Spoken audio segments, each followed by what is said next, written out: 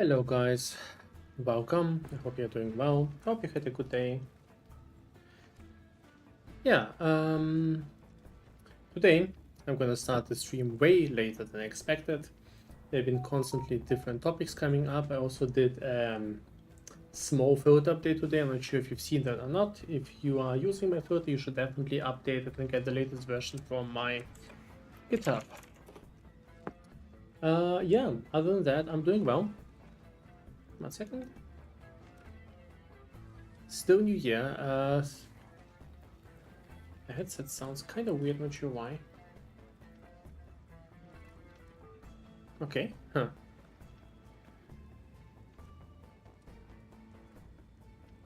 Is there a custom sound variation? Is there a custom sound version? No, not right now. So there's definitely no custom sound version as of now. There will be one, so.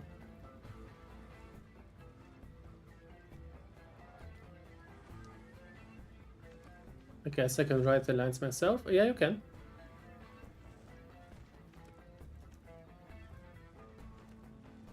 Okay, so once the full filter is out, there will be a custom sound version. However, as of now, it's not the full filter yet.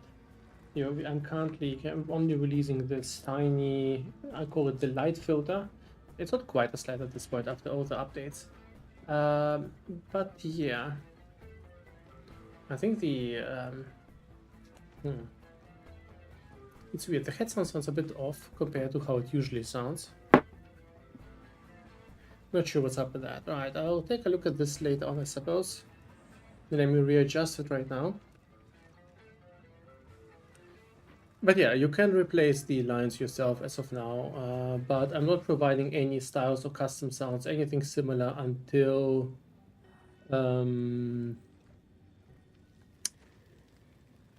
full version is out. Well, you know, a lot of people have been asking for updates, so I decided to take the time to. The thing is, the really mean thing is doing these whole updates on the light filter was very, very not time intensive. So getting the light filter updates done is, I think there's small communication work and actual filter work there. It's very, very minor filter writing work, so it doesn't really matter in that case. But what I actually want to do today is work on the full filter. Hey Sideways, nice to see you. Also Gavaza, that's real, nice to see you as well. And of course Big Mac. Lane as well, nice to see all of the names. Hope you guys are doing well. What does the line at the bottom do? Show base type expert lace boots. Yeah, so I probably should replace lace boots with something else. But this line has a very special thing. It only is there so that it breaks the filter. I suppose I should explain, right? But this line is intentionally there to break the filter. This is its intention. It is kind of, I call it a little time bomb. Back in the days of PoE1, when filters first arrived, I had a couple of very simple versions out. And these versions at the very start were so simple, they barely used exact matching. It was very, very hard to break them. But break them, I mean to make them stop working. So they could still work like 5 updates later, or 6 updates later, or 7 updates later.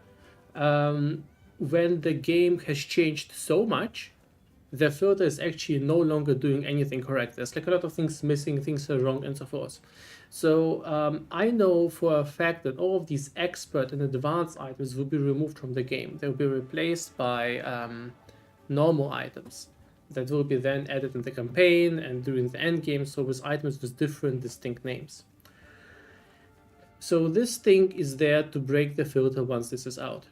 It basically is designed so that whoever uses this filter, no matter what the status, I want this thing to break. I want people to go grab the latest update, stop using this outdated version, because some people will be using the outdated version and complain for weeks, but not update their filter.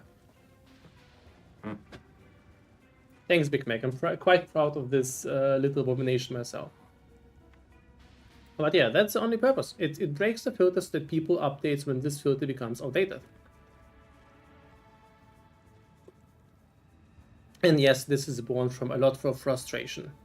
It's not the first time I've been there, not the second time, not even the third.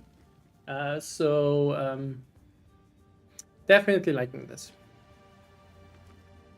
Anyway, today we are proceeding the work on the style on the PoE2 filter. For that, I need a few items. So I have a little bit of stuff in my inventory as well already.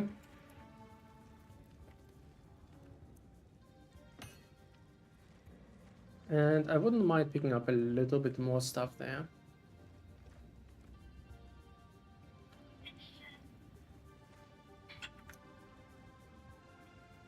What else do we need? Like, you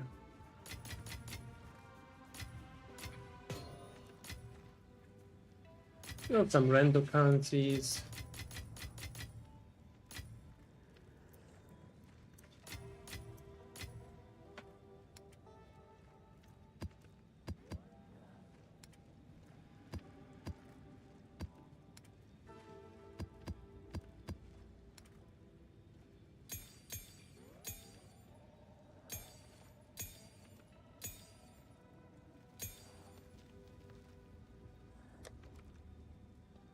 I would say this is alright.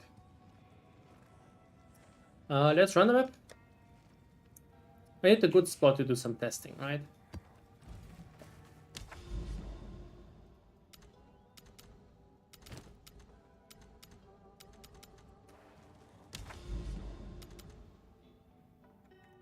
How is it to complete? I didn't die there. Did not finish it?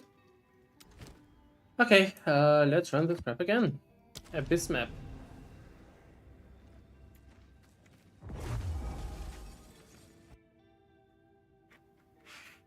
Right, so I need to kill a bunch of monsters to have a little bit of loot available. I'm already gonna switch to the filter I'm working on. Now it's far from finished. In case you're not aware of what my current shenanigans are, let's remove this line. Let's remove this line of other people testing. It was already annoying yesterday. So it is one of those tier S lines, right? Where there's crafting jewelry. And I should be just able to set this thing to the generator, run this, and this should regenerate the filter from the code.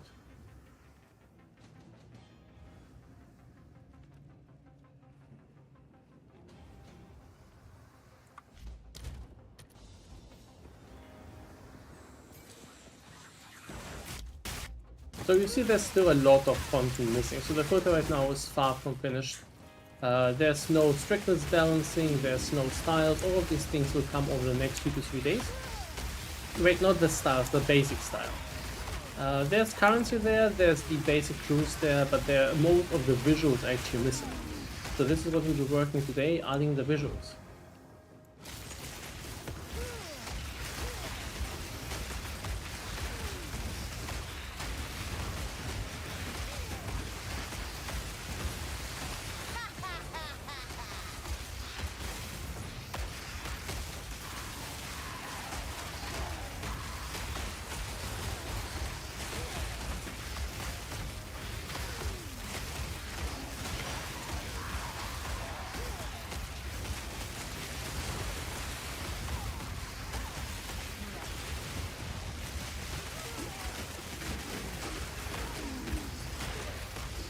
Okay, all of the trashy gear is already being mostly hidden.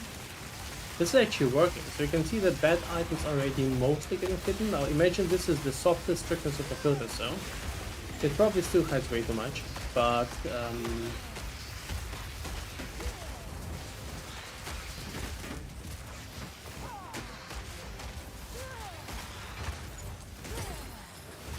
so today we should get the I think the simplest things out of the way. You try to do everything except for normal item and every item tiering, because those are also usually the most complicated ones. But today I want to get things done like map and fragments and tablets and all kinds of gems. I'm gonna take this with me.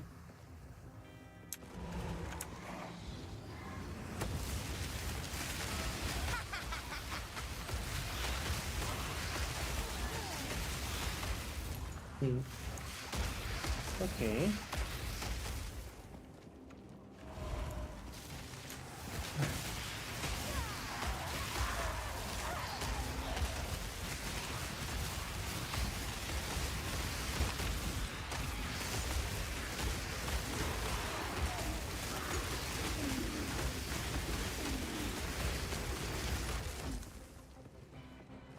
I have enough here with me to test out different rules. I hope. So something I noticed is that how much I enjoy filter designing over the last days. You know, the days so far, pretty much the last 3 months, felt a little bit like a pain because most of the time we've been writing abstract code and it was very hard to test. Like, you had to write the skeleton of the filter, and now I'm finally at the point where I just write a line and everything kind of goes together, and all the styles for all the right items get applied.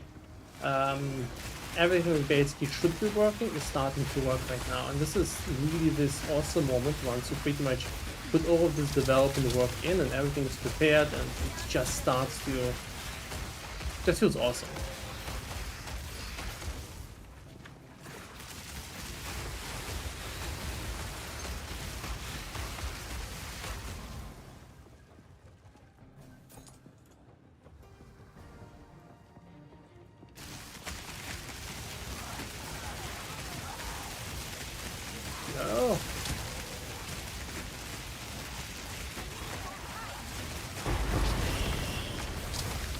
Okay, we can see there's some drops there.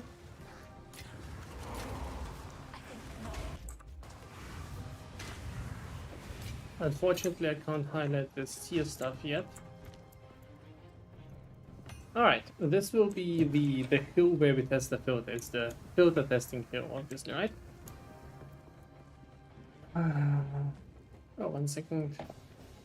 I accidentally closed the YouTube live stream.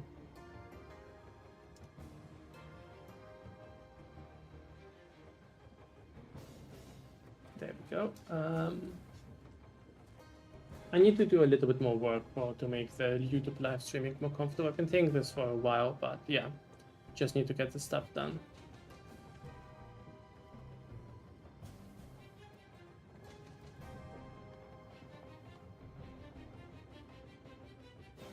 One second.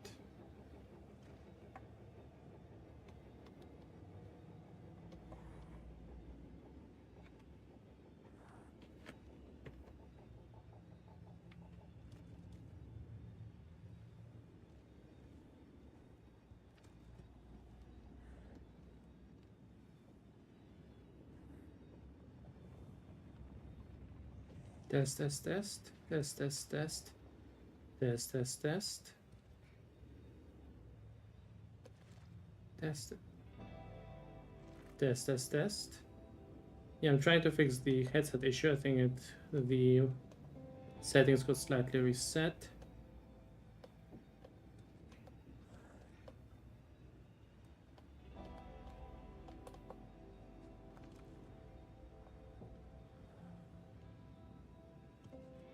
Okay.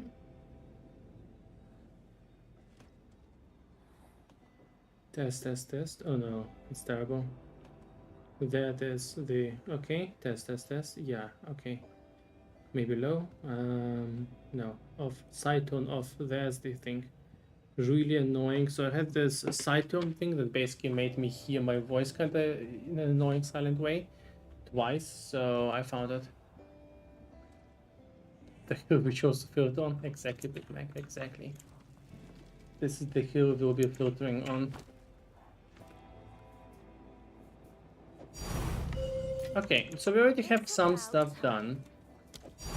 So the currency stuff is working quite well. We have all of the tiering working for that. So this is already quite satisfying that this part is working quite well. Pretty much all the currency items you can find, no matter the leak type, already come with a specific currency sound, or in the currency highlight and visual and so forth. However, this is more or less where we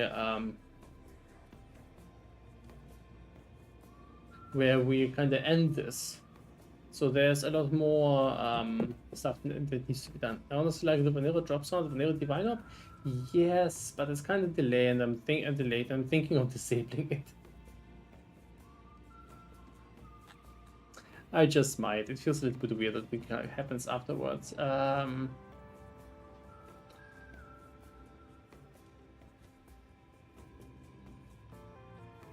Right, so how does the style system work?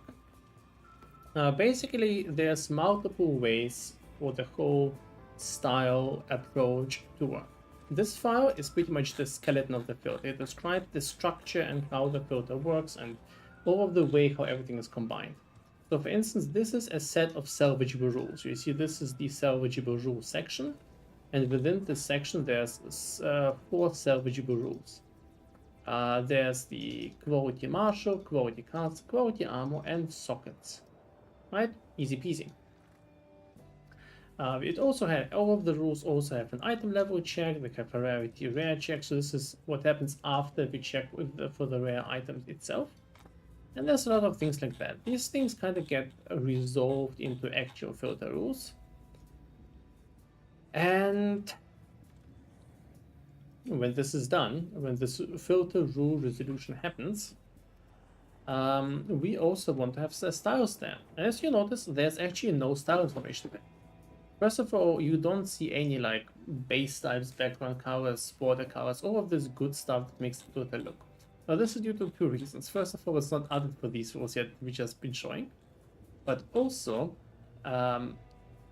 because it's not going to this file directly. So what I do instead is pretty much apply a style right now via tag.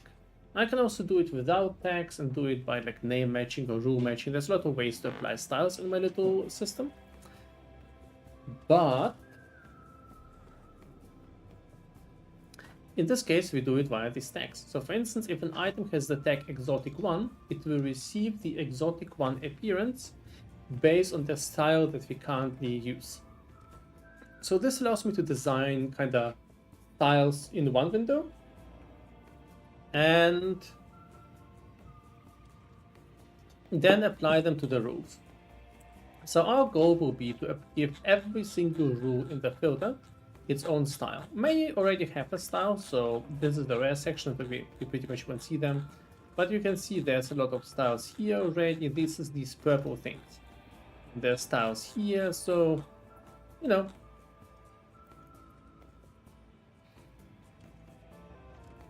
We definitely still need more styles. It's definitely not done yet. Right, and this is where we start today. We're gonna apply more styles. And I do believe we will actually don't know where we start right now. Where do we start? Actually we start by opening the folder for the filter precursors. Okay, it's already open. Then we're gonna open the P2 tiering. I don't think we need that. The P2 body, the style variables, and the style strategies. We're gonna move the style strategies over there. Also, we're gonna... Actually, we might just keep them there. Also, I'm gonna open a second notepad window. And in this window, I'm going to open some of the recent files we had opened before.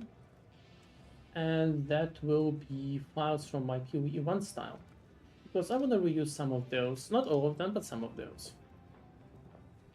So for the initial style, a lot of the things will look very much like PoE1.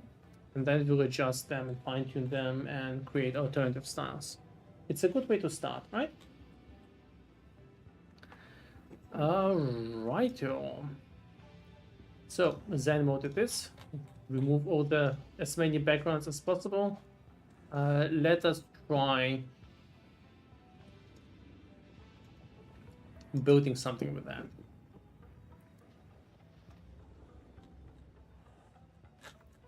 Okay, first of all, let us set to the... I have a breach ring. Do I have a breach ring? Okay, I have a breach ring. Here's the breach ring. Okay, this is the appearance on the breach ring.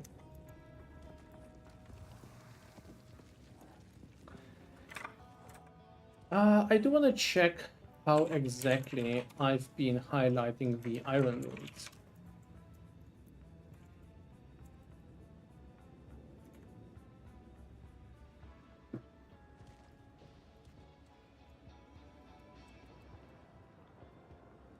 And for now, we're going to introduce a new style there.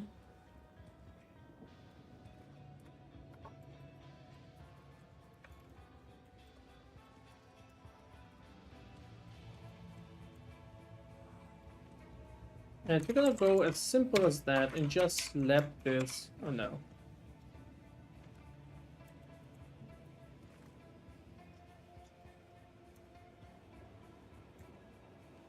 I'm going to slap this style in there. Just give this thing a text color. So I'm just going to copy the text color here, right? And it's not exactly an amazing command either. This is totally temporary. So what I'm going to do is I'm going to give these rules a rune style.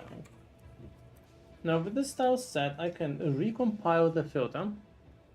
Pretty much click a 5.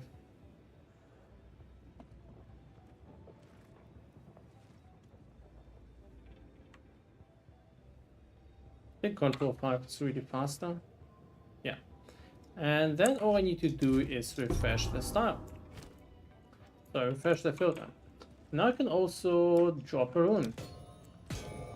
Okay, so we see I've been using the same appearance for the runes and for the breach rings. I'm not personally certain if this is a good decision. Now I don't mind the breach ring appearance. I think the breach ring appearance is pretty good. It's also the same color I've been using in PoE 1. But I think the rune appearance doesn't work for me. I think this one needs to change. It needs to be something a little bit more simpler. We might go with the default currency appearance there. We have to play around with that a tiny bit.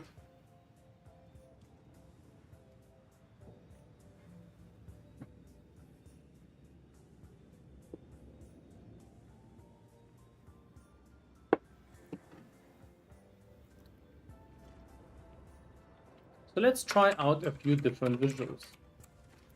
Now, the way I'm gonna do that is I'm simply gonna try it out. Okay, this is definitely not going the right direction.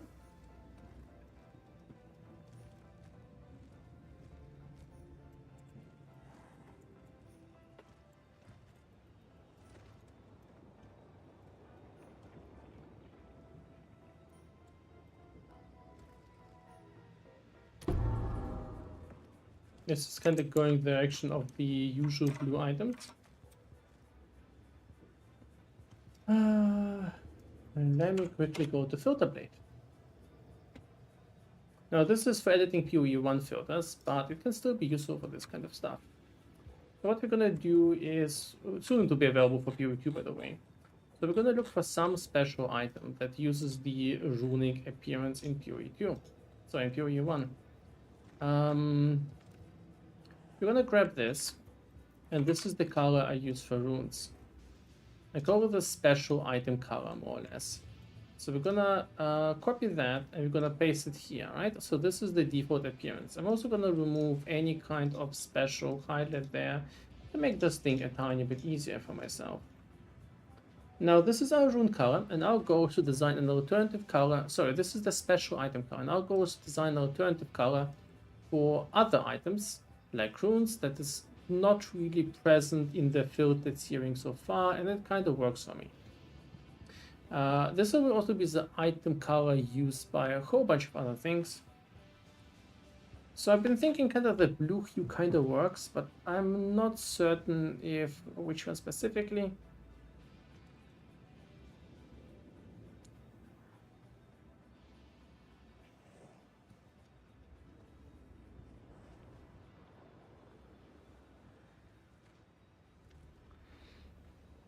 This is kind of the divination card area. I would like to spare that. But divination cards can also go for different appearance. We don't need to reuse everything we use in PoE 1.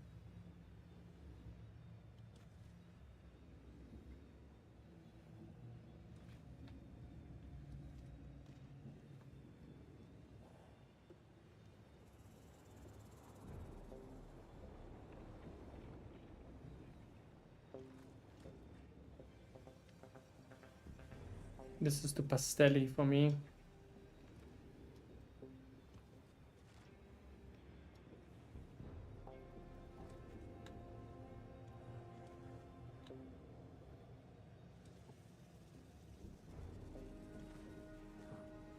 Maybe the sort of green appearance for the runes.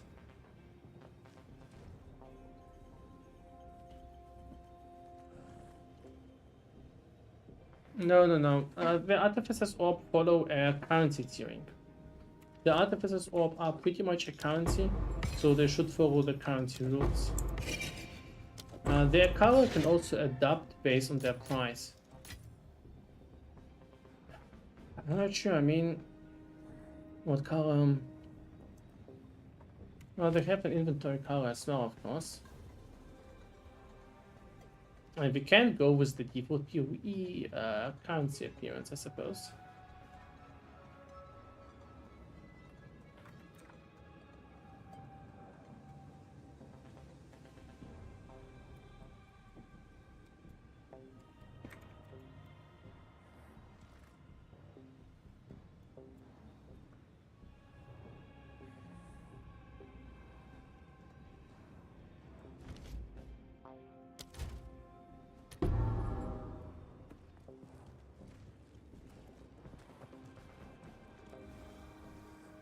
I would associate highlights with item inventory slot. Yeah, I do agree. It kind of has this nice highlight, but the problem is it kind of interferes with the magic highlight, right? It does look a little bit more, well, maybe not. Maybe things like rings, well, maybe we can pretty much define it as this sort of a special equipment color. So I think it's important to kind of think of color slots, what certain items, what certain colors represent. I think Soul Cores will follow the normal currency progression because they're so economy tight. I think runes are a little bit of a special slot. They're not, I kind of have an idea there. We'll see if it works.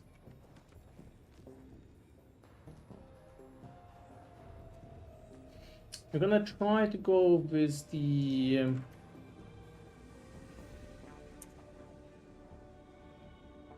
let's actually take a look at the color indeed. What kind of blue are we looking at here?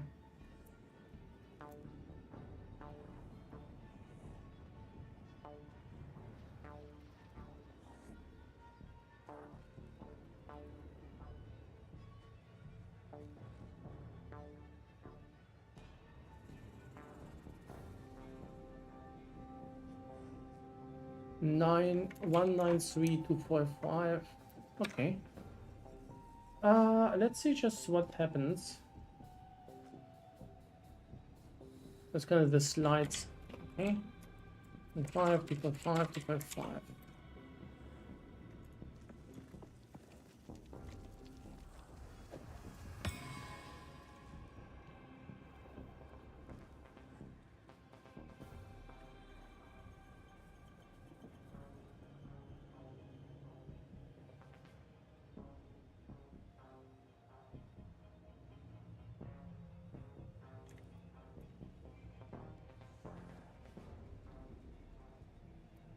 Windows Power Tools? I think I have it on my desktop. I should be using that.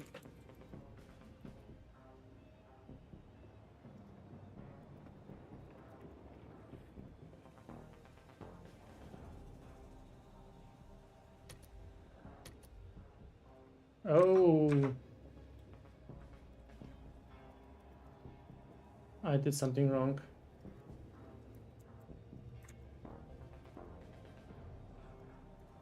But But what? It looks fine. Oh no. That text color. Interesting that this thing skipped the validation.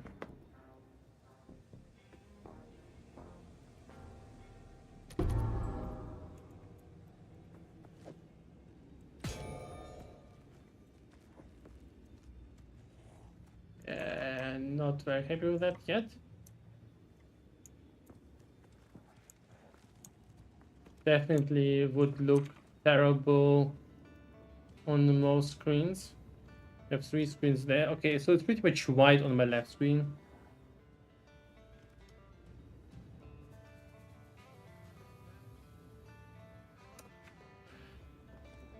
And then juice it up a little bit.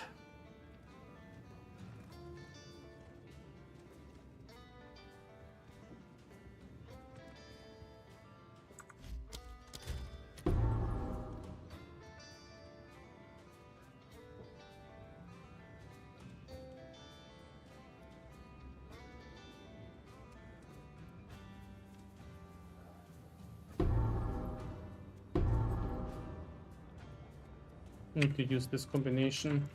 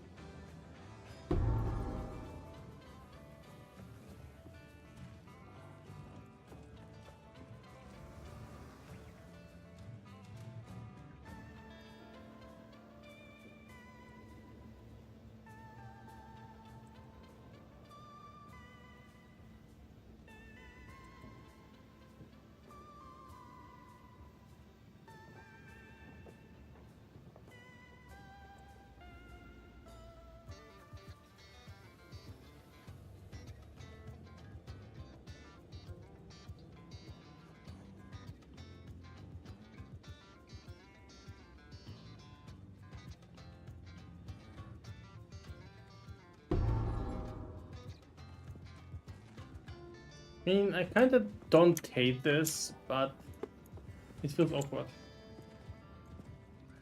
It feels too good on this slot.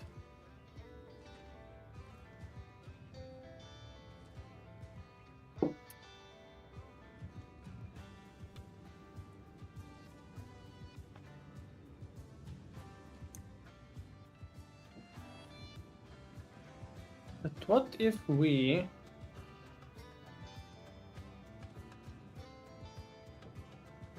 What if we do something silly? Just for a second.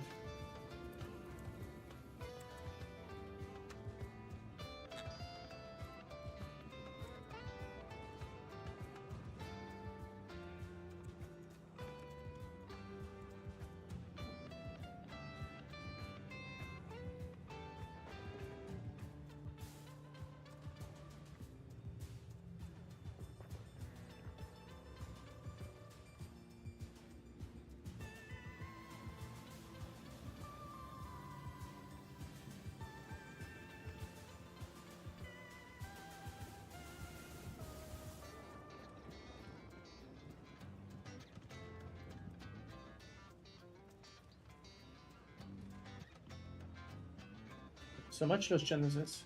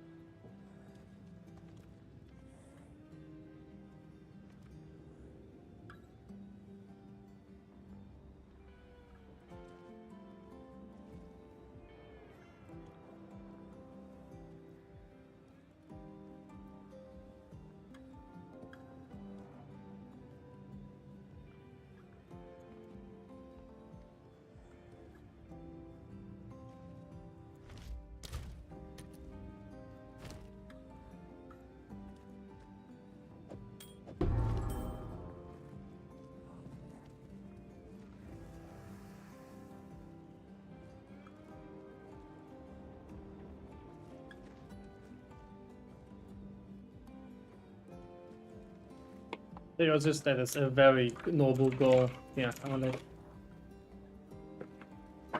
let me support you in your wonderful quest.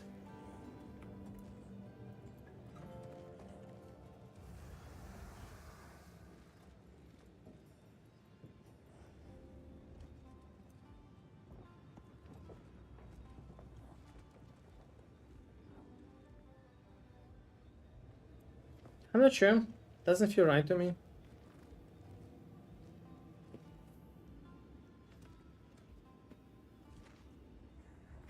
What else does this get this exotic color?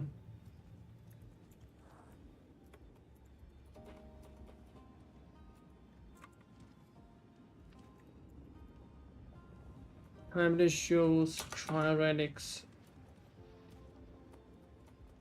breach rings, double crafted items. Not many items get there. It's actually not bad.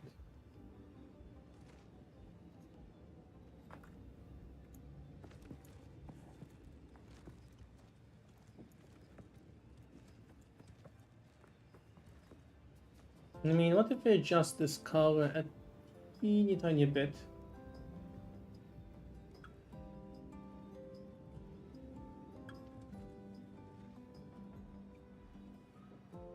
One second. Let me check something.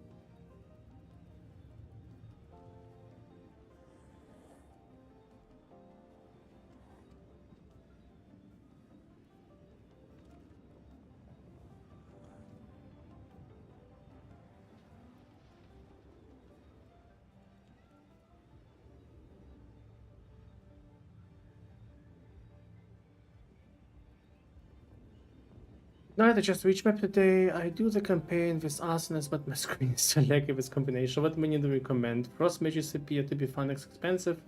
I haven't tried frost mages a whole bunch. I might try it later.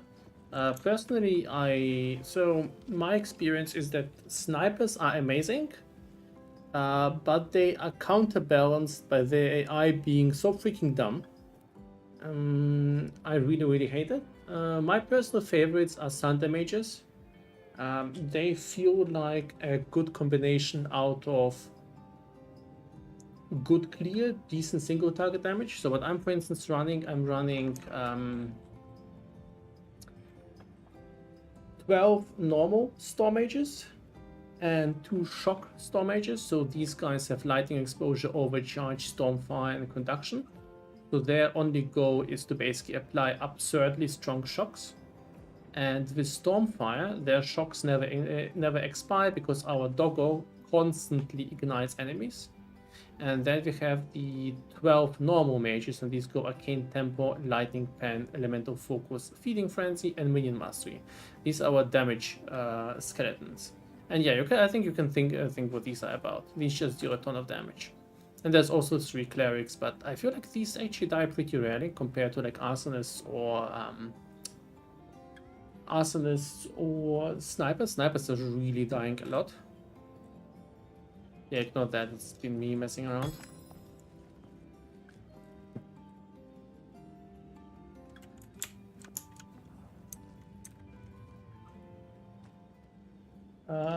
Right.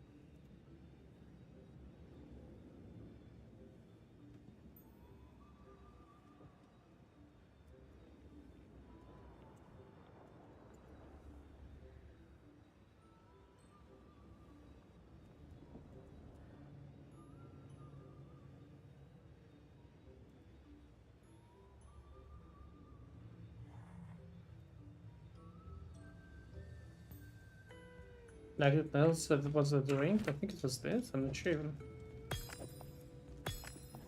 It was the gem.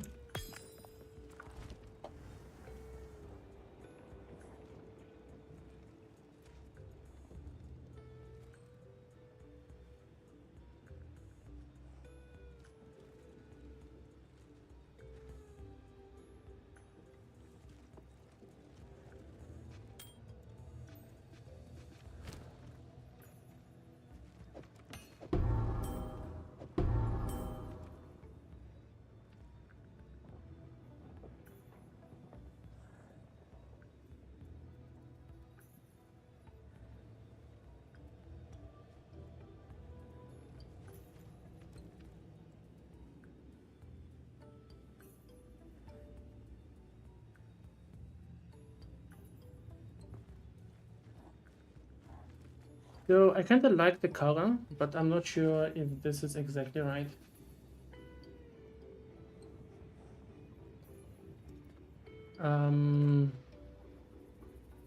I do think so. Maybe this is the direction we're going into, honestly. So let me quickly adjust the color.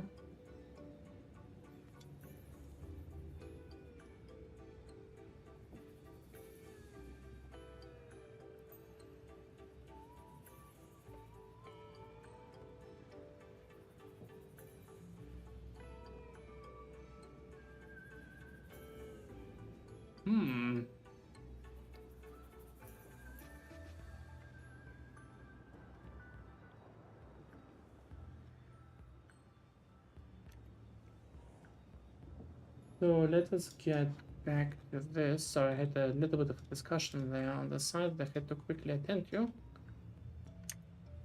Not had to, it was actually quite good.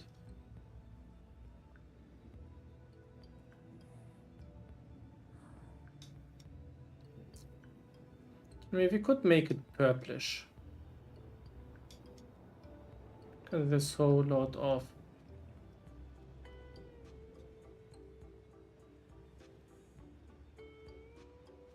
needs to be a bit lighter.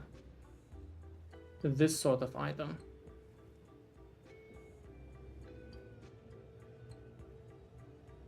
Do you have any suggestion for color so I can use for my rares instead of yellow? I need to use maximum warmth on the monitor because of my eyes, and PoE2 does the white and yellow blends together so much with the default color values. You can try to do something else. You can try to work via borders. So find whatever color feels best for you and try to mark the items with, let's say, text colors and borders. Or you can even go with backgrounds. So green works really, really well for many people.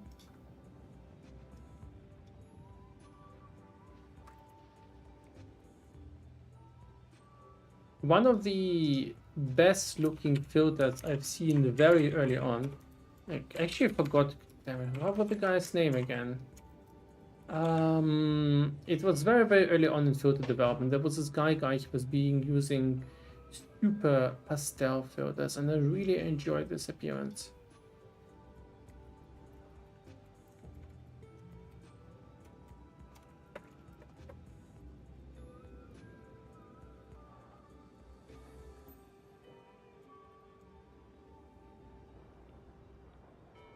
Avitos, thank you so much. Happy New Year to you as well. Thank you. He's writing Happy New Year in terrible Russian. And we call it translate in Russian or in Ukrainian. It's when you try to write Russian with Cyrillic letters. Like the breach color going on there. Other skill gems economy bound. Nothing is really economy bound yet. So they are bound as in, you know, I adjust them by hand. But until GG restores the APIs, everything is kind of hand updated. In the future, I will definitely do a lot more economy tiering. Okay, so I am kind of okay with this color, I think. I need to see how it feels. No, honestly, maybe not. It feels a little bit too special to me.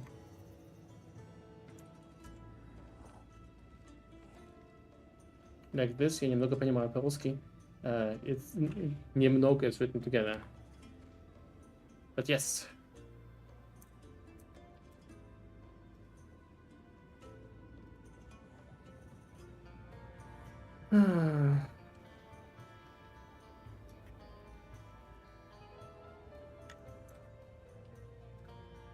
Telling you guys, you know, getting the colors right is way harder than sometimes the filter itself, because the colors are kind of this sort of subjective thing, and you need to kind of get all these fades right. It's a bit hard to explain, but colors need to be distinct from one each other enough.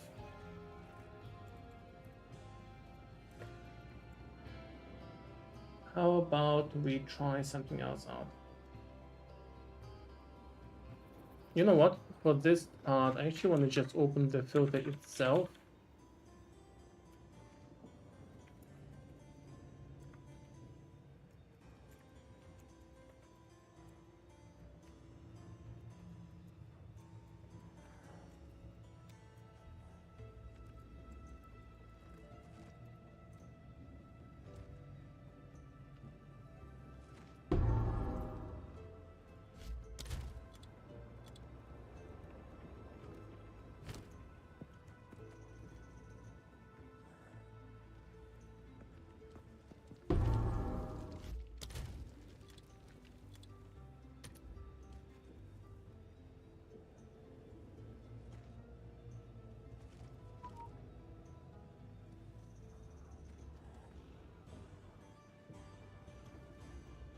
Okay, how about we try changing that a bit? So let's start by editing the whole color approach. And we're going to try to go with the greenish hue there. The color can't be too powerful.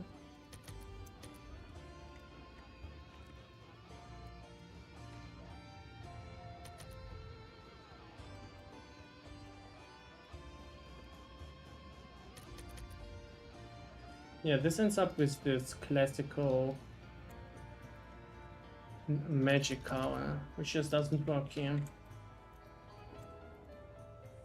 If we remove the red, it becomes this sort of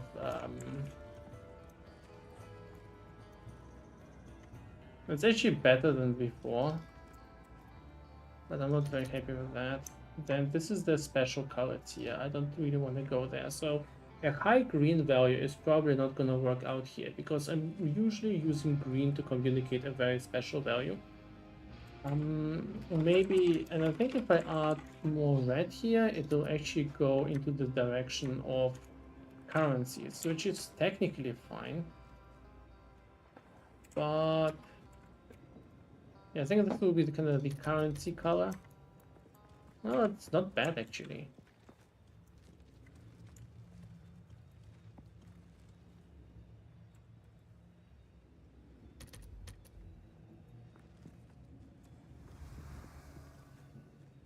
But I think it kind of looks very rare-like, which is not fortunate, right?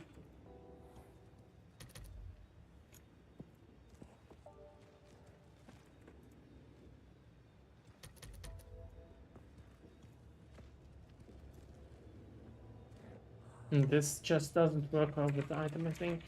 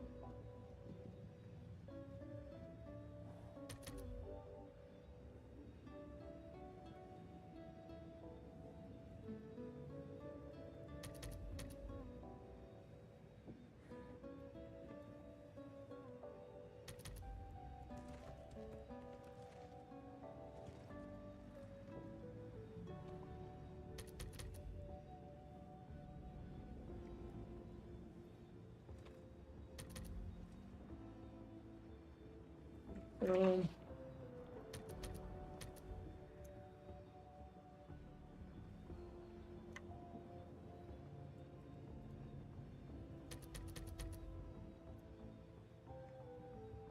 might be something.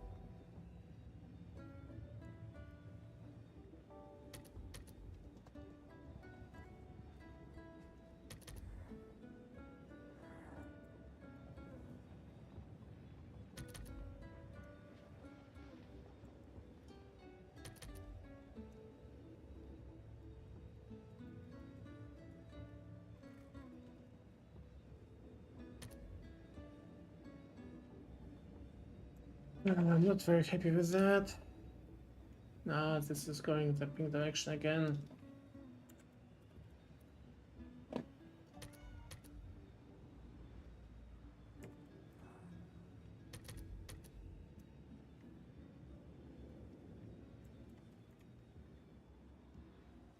Yeah, this is... It's often very rough. The problem with bright blue, there's like multiple problems, so I'm avoiding the bright blue solution. First of all, I'm trying to... Okay, maybe we should highlight the breach ring first.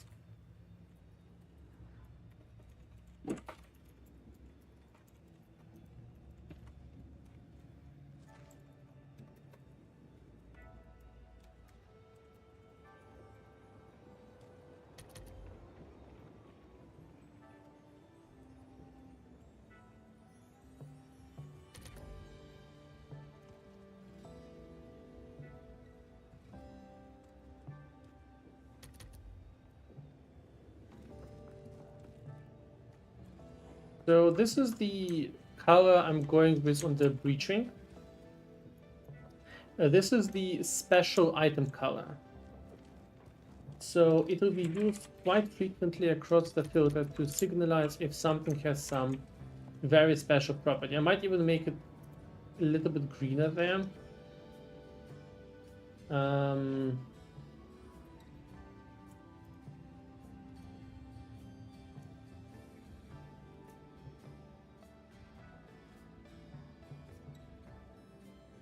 It's so weird. On this middle screen, it's green. On the right screen, it's definitely blue. On the left screen, it's kind of in between. Oh no. Colors are such a shitty topic.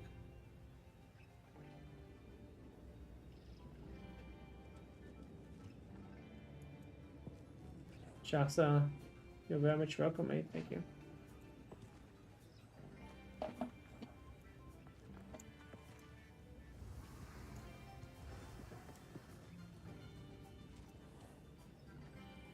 Yeah, I think runes need to be more desaturated.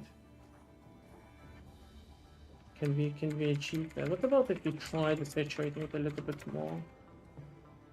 Will it look terrible? I think so, right?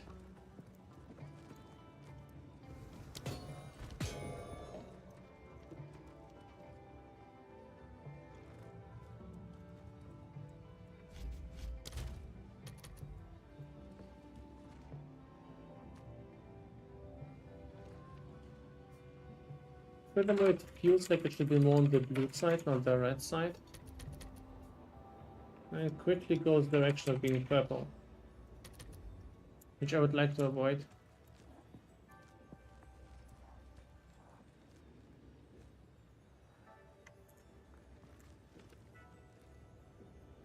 Yeah, which is why I'm trying to reserve green for these kind of special items that usually need manual checking.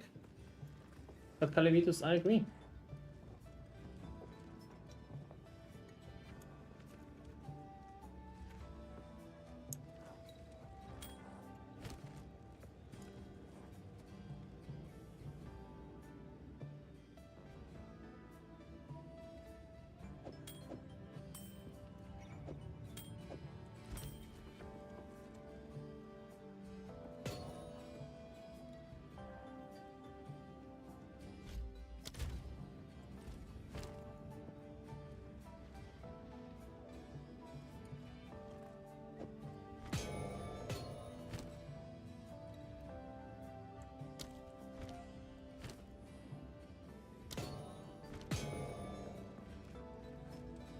What if you try something else?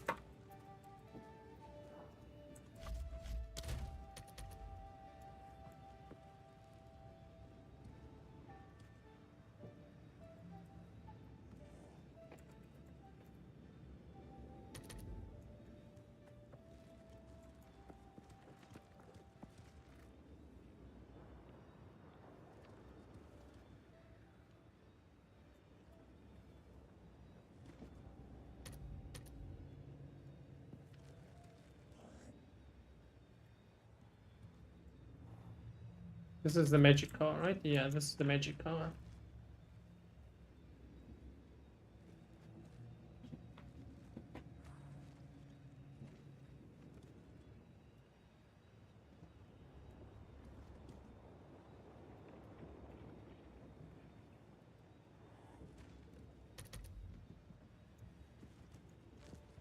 But do not manage to get it not addicted to PoE. I think you're right, asking the wrong person. PoE is very frequently makes me go very obsessed. I think the tricks I employ there, first of all, I kind of allow myself to do that. So first of all, there's kind of like this sort of amount of time where I'm perfectly okay with kind of getting addicted. You know, with this sort of, let's say, I'm telling myself, okay, 1 week is like PoE time. This 1 week, I'm just gonna game as much as I want and spend a lot of time gaming. I'm gonna actually warn everyone. I'm gonna tell my girlfriend, hey, it's this time again, once every 3 months. Gonna be focusing on this game again, and I'm gonna be a little bit more, definitely a lot more focused in game than on anything else. I'm gonna tell my parents, I'm gonna inform my job, I'm gonna do less hours there because I've prepared a bunch of overtime there, all of this stuff. And then there's usually projects to attend to. So I usually find inspiration in other things, like game development or whatever I'm usually up to. And then at some point I tell, okay, at some point I set myself goals. Yes, I still want to grind whatever, but then I just focus on something else.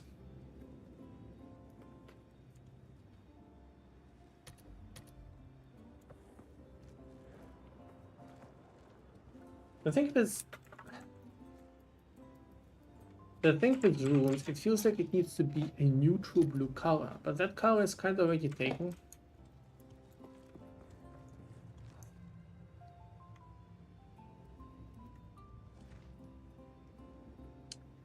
Maybe honestly this is the solution. Now, with PoE2 was that basically consumed my whole December.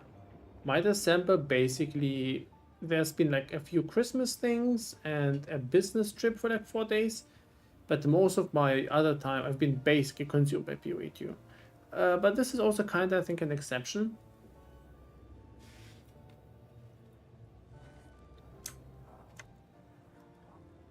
But you know, you kind of also, just roughly speaking, maybe you should consider, and I love PoE, but maybe you should consider if you, maybe you should consider if you maybe should not play PoE. If this is really creating so much distress in your life, maybe really consider maybe skipping like PoE, only playing it like once every couple of leagues. Because I can somewhat justify it by working on the filter and spending time on project and stuff like that. it kind of depends. Does it destroy your life? Do you feel like its influence is more destructive than you can afford?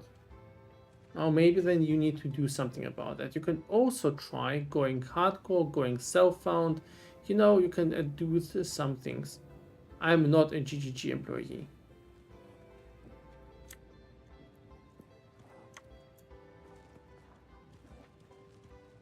Oh yeah, it's the same for me.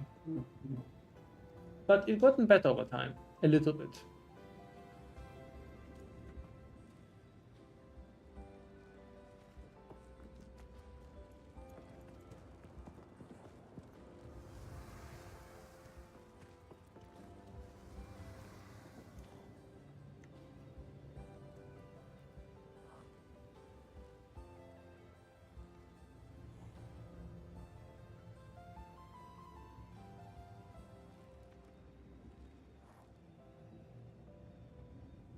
Maybe to saturate that a little bit more.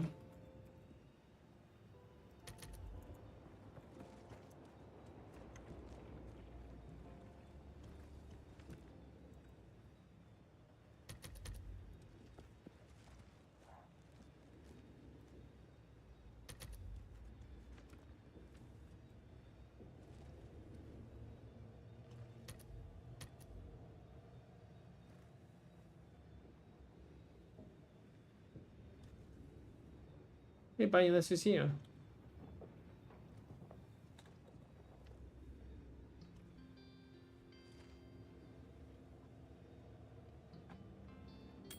One thing you can also consider, and this is something I've heard from quite a few people, you may consider not running leaks. I've heard a few people who just play standard self-found, and they basically keep kind of developing their gear up.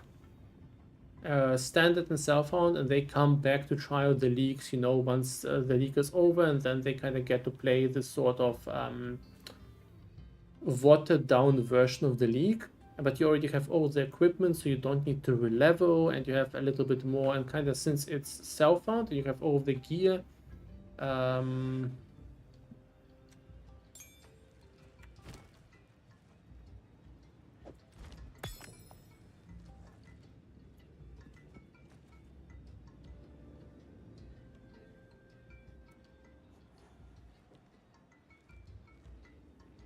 Yes, well, I can link you an article for reading how the filter works. And then I recommend you to check that out, learn the syntax, and hide it in the filter yourself. Yeah, this is not good.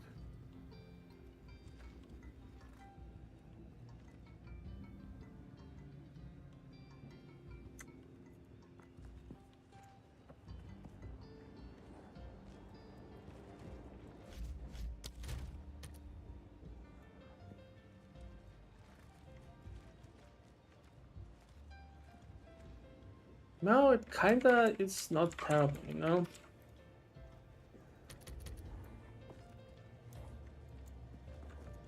It feels a little bit like this sort of bronze color. It's kind of very currency or unique, but not too much.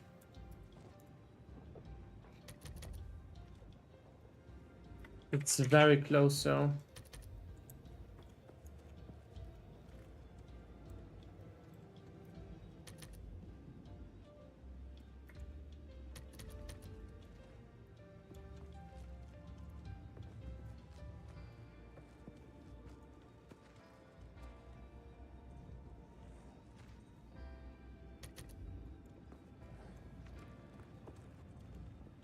No. So I can't, there's no way I can't do that.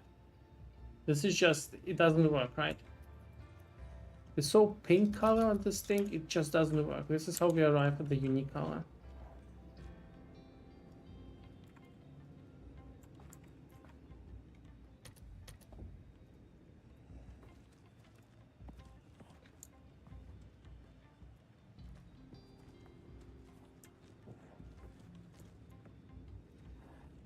So this color is actually pretty good, but I do not think this is the color for the best color for the runes.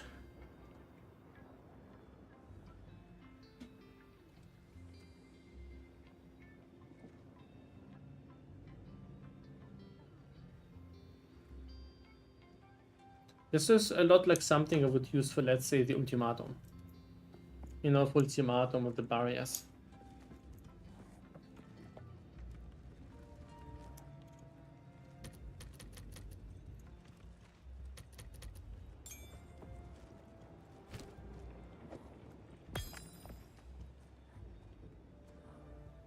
I'm not sure if I like this.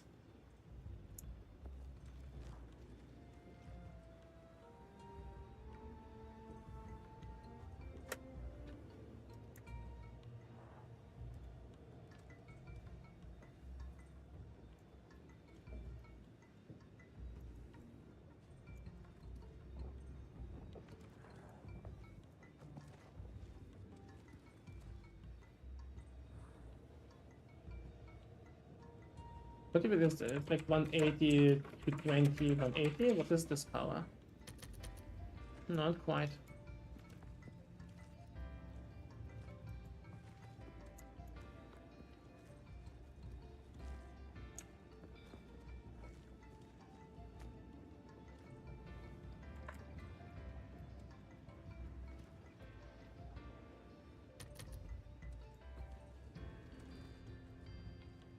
Yeah, choosing colors is stupidly hard.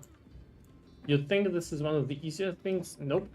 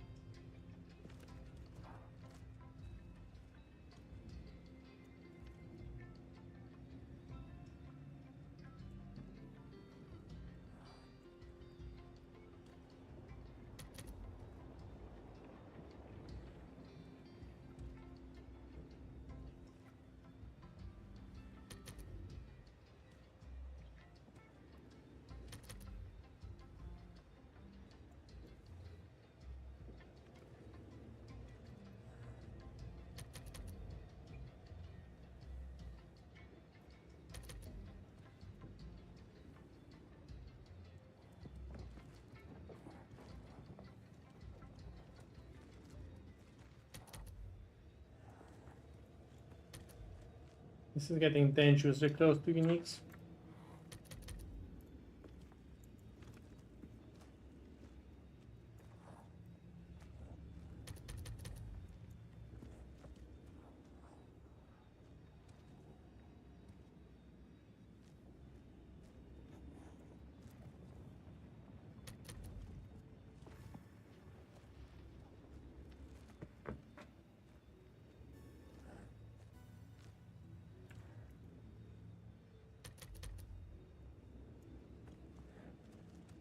Yeah, I'm in general not happy with the runes. The runes are kind of the biggest issue so far.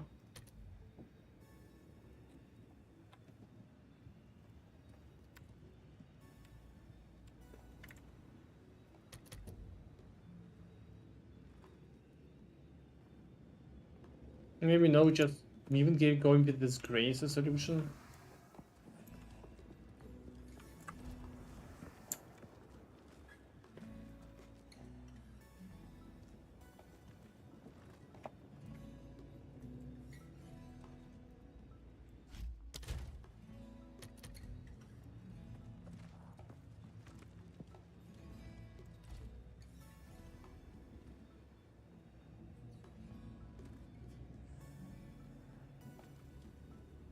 Well, it's not just about the value, you know. Especially in something like Southbound, the right runes are actually very important. So let's say iron runes is something you actually want to pick up quite a bit. And there's some runes that retain their value a little bit, but yeah, I agree, they kind of lose most of their value.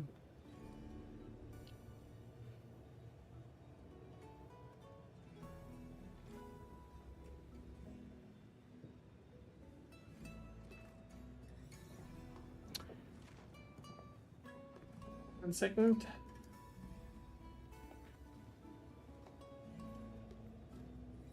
Gonna give it a try sideways.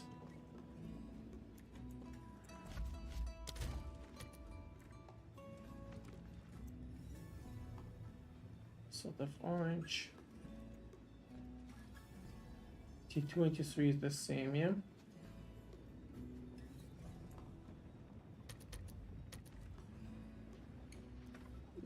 This is pretty much the blue color. I know this is exactly the magic color. Well, I mean, maybe making it magic is okay. I don't really like the overlap with the magic color, so.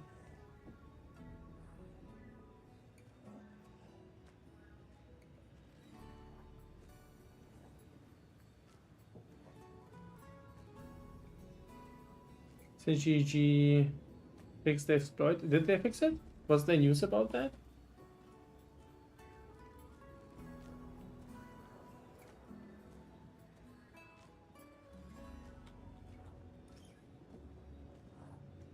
Wait, were there game news? Oh, by the way, there were game news yesterday, so a couple of time ago. You can no longer use the instance manager to create multiple instances of Trial of the Secamas. Okay, so I think they fixed it.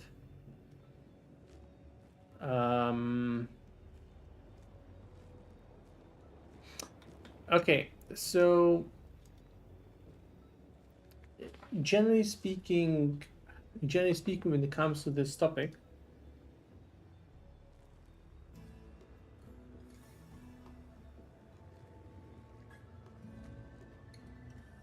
the whole thing is a bit more complicated. The whole thing is a bit screwy. The whole thing is a bit screwy when it comes to that. So I do not think they need to reset the economy. I don't think they need to reset it right now. Practically speaking, so let's see what practically happened. Alright. Fine. So like a couple of items got cheaper. Okay, let's take a look at all of the bad incidents right now. Let's combine them all. Right? So there's like 3 different things that are currently troubling. A whole bunch of people had their equipment stolen due to whatever kind of hack, or explode or breach. Then we had Rarity basically messing everything up and creating a hugely inflated economy. And then we have a whole bunch of dupes on like high tier items. The thing is, most of this issue, except Rarity, affects pretty much some of the top players. But the economy we see right now isn't actually that much different from your usual PoE1 economy, you know? We are already kind of 1 month into the league. Everything here right now is inflated overpriced, but I think what they should do is, first of all, I would do it in the following ways. First of all, I would not change anything regarding Rarity right now. Absolutely nothing. Not mid-league. I would also not nerf all of the super OP builds right now. I would just ban every single guy who did this whole duping, and ban every single guy who is kind of caught stealing items from other players. Just outright permaban and get them out of PoE2, scrub them out. Goodbye. But then I would, in case of GG, I would probably start by making an announcement when Druid and Huntress is coming. Or at least sufficient amount of new content. It could be like 20 new gems, something else. They've probably been working on something. And when they introduce those classes, then they should build a secondary league, kind of complete new reset, and all new characters can only be created there. So complete, and there I would change everything then. Rarity rework, a lot of small changes, balancing, all of this stuff. Hey Bali, welcome.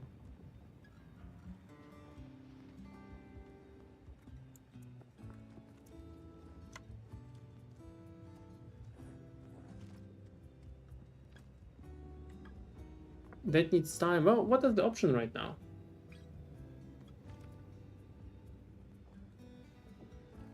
So they could like instantly start a new league in the economy. What's the point? A bunch of people could like start a new league, but what's the point? It won't get the same reception because there's nothing else to test, right? Might as well go self-found. I think we need a content update patch. Other than that, I mean, consider it this way. It's early access, the more news are coming. I don't think they should reset anything necessary right now. So, sideways, I'm afraid I'm not happy with your solution. I kind of like the IoT one, but I'm kind of considering not solving the issue. So this card is actually cool. I really like it. I'm gonna seal it. Sideways, cool purple. So, cool orange. There we go. Definitely using it for something. It is kind of unique-ish, not quite.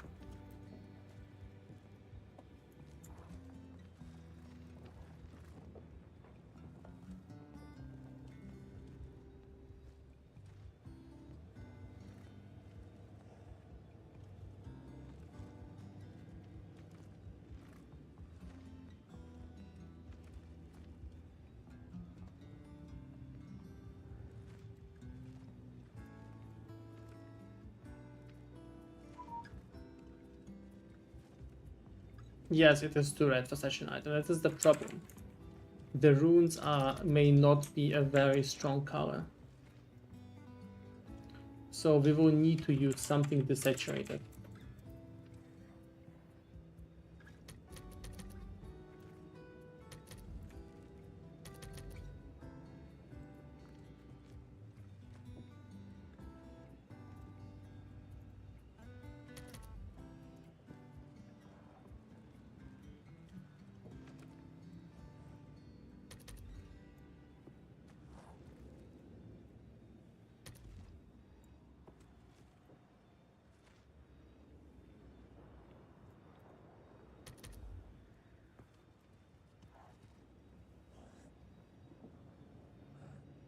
A glorious spectacle. Thank you so much for the giveaway, Bunny. Super appreciate it. And yeah, Bunny can't go SSF until I give him back all the 500 mirrors I owe him. GG. GG, if you're listening, I'm not paying Bunny for the subscription. This is coincidental. He's doing them of his own free will. And as you know, I will never farm up 500 mirrors because I'm hiding them all from everyone, including me. Thank you so much, Bunny. Much appreciated.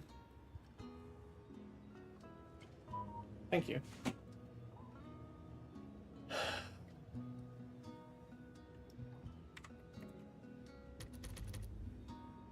I'm not kidding. These runes, they will drive me crazy.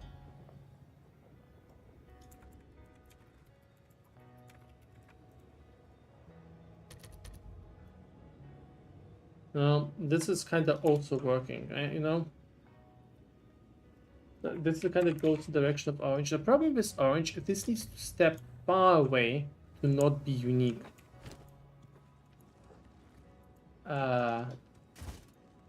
Here's the issue, no? Here's the unique, here's the orange. It's way too close. Maybe I should do it with like a cheaper unique. I'm kind of not feeling good about dropping my Kawa, which I spent most of the currency on.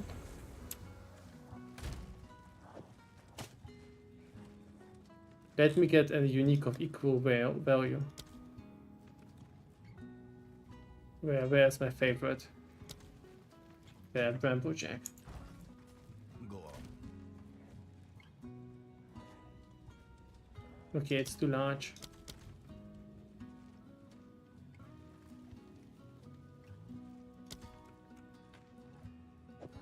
Revered Treasure, right? It's just as good.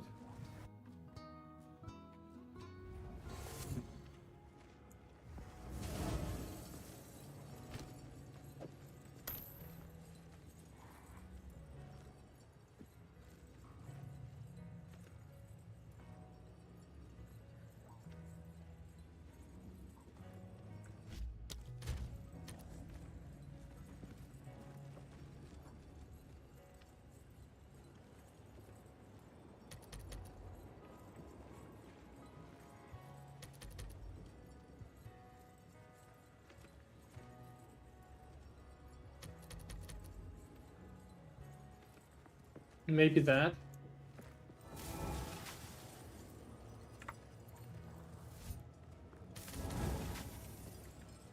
Echo, it's a really unattractive color.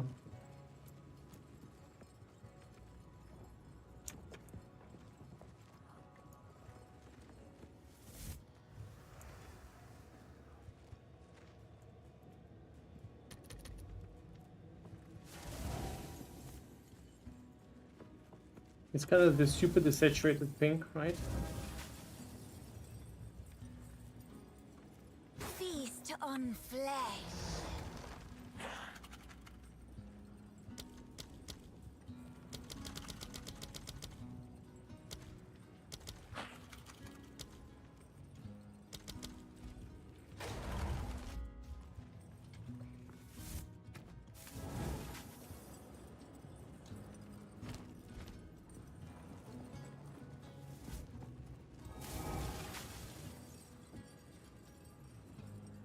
I don't really hate it.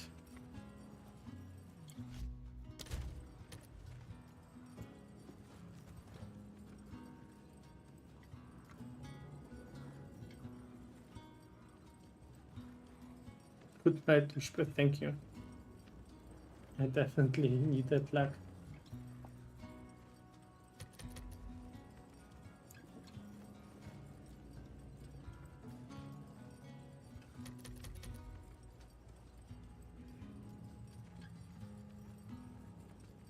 That's a very default rune highlight, I think.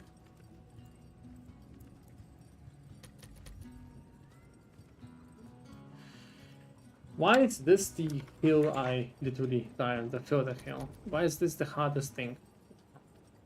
So the red value is what obviously drives this unique appearance, so I can't overtune that. But then I need to create enough of a difference in order for it to feel like a different color. Yeah, this is way too close.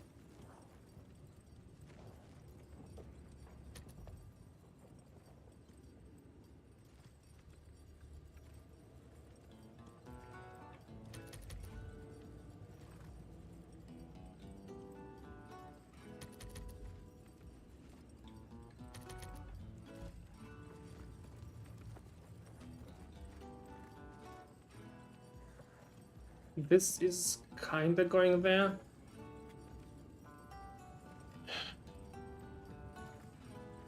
Maybe I should just try out like something like that.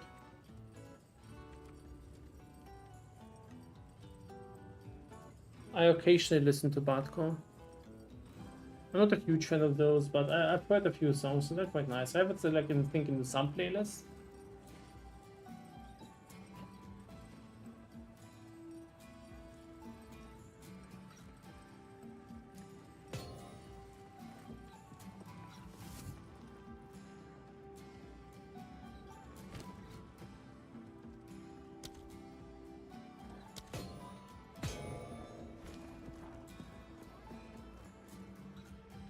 So this is kind of the way you will usually find these, right? They're not very rare.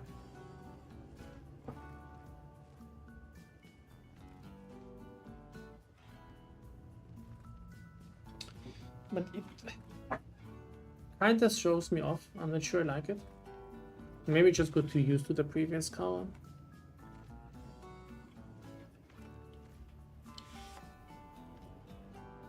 Needs to be a bit more neutral, I think.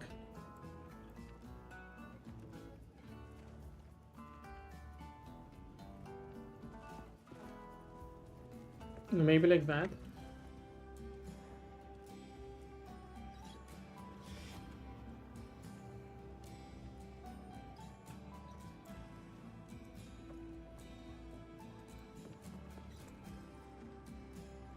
Have fun, Bunny.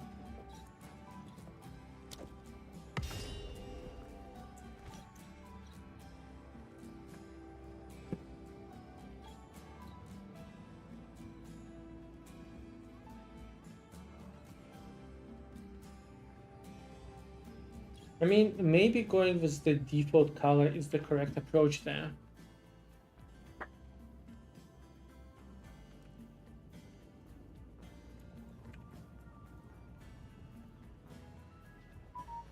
Is it still fitting?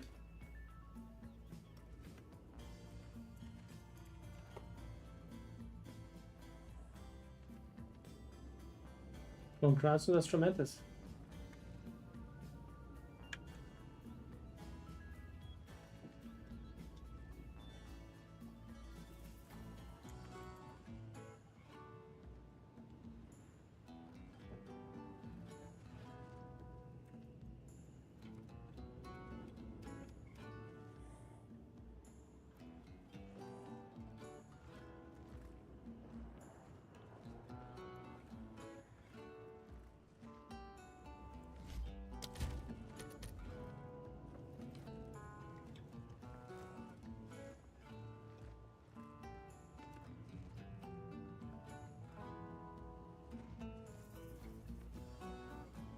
So this is the currency color now, right? Let's see if we can adjust this a tiny bit.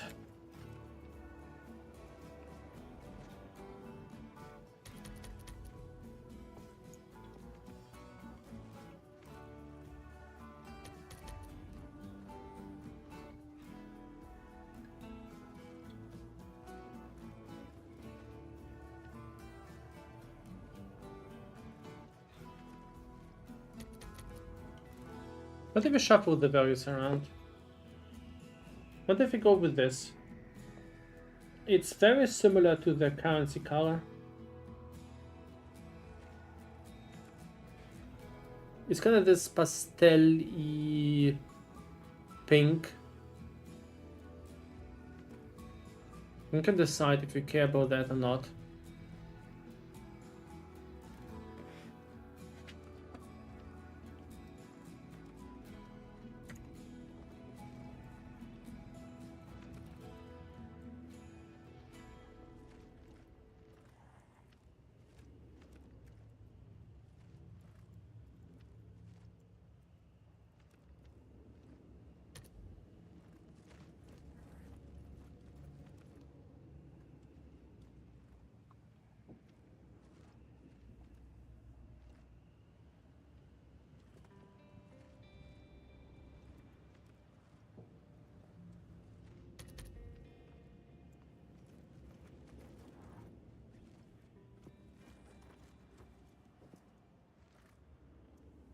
Don't think I'm going for this appearance, but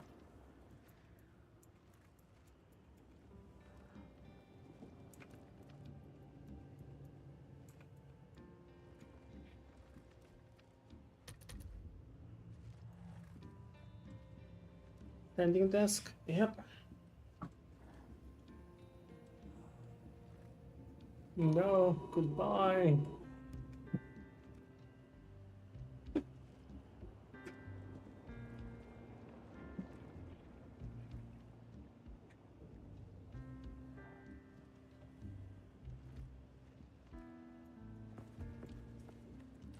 I think I need to restart my PoE.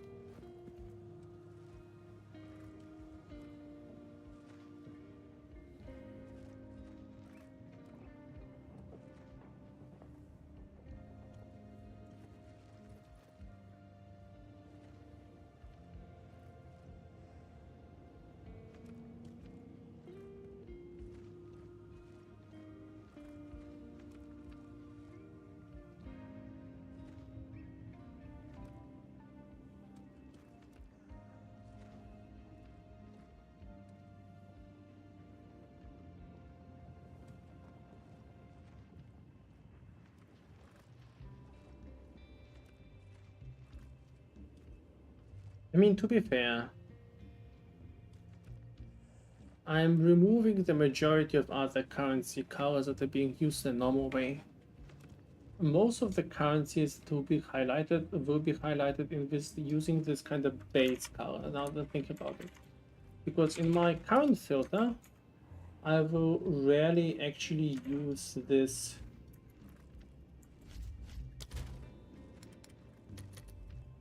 So maybe it's really just worth doing something like that.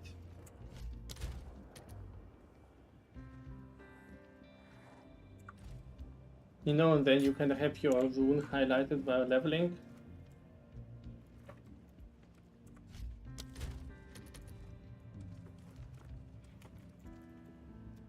And if I really needed to be kind of stronger highlighted, I can still go for kind of disappearance.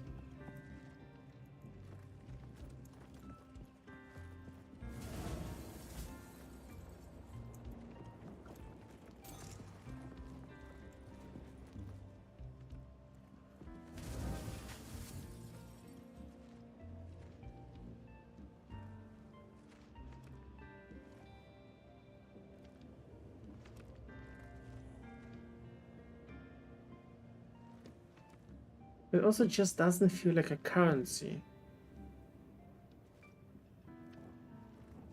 Yeah, I put all the sort in the currency, all the colors to obliterate them with some random bright colors. Now, you know, yes, but especially now it's kind of a bit tricky. Because the colors I now decide is kind of like something I'll be propagating forward through the years. And this will be creating a lot of issues for me in the future if I don't do this correctly. Because I kind of need to... I'm not sure how to explain it well. Okay, here's kind of the thought process I'm having. Imagine these are all available colors. Now it's of course a lot more. There's like it's kind of like a three-dimensional space, right? But imagine this is all available colors. There's a lot more, right? So let's say I pick a color here. It's not like working like that. The color modeling, if you're into that, is very complicated. So let's say I pick a color here. If I pick something here, basically it kind of cuts out a piece of all the color spectrum. All the items in this spectrum that are very similar need to belong into this color now. And I can't use it in any other section or color combination unless I will expect people to get disappointed or be kind of like confused and so forth. So then I get like, okay, then there's this unique set. This is something like quest items, right? Quest-like items. So items that you pick up that serve a certain purpose. Fine. So this color is now picked. Then this is kind of the domain of rares. Anything here kind of needs to give you a perception that this is rare or a currency if it's used on the background color. So it's kind of like picking out these spaces. And if the colors, if I pick something similar there, people might not see the difference. And it kind of is really the way you need to think about it. Kind of if the colors are too different, too similar, well, it starts becoming a problem. So I need to put thoughts into how do I segregate the colors in a way that they make sense, but at the same time leave room for other things. And I'm kind of having these sort of categories. Okay, this is the currency part. This is the part for special items. So this is the color I'm using for special items, the sort of light blue. People got used to that, it works well. I could use this color in runes, but I'm not sure if I should. So now I'm thinking, okay, what kind of color does rune item feel like?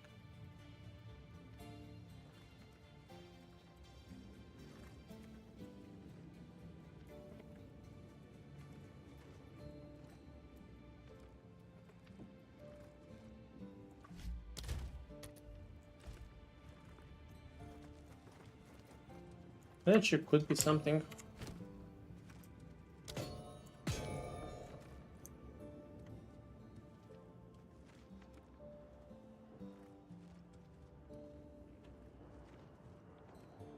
It's like rare beams and sounds.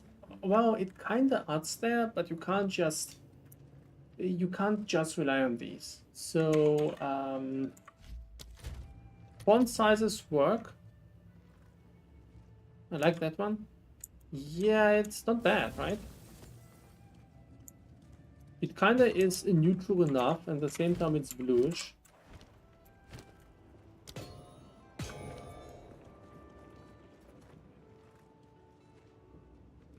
Slightly more blue.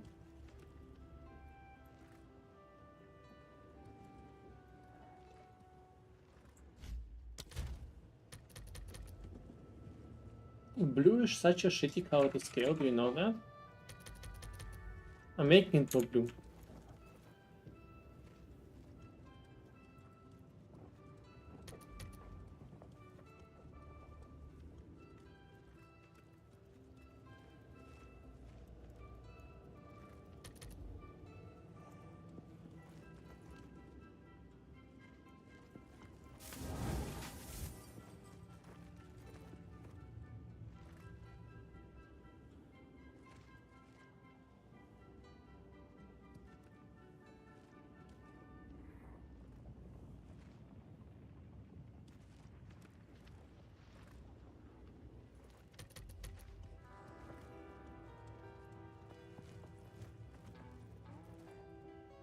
No, but we were onto something. How goes the deving? The deving goes well. I'm just going crazy with color theory here.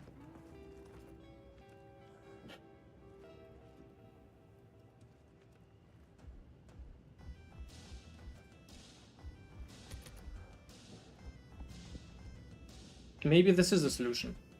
Maybe instead of going more blue, we go less blue. We kind of go with this dark green. It doesn't feel very valuable. It kind of is a swampy color, yes, but it doesn't feel way too expensive.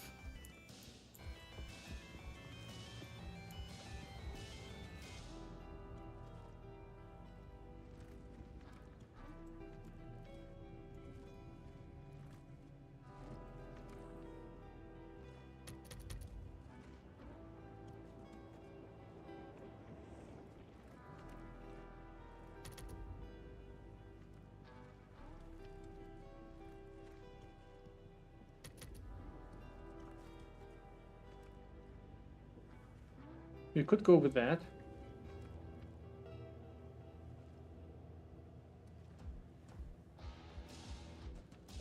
A different hue of blue.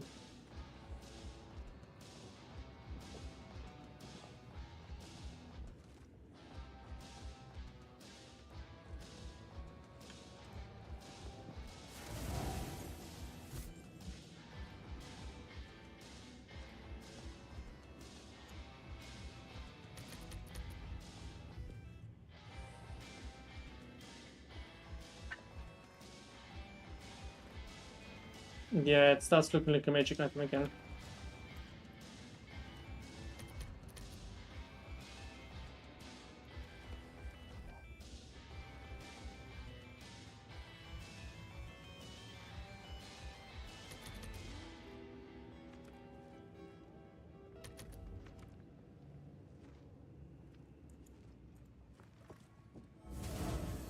No, I'm not messing with the background.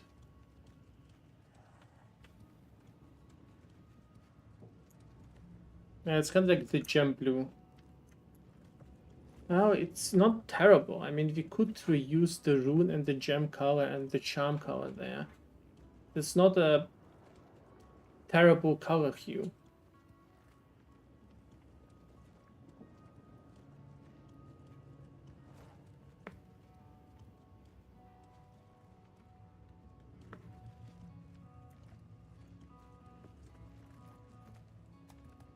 It is very similar to gemstone.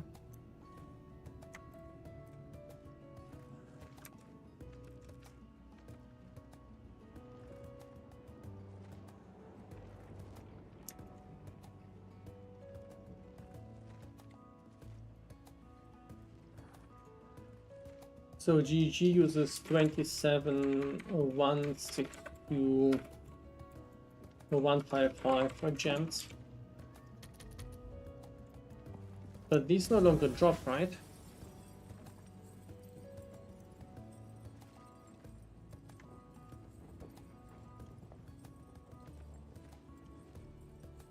No, I mean, gems ever drop recut? No. But I'm considering using that color for the skill gems as well. Because it feels like this is how the skill gem should look like. To me at least. I don't like the skill gems having the appearance of currency.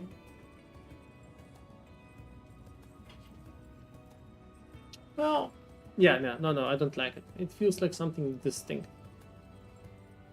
But then again, it kind of would make sense as well.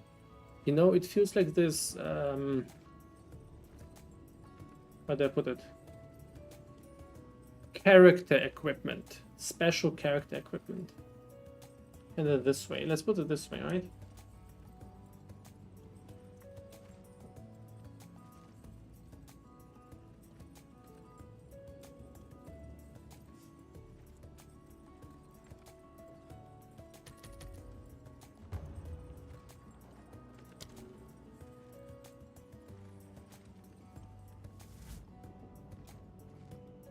I then gets put into the socket.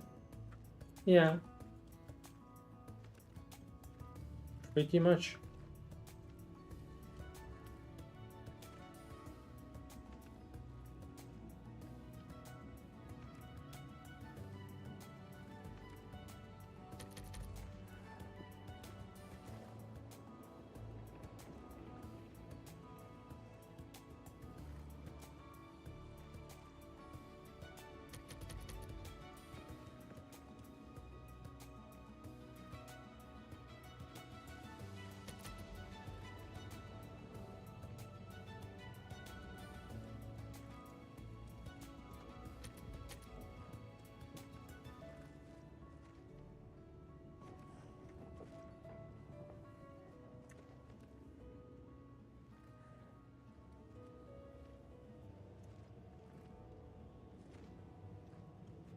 Hopefully it doesn't confuse the players. I agree, it's a different concept, that is right.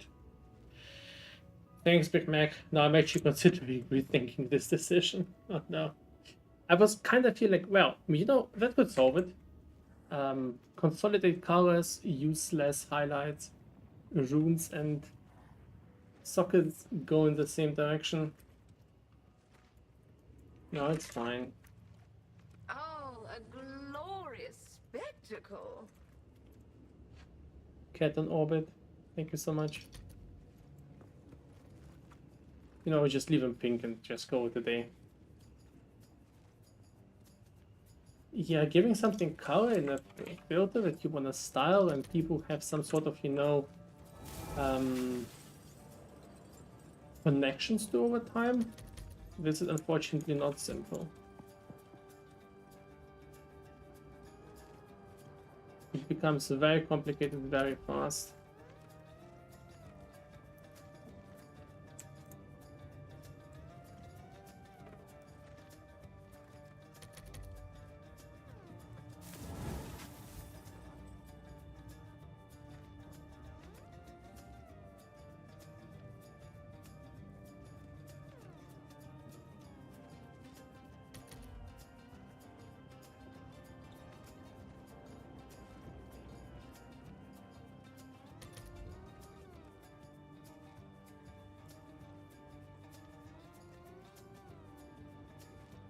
Yeah, the filter play customizer will of course help, but you know, my goal is to find something that can be useful for a while.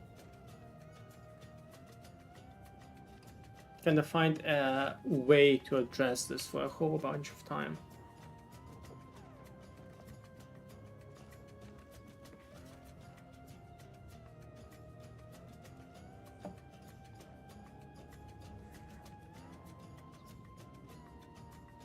No, Soul goes for a different perspective. But you know, I'm starting to think that really going for the currency color is probably the right answer. So I'm gonna try to elaborate why. So in my filter, most of the currency will go for the most of the currency will be in the tier list. Yeah, most of the currency will be in the tier list. So what does this mean? This means that this color will be mostly unused. It will only be used for supply tier currencies. Supply tier currencies are transmute, augments, wisdoms, and shard. You know, something like I know alchemy shard or a regal shard. So these are very low level currencies that will be disabled very, very soon. So this tier is mostly free, and they will be disabled quite soon. Yeah, they'll be disabled quite soon by the strictness system. So I think this look is actually quite good because most of the currencies will actually not follow it. And maybe while leveling, we can just spice it up this way.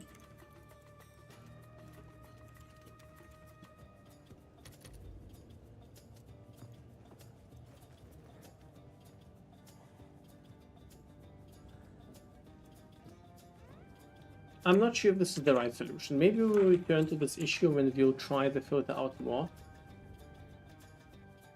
But for now, I think what I'll do is I'll just give it the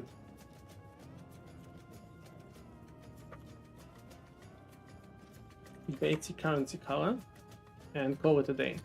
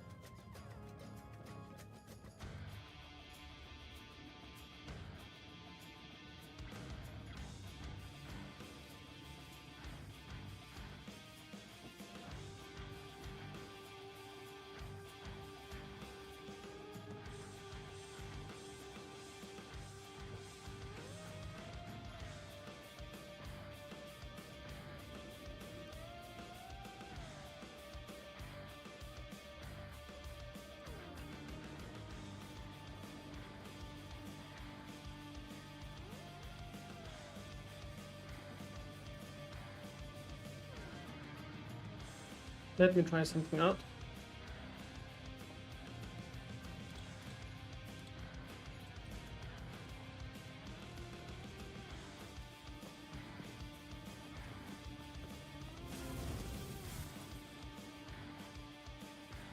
That's the background. Glorious. Oh,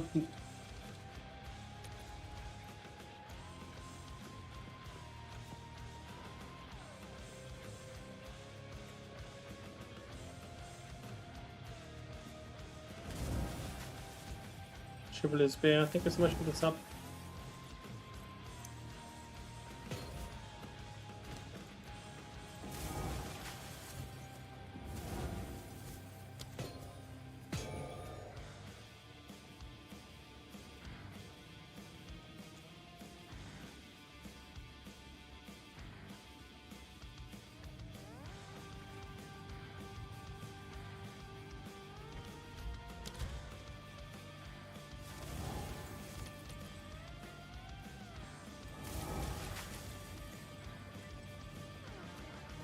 Unfortunately, you cannot adjust this color. I would also like to use that.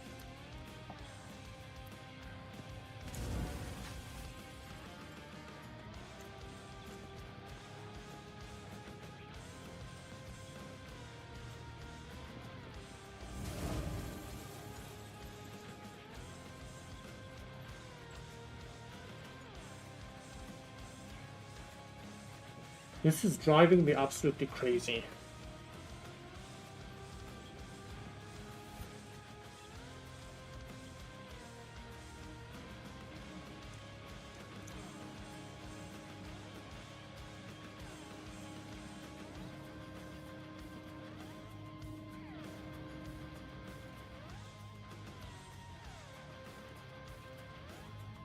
Alright, I need a short break. I need to quickly grab something to drink and I will be back soon. Be right back.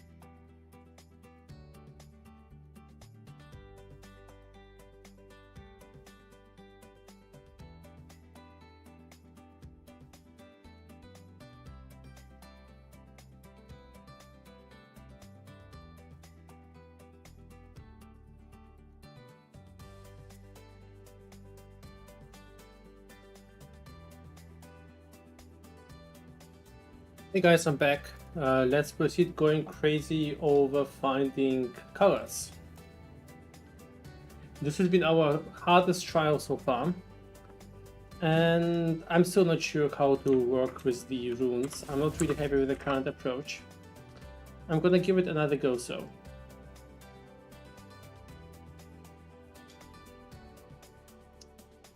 though. So far we've been mostly focusing on the... You know what? No. We spent enough time on that. We're gonna return back to that once we've done all of the other colors, because so far I've just been very annoyed by that, and it feels like we didn't do any progress. So we're gonna give them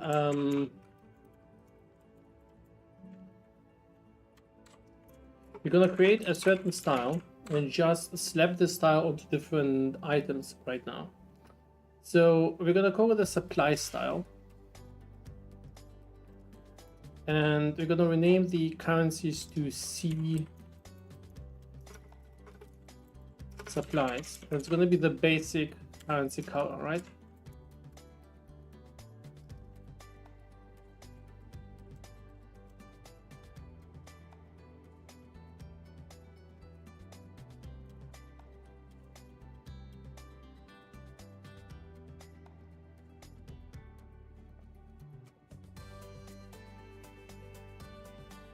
Okay.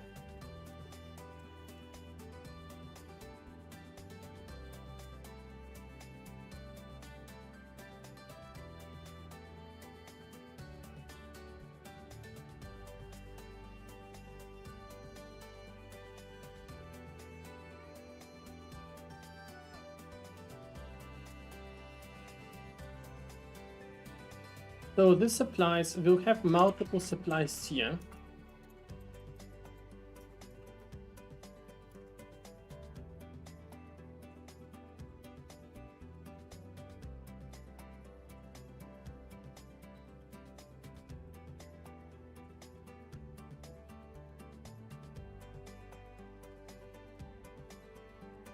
I think we'll start with 4 supply tiers. I don't think I'll ever need more.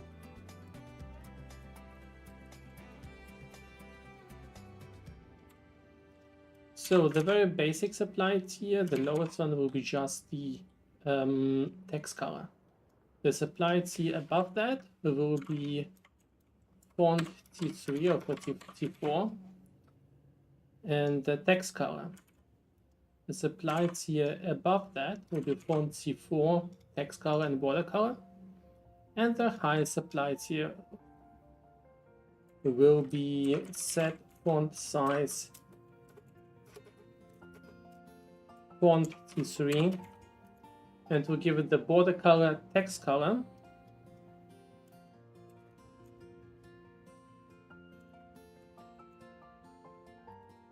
and maybe even the background color.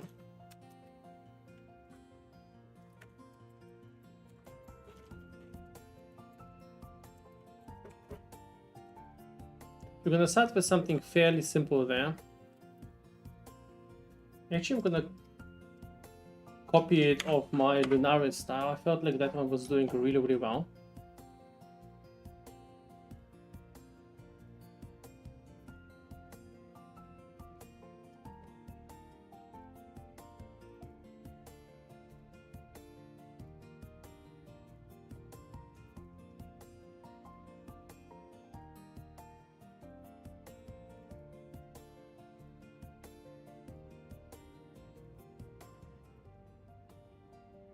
Lunaris or Elder?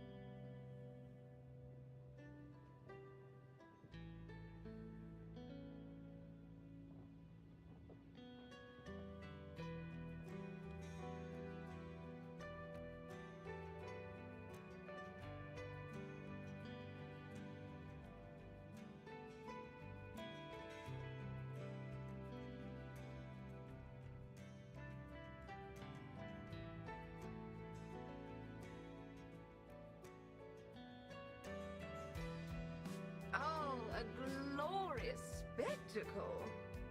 Decatus, thank you so much for the sub giveaway. That's super appreciated.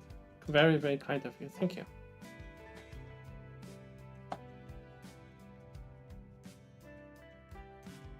Okay, I think this is what we'll do. We'll add a higher tier supply color, and we'll give that supply color to runes and currencies during the campaign. And then we'll see if we maybe should adjust that. So we have supplies 1, 2, 3, 4. Let's go with supply 1,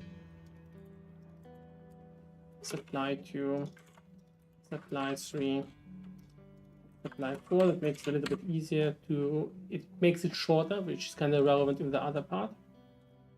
So the font sizes can be then managed here. So I'm going to also set the font size here, T5, T4. Not sure if we need T3 and T2 there, but you know, why not? These are kind of similar right now. I'm gonna remove that, right? So what does this mean? What is this part, right? So I've created this sort of color system. The colors are there. You can link it together. So for instance, this supply 2 tier gets the text color supplies 1, body color supplies 1. Again, just 2 tiers. That's why there supplies 2 tiers of a color, but there's 4 tiers of supplies. So what I can do now is grab this value there and put it wherever I think is necessary.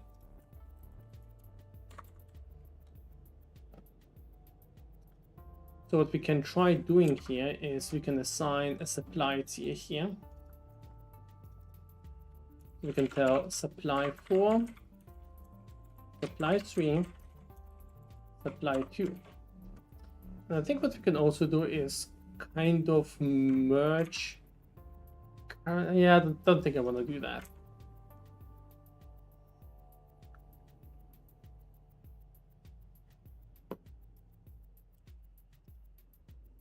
Alright, so what I'll do now is I'm gonna recreate the filter.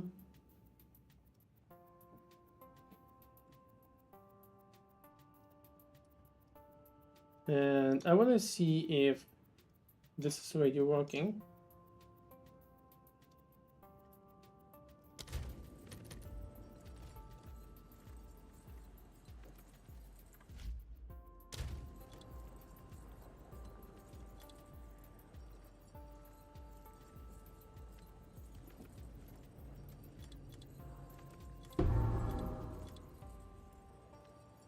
Seems a bit off to me.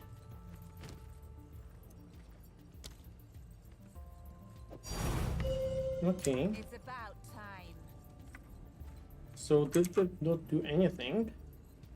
Or is the supply tier just way too low?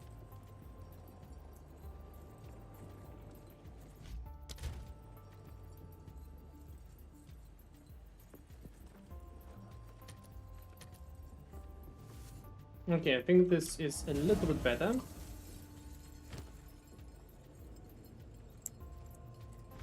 Let's go grab some more runes.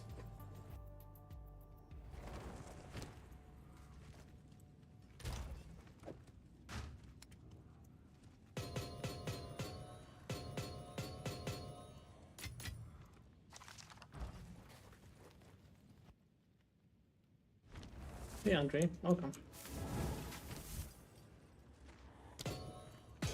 I'm not sure, have I done any tiering with the runes? I think I've done something. Yeah, I've done something. So there's some runes that already are a little bit of higher tier.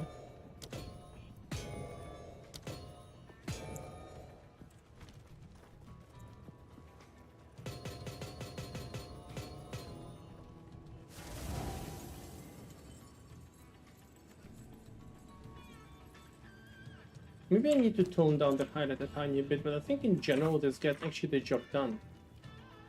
This kind of highlights the runes decently enough while leveling. At the same time, if you find a useful rune that you definitely kind of want to pick up, for instance, I think the body rune, for instance, is much worse than the storm rune. And there's also iron rune that is very important. So I think this is kind of covers it well, and you can just probably hide these in most cases. While leveling, you might still want to show most of them. Yeah, I agree. Iron rune is the best. But while leveling, there might be some exceptions there.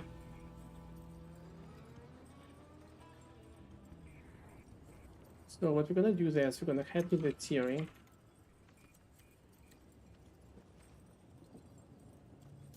Actually gonna put iron rune one tier up.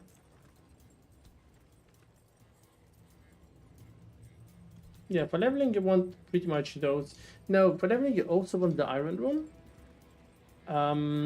Because many attack builds use still this.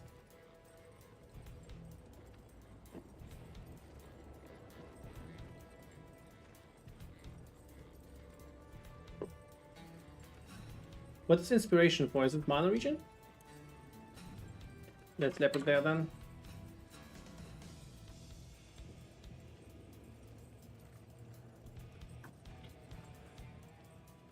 I pick up iron runes, and while leveling there,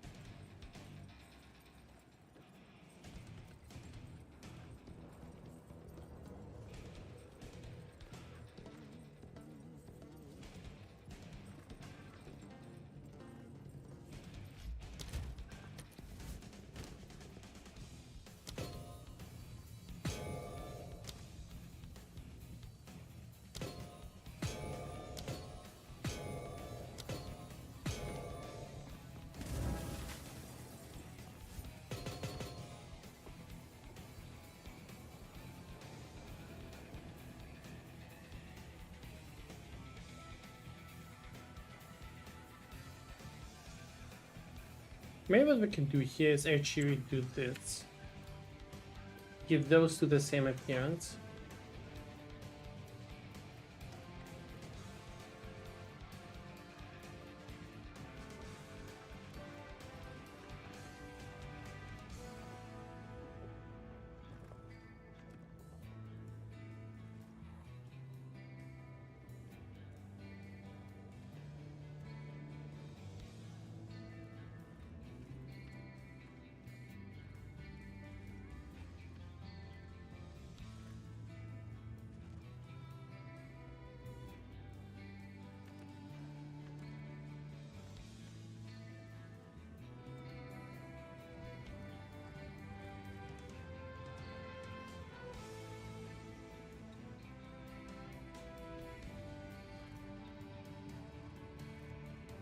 I think it's too many tiers.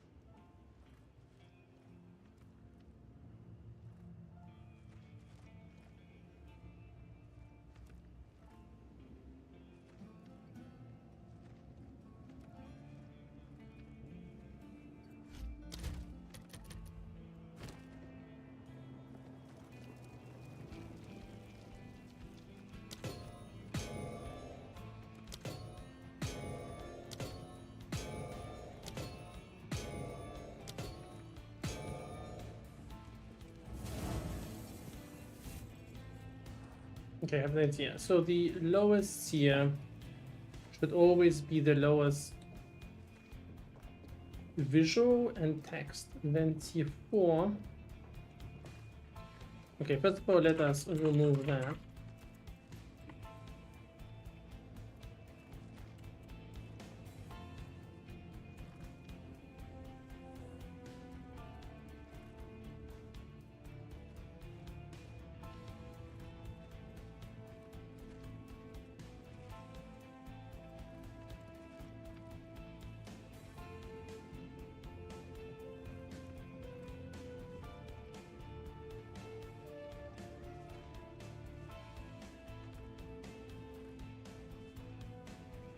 Okay, let's go with this appearance. I think this works. 1, 2, 3, 4.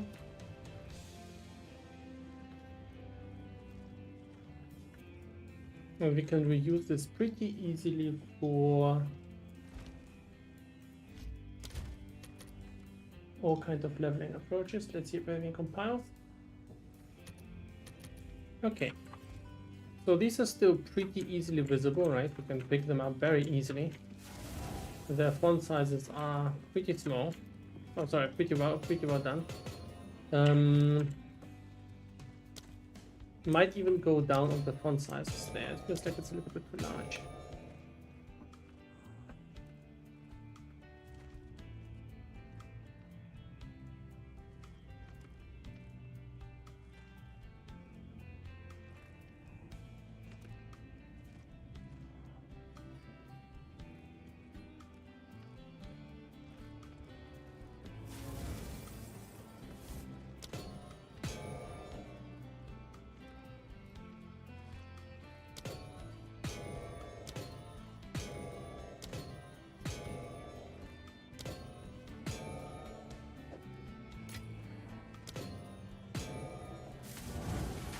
Okay, shouldn't the iron rune feel different?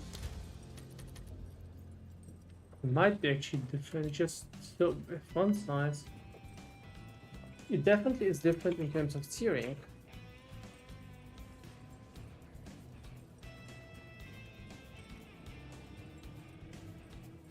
Doesn't have a difference here, right?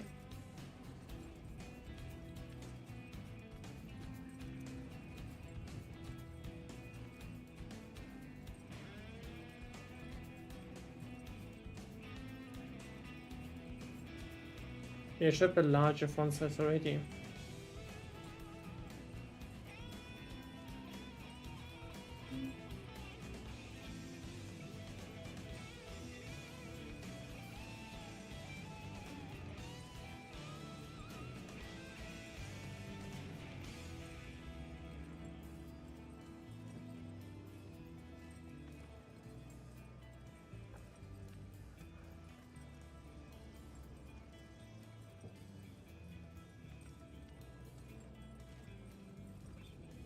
How about that? And that scales the border card as well.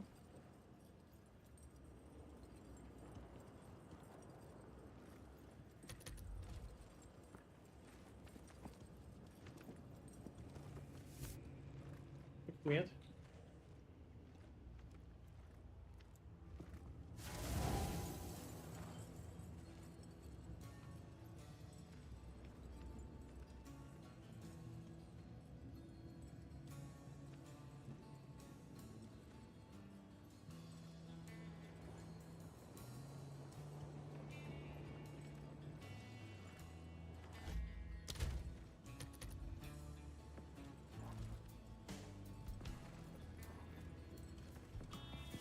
Right? So I think this is fine. It's not very strongly highlighted, but you kind of definitely can see which one of these is best, right? What do you guys think? And we use the same progression for currencies doing the campaign.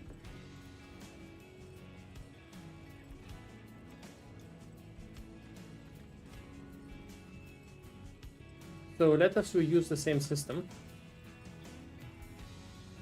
Or for genuine currencies. How does this work again? So we need to go look for the currency, right? Currency.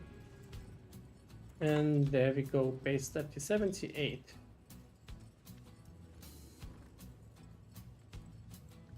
So these are our supply tiers.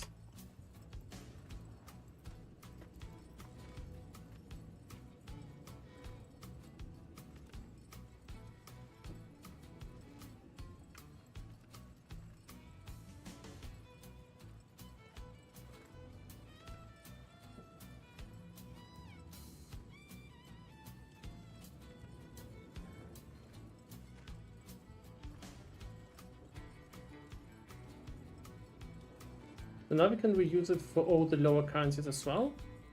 But let's give it here as well. So the wisdoms will still get the supply tier. Well, they get the supply tier of 4 right now. We can then put it down in terms of tiering. Supply 3 goes into this. Into like major currencies.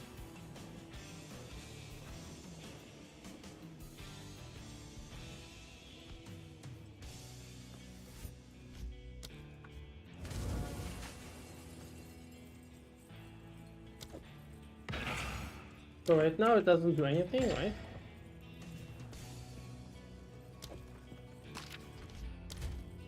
But we're gonna recompile the filter. Yep. And we see these pop up. Let's now try some.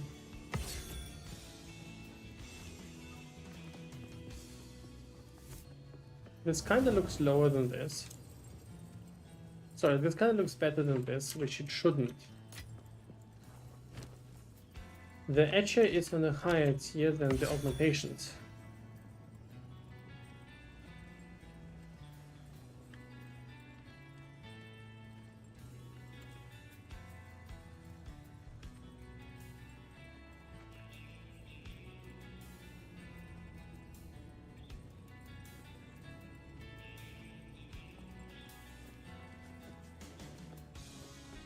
Now the etcher shouldn't get much more situation.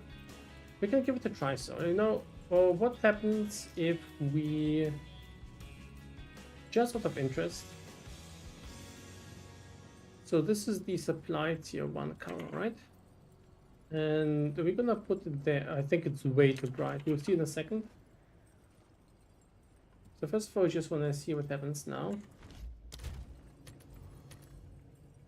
Actually, it's not even that bad.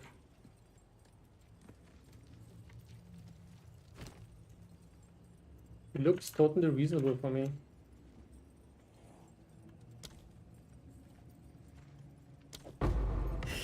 Okay, it's a little bit too bright, maybe. Honestly, I think I would even want to adjust the alchemy rather. I think the alchemy could be a little bit brighter.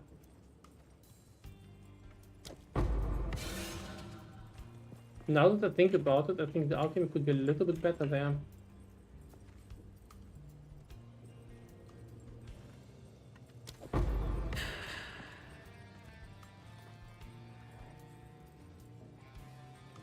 So the alchemy tier is above that, right?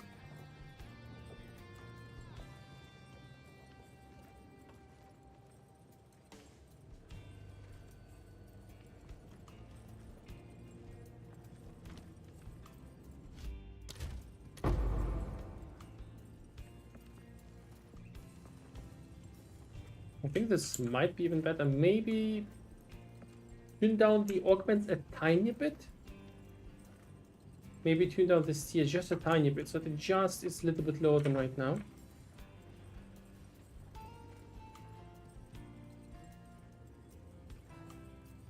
Now we'll go with like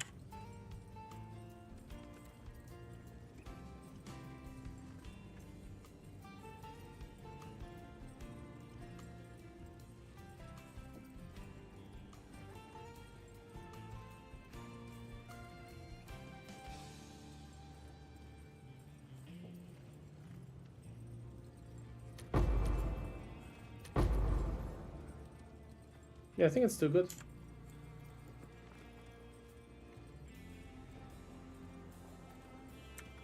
Look at the sizes on these.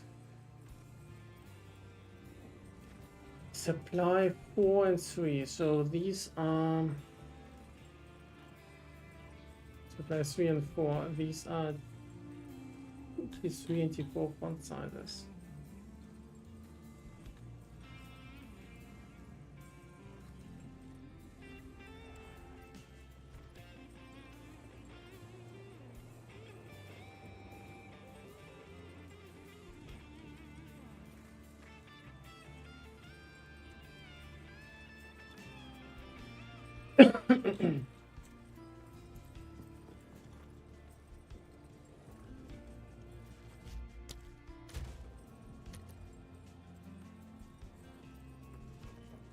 Yep, something messed up there.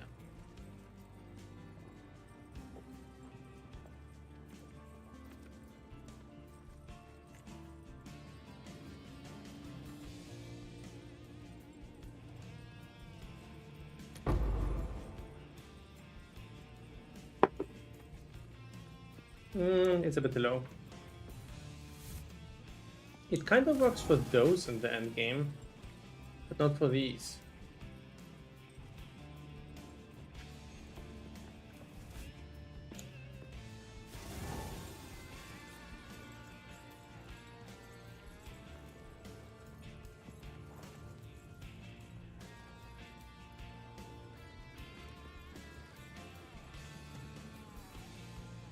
Let me quickly do a color check on different screens though.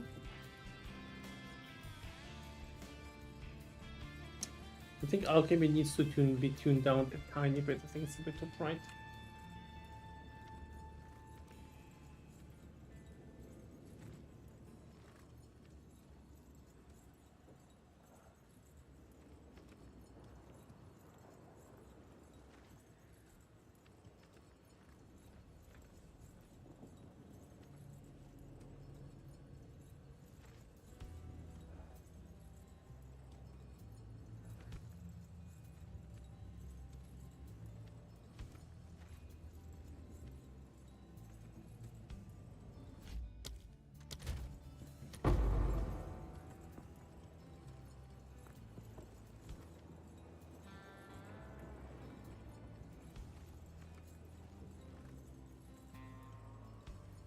Yeah, this shouldn't also be higher than that.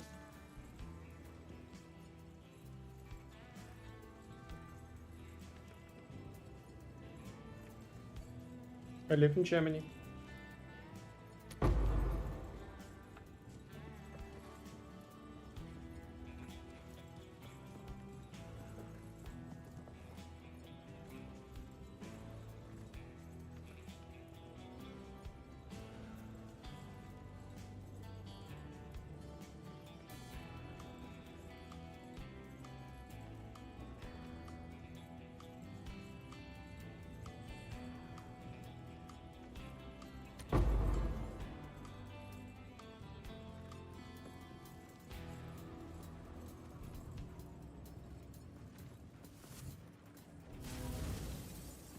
Wo denn? Lübeck. Hey Rufus, feel free to ask your urgent question. But be warned, if your urgent question is something that you can Google, you might be sent to do that way.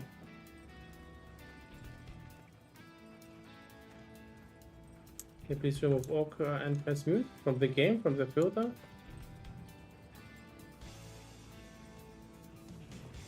What, that's not the question. Oh, I don't think I can remove it from the game, but you can remove it from the filter yourself. And in the future it will be strictness dependent, so you know, it will definitely be hidden on certain strictnesses. Okay, I need to take a look on how it's currently tiered in the actual filter file.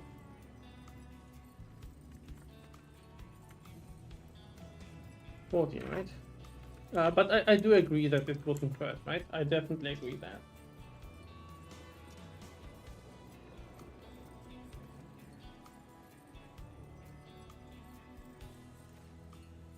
I'm gonna try something heretical.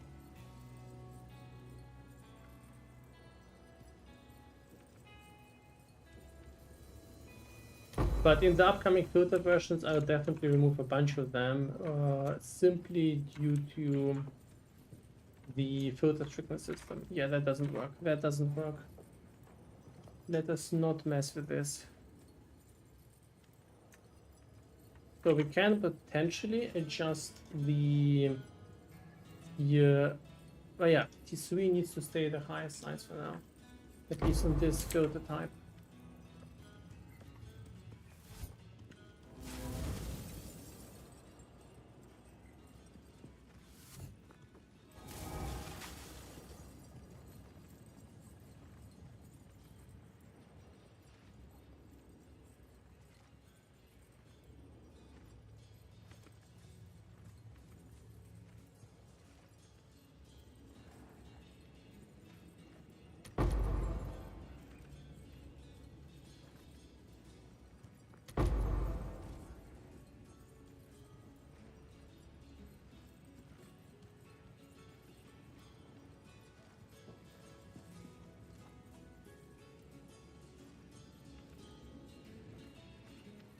Glorious.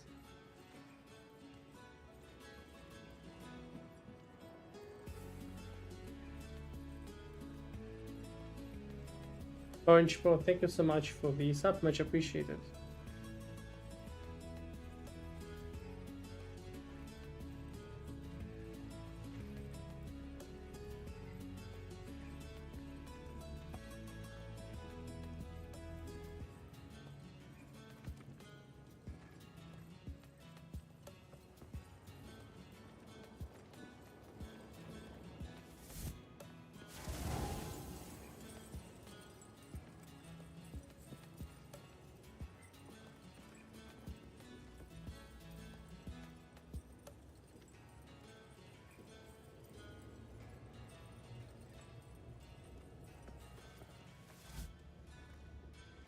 Alright, this doesn't quite suck, but isn't great either.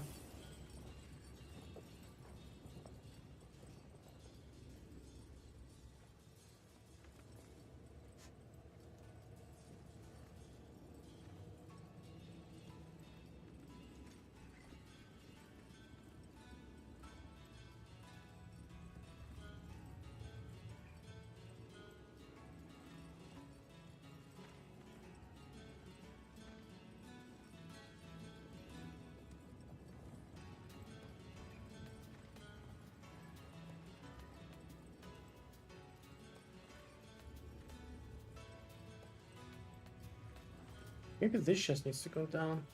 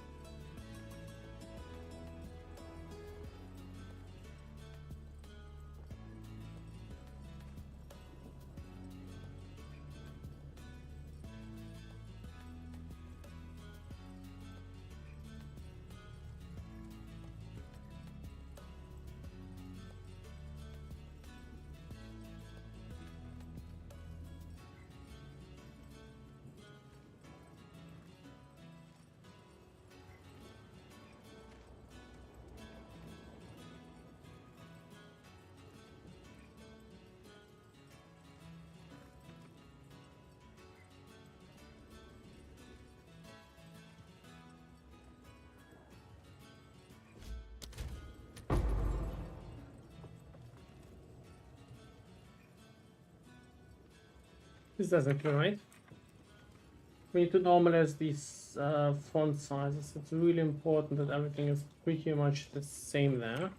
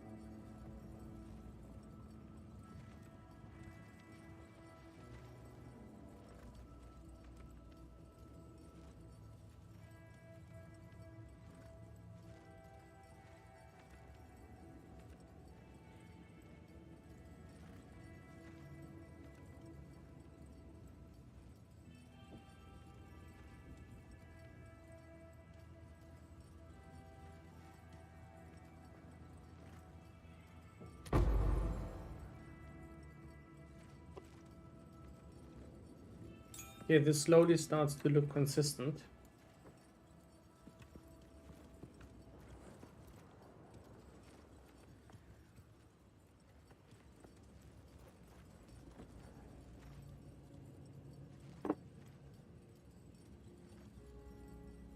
Now I just need to watch out for this to not look like a rare.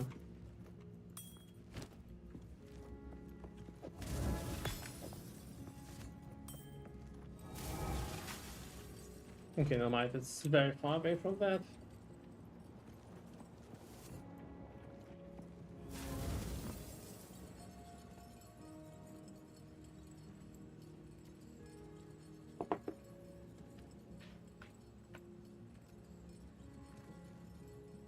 Will there be an option to keep the new default sound GEG made? I think you'll be able to remove all the custom sounds in Filter Blade, so that option will be sort of there.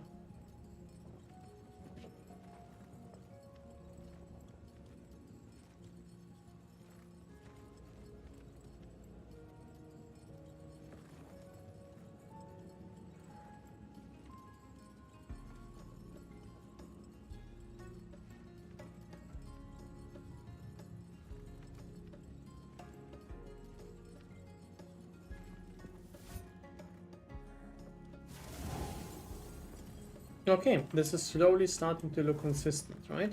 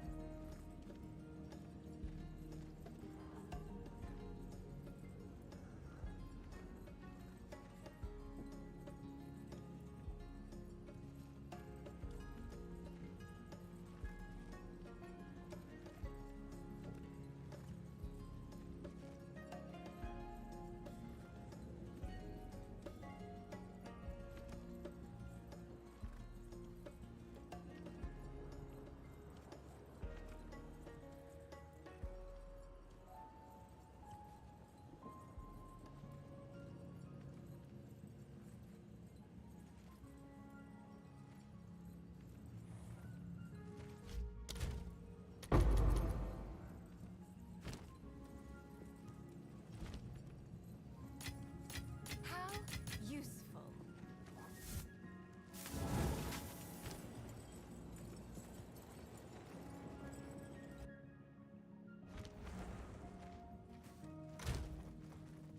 Yeah, this collision is absolutely amazing.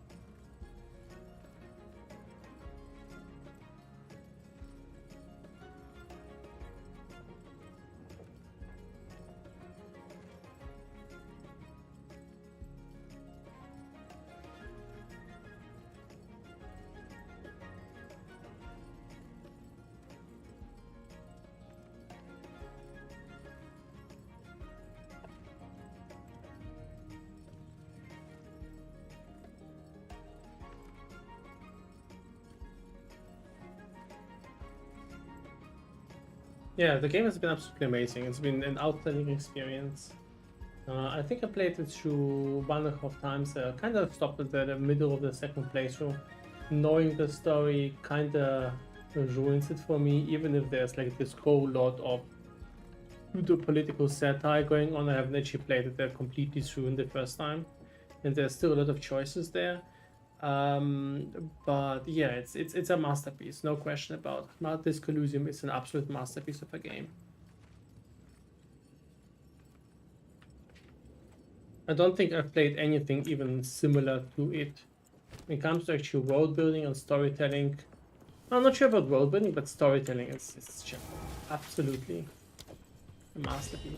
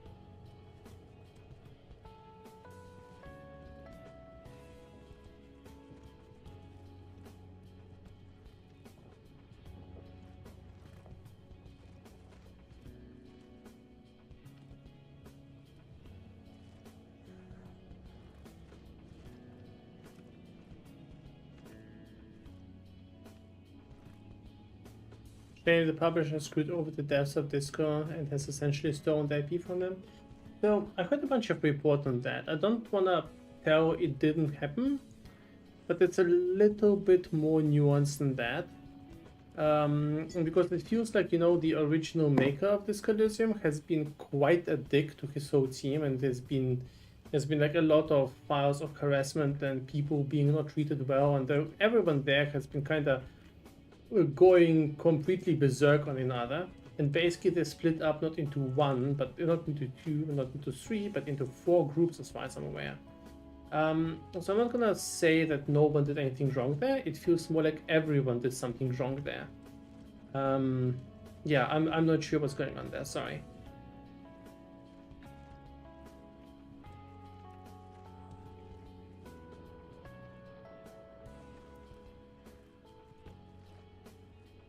But you know, I am kind of not surprised. It is kind of the irony that the people who wrote this Coliseum kind of fell apart like that. It's also totally a shame.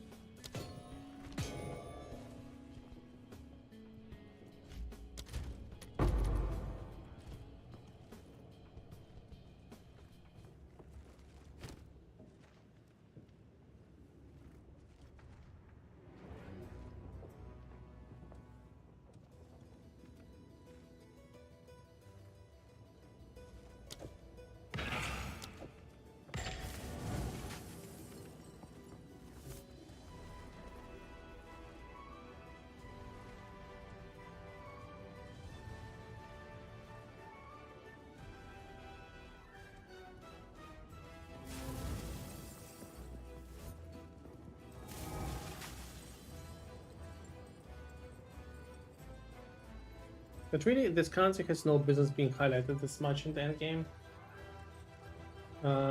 Let's reduce its highlight.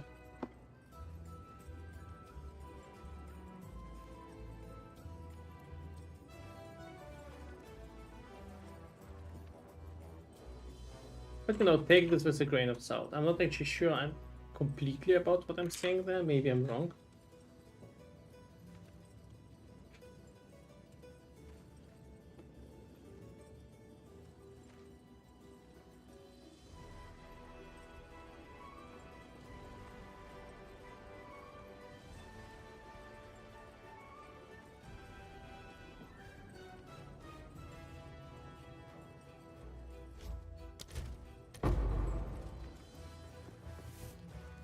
Yeah, that feels more like it.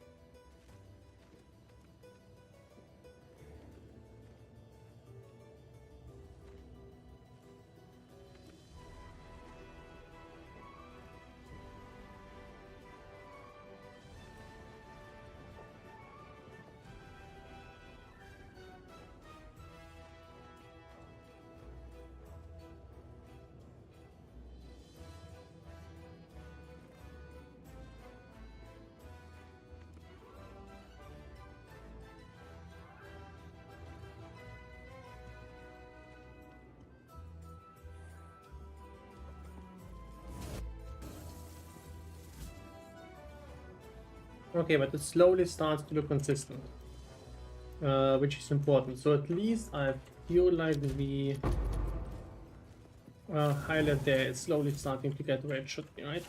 What if it drops something completely pointless? Let's say a transmute shot. Yeah, there we go. It barely is highlighted. Good.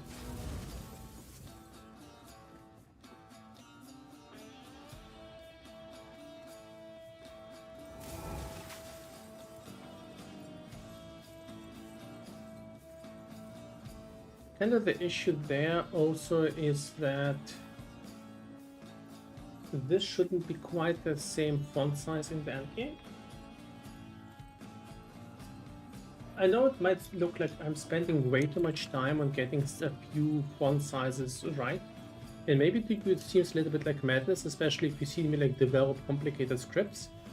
But this is so crucial to get these little details right for a filter to feel good.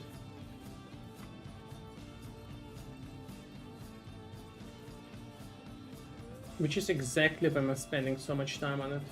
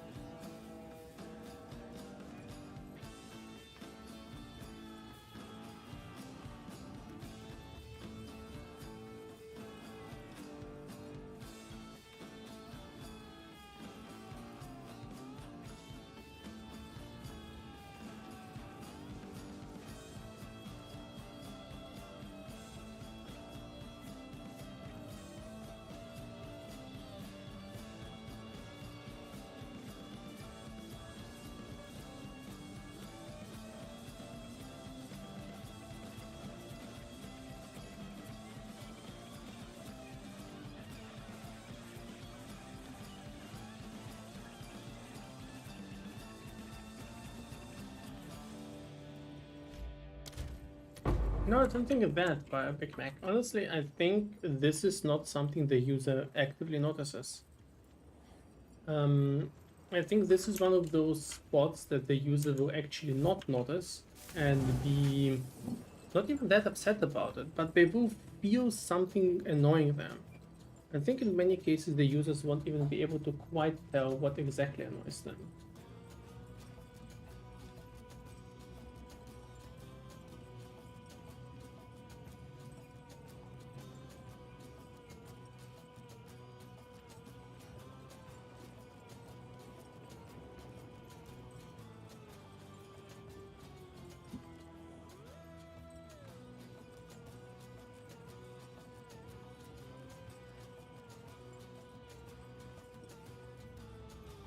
Hey Nivas, welcome, how are you?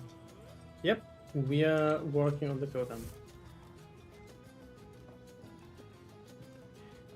I think the excuse here is that transmutes and augment, you might still want to see them in this size.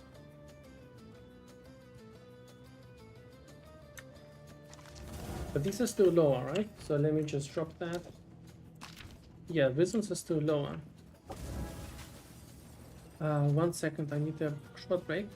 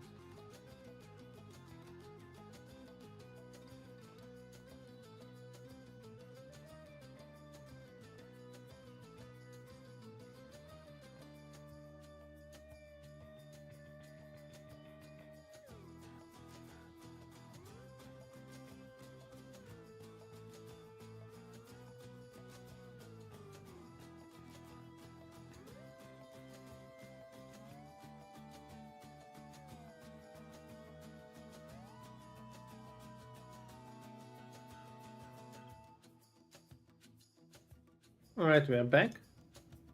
Mochi is doing well. Mochi is doing quite well.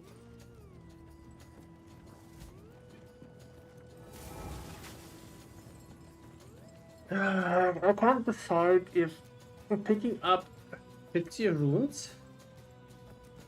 Or I think transmutes and augments are actually more important than shitty runes, because most likely you don't want to see these really bad runes in the endgame, because they are really bad, and you might actually need transmute and augments, especially on self-found.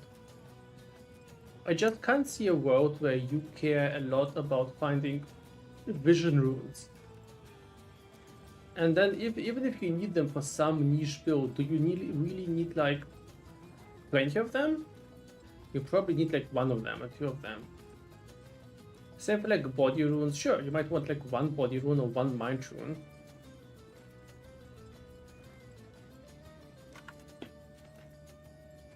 Transmute certainly much less than augments, really? Honestly, I'm not even sure about that. I mean, especially at the beginning of mapping, you might actually use transmutes a lot. And I would actually think you would need more transmutes than augments. Because if you're enchanting items, let's say you're playing self-found, and you're finding bases, like you're finding a base, and this base looks something that could be interesting to you. You apply one mod on it, and if this mod sucks, you will actually not apply a second mod, right? I kid you not, during the first days of the league, I've been running out of transmutes and augments. Like when I got to the endgame mapping. Do you not eventually pivot using alchemists? Sure, but you're thinking about trade league, you're not thinking about self-found. It takes a while until you get to these higher maps where you sustain these. I think, I might be wrong there. But the whole goal is that you'll be eventually kinda going out of both.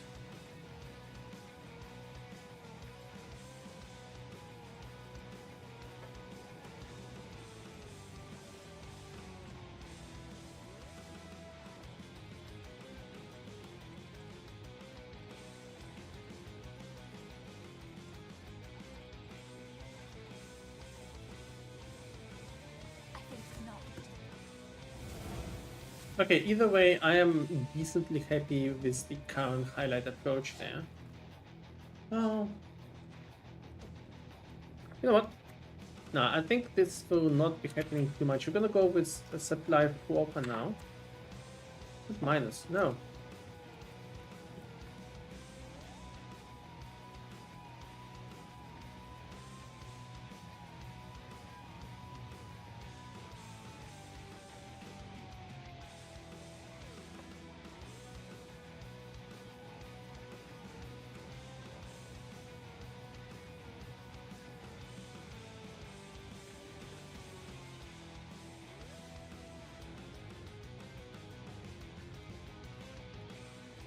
Okay, I think this is good enough for now in terms of this size. I think we should continue with other items. We will still be able to fine-tune all of that later. I think this is not too important to get everything exactly right now.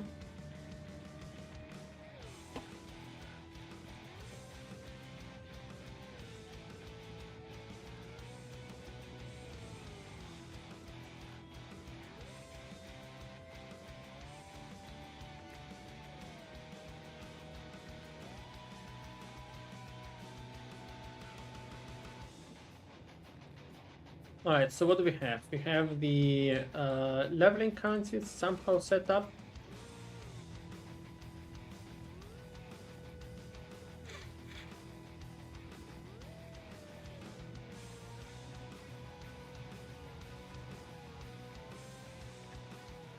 All of these are already working. Maybe we should find the solution for tablets. Yeah, let's go with tablets next. Do I actually have a tablet with me?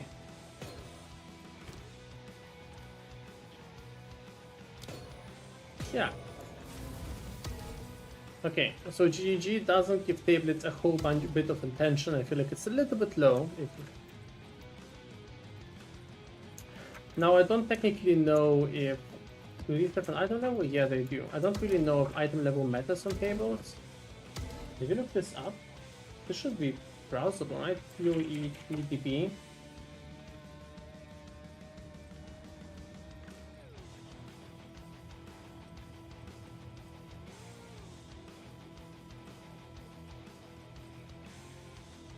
Okay, right now the level doesn't matter, right? All the tables are the same.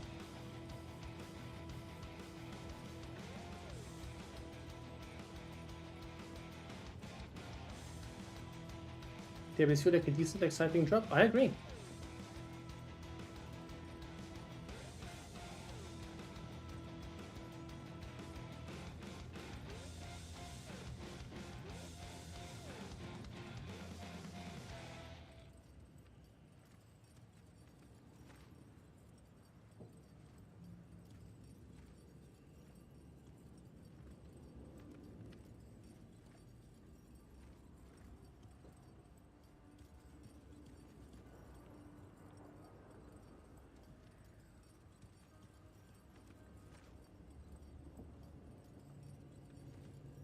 Volpe, thank you so much.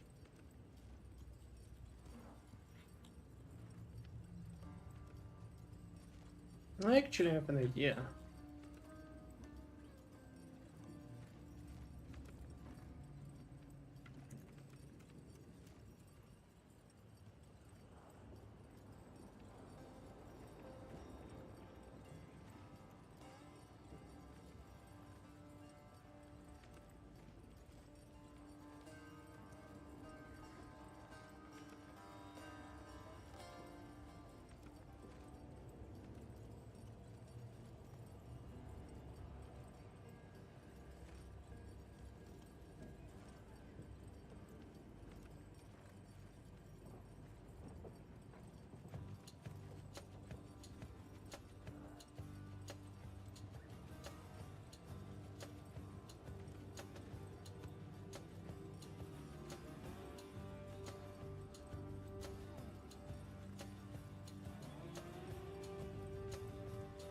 Right, we're gonna remove this from the supply. So what I'm gonna move there are the artifacts.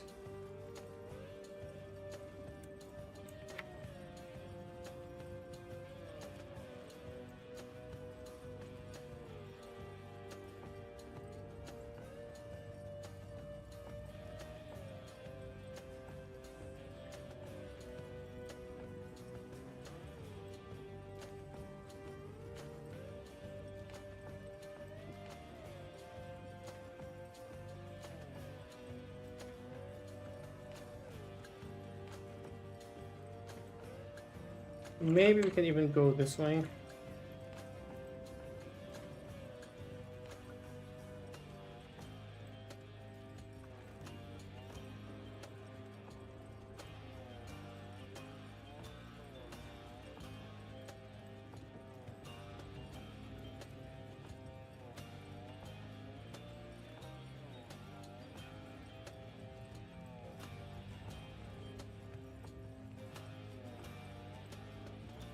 This makes it a little bit easier to work with the whole thing.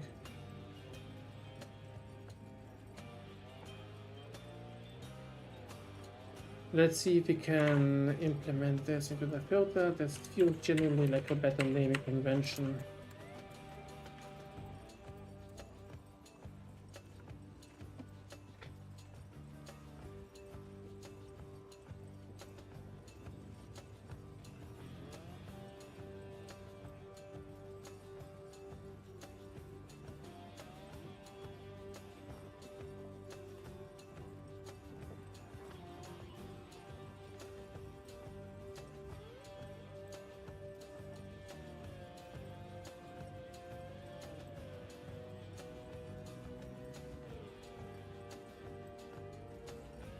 Does this compile? Does thou compile?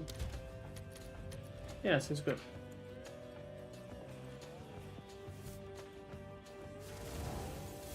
Can the filter see the number of maps that fit in the tablet? Nope. Alright, so that kind of wraps this up. Let's take a look at the tablet. So tablets belong into a different group of items. Tablets belong into what I will call a fragment group.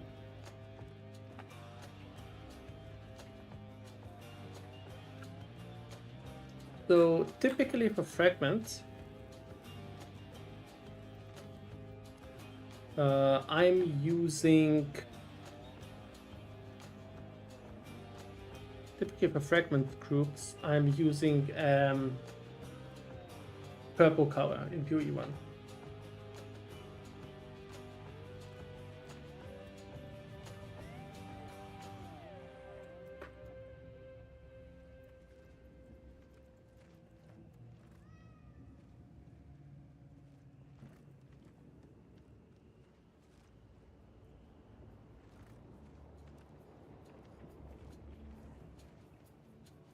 We're just gonna grab one color to start with that.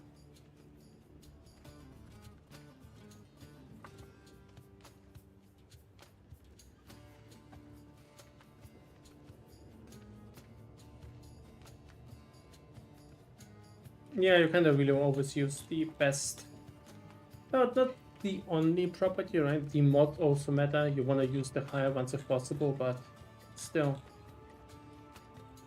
Also depends on your supply, but they're usually easy enough to sustain at least with breach.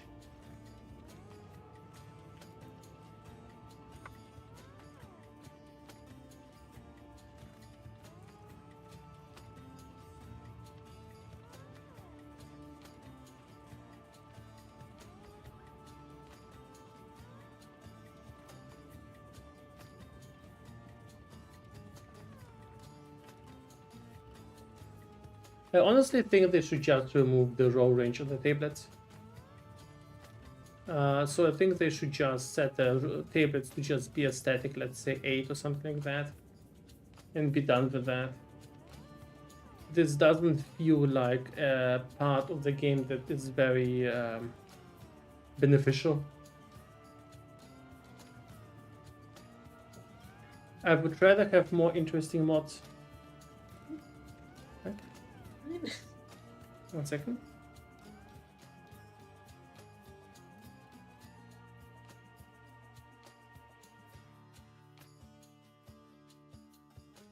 One second, guys. I'll be back in 3 minutes or so.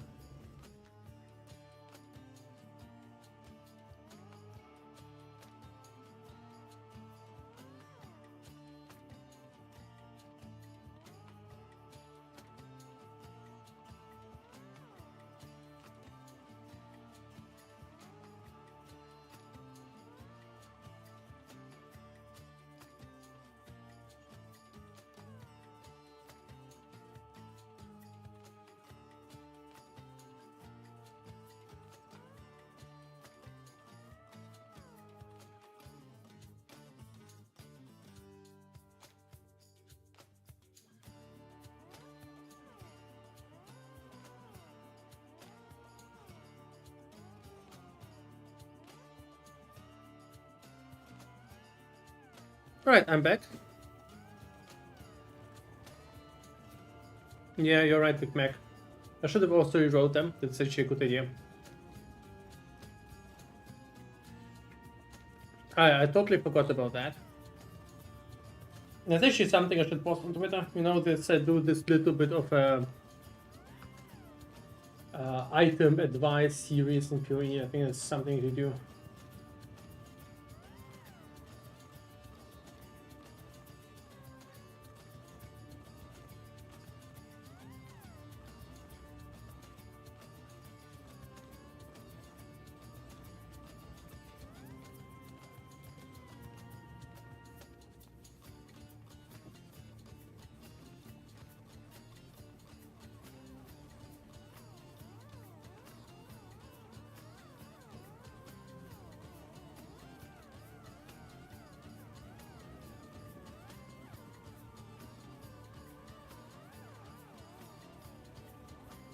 Anyway, fragments. I've been kind of slacking off.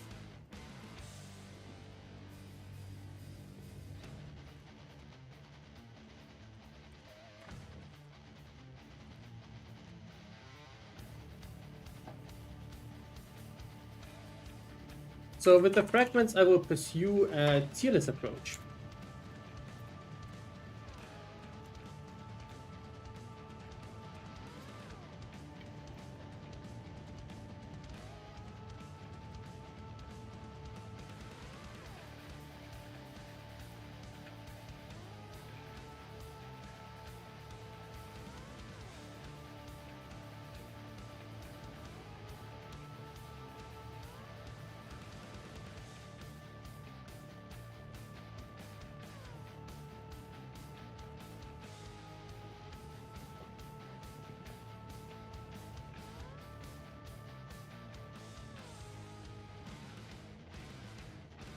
So the T1 fragment will of course have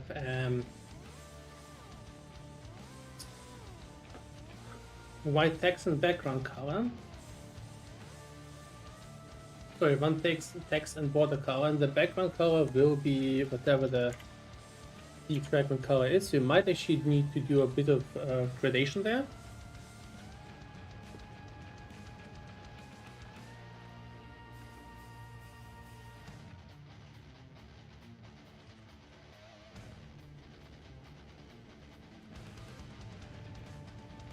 So this is actually my fragment icon. Not sure if it's square. Let me take a look.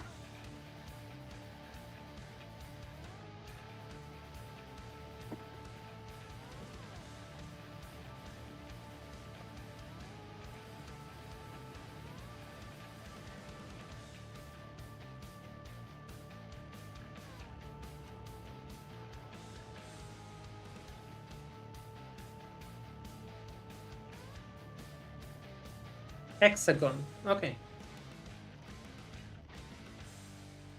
The cats are fighting. Hey guys, play nice.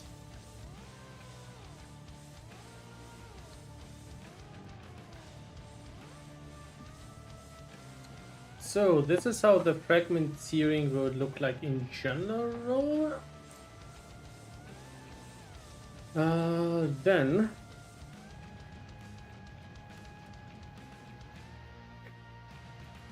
we can start building up the commands there. Let's see, one.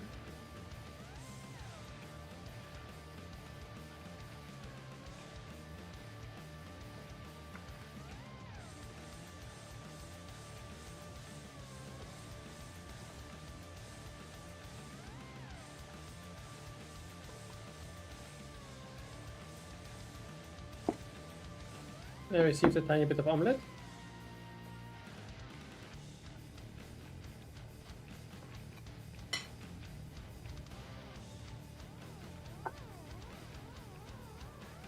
Please don't ask me why we have omelette at 3 AM.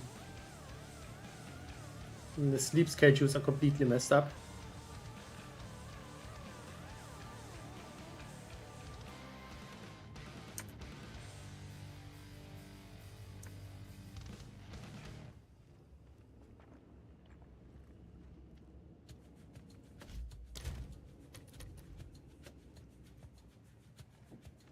Okay, so I should be able to assign this command now.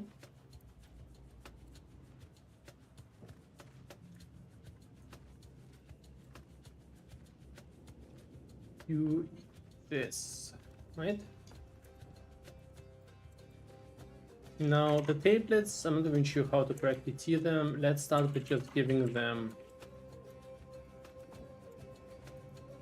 the fragment command.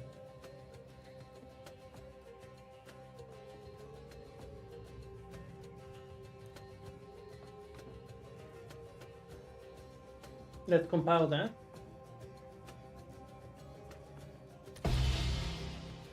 Bam.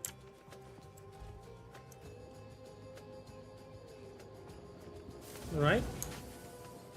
This is your good old big fragment color. Now this is unlikely to be used here, to be honest. I think it will be more used for other expensive drops. Do we actually have like T2 fragments? Oh yeah, we have the simulacrum drops.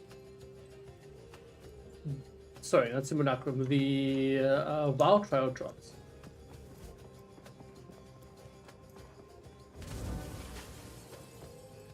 Also, I'm gonna take a short break here, guys. Pretty much just 5 minutes, and then we'll proceed going crazy about the fragment color. We might even modify this one. Well, this was the PoE2 fragment color, PoE1 fragment color. I'm not sure I want to keep it. Johnny Smart, thank you so much. Much appreciated. I'll be back in a couple of minutes.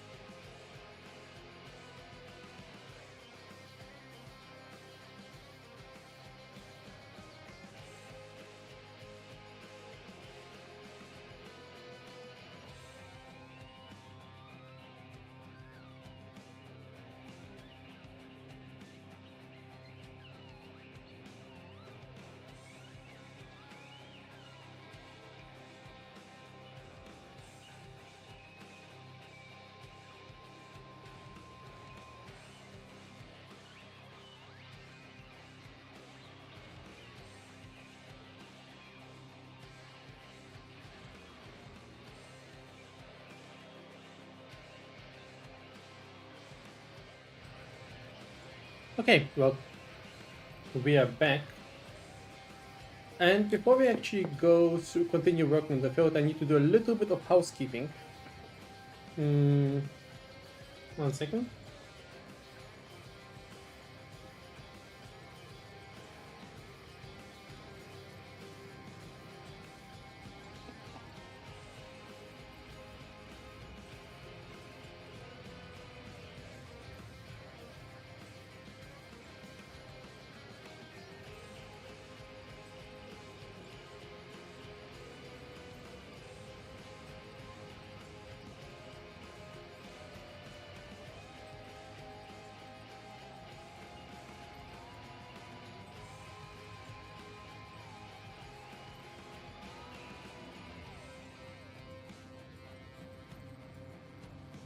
Okay, we need to do a little bit of housekeeping. What does it even mean? That means that I've posted the thread today about the final filter update. If you're using my filter, you should definitely grab the update so far. But part of being a content creator in development means actually talking to the users, and I've been looking into that like in between. But I really want to quickly sweep over the questions here. I didn't get to do it right now, but I didn't want to break for too long, so I usually only do this off screen. But we're gonna do an experiment. You can actually hear my thoughts for once, what I think about certain user comments. So I'm generally looking for things that are either bugs, dangerous misinformation, or interesting questions. What I'm usually avoiding answering is things that you can Google yourself, things that are outright stupid or insulting. I really don't bother taking time to answer to people who are just rude in any way. Right, so what we're looking for. There's the comment about the console people suffering because they have no filter access. Something there.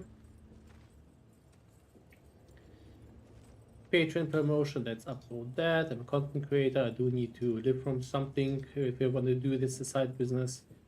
I'm not spamming Patreons anyway. It's like my policy. I don't really want to spam like any kind of big promotion, but if anyone comments that, I usually just upload that as a idea.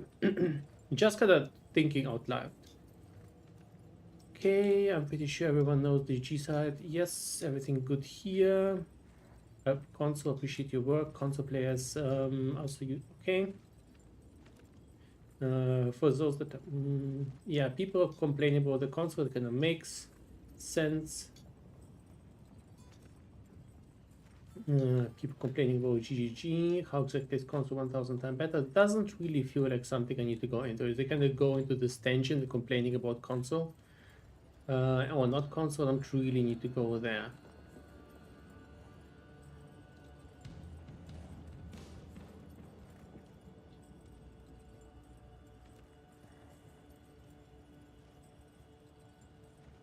Okay, they do get a certain amount of sound on console, that does help.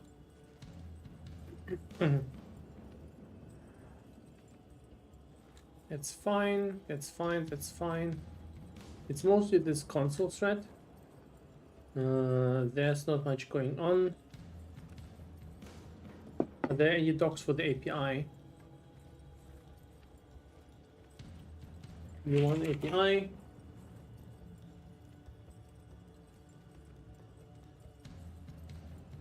Part of exile API. You can provide this information.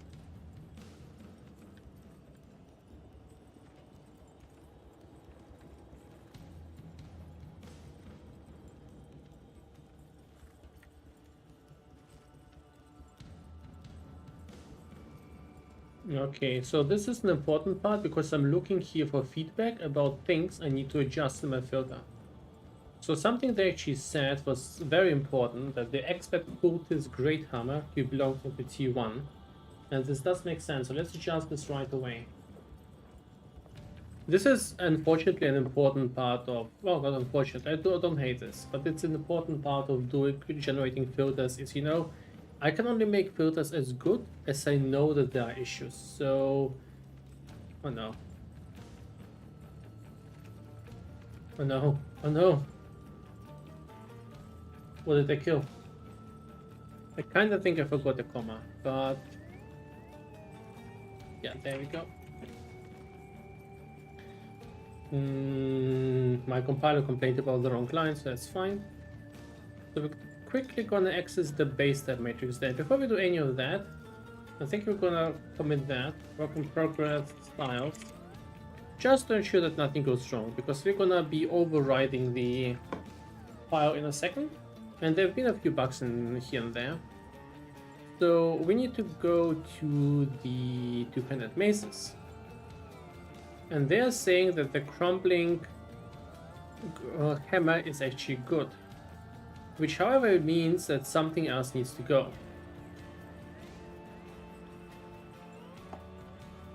Wait, what did they say again? Expert Coatus Great Hammer. Coatus, not crumbling.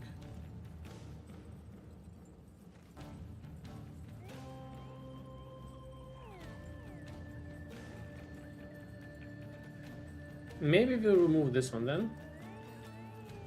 Something needs to go, right?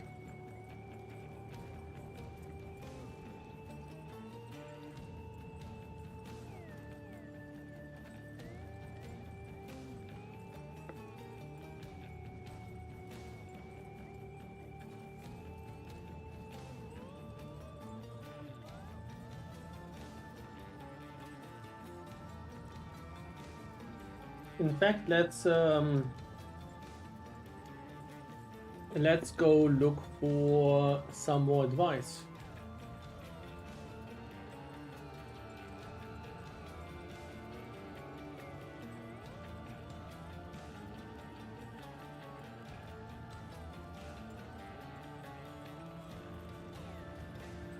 I kinda need to figure out what the best bases are. It's a bit of a problem right now.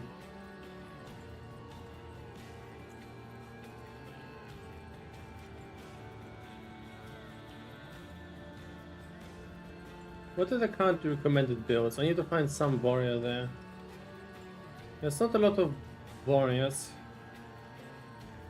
Let's recommend any base. He's using a leaden warhammer.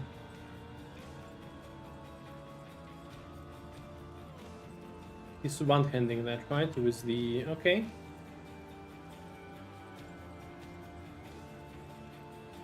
Like any other...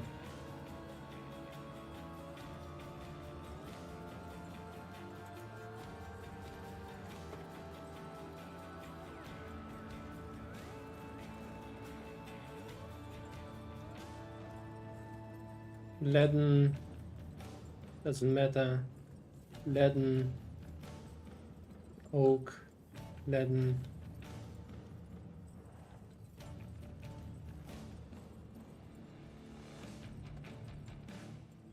Where do I ask that? There were these threads on Discord. How do I access them again? Oh.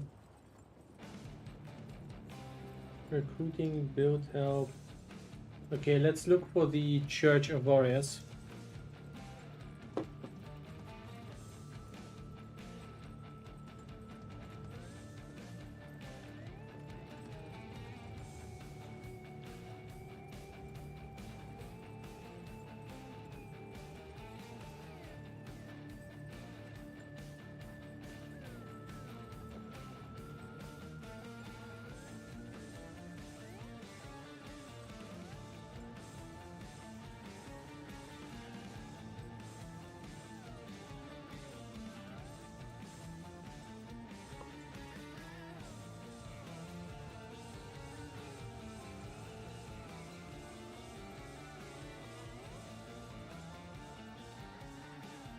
Did they have a slow enough strength for you?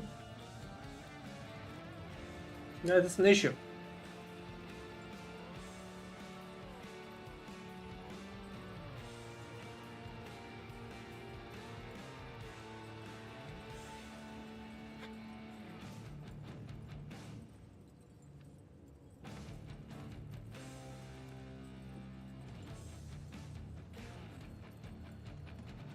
Yeah.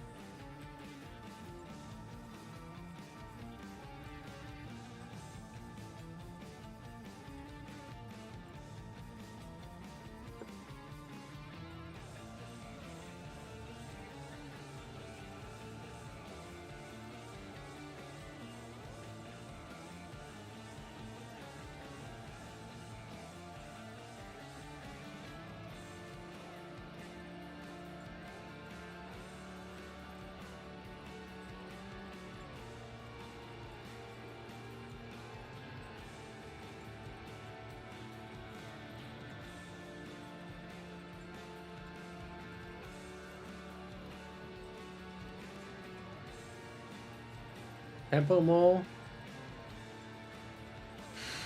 I agree, tempo more could be better.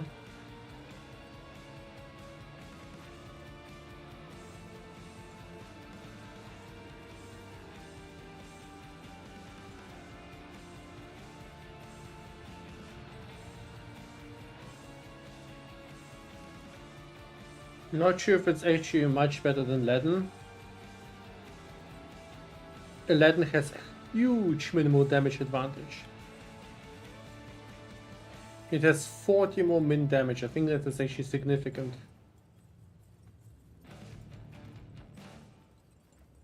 One second.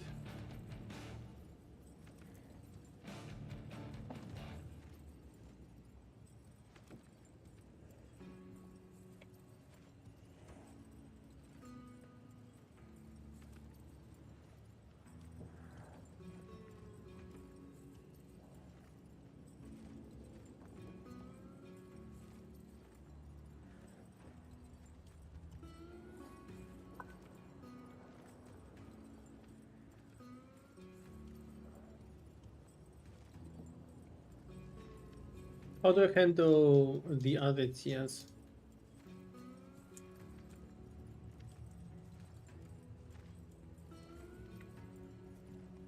Wait a second, did I lose the advanced steering? Oh no, I think I will need to review that again. Oh, yes, I think the advanced steering was unfortunately lost.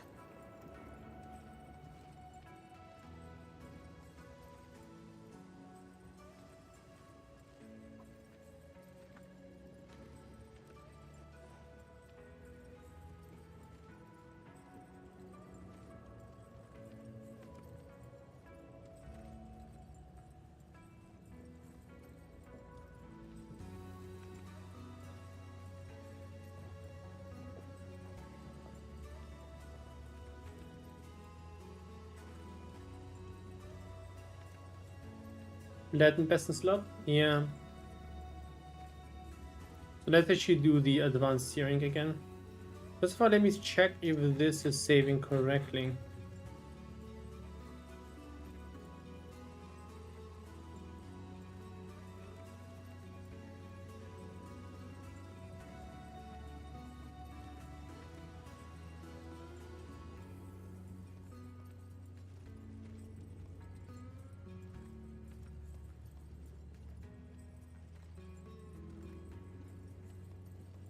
We'll go with something like that.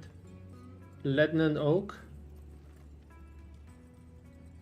Tempo, something like that is probably a decent approach.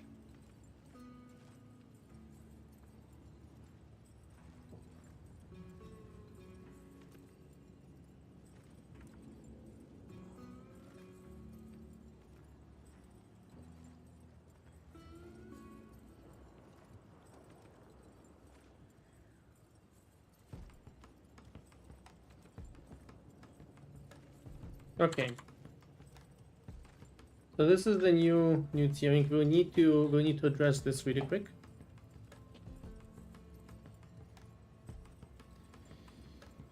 So this has been a bit of a mess here.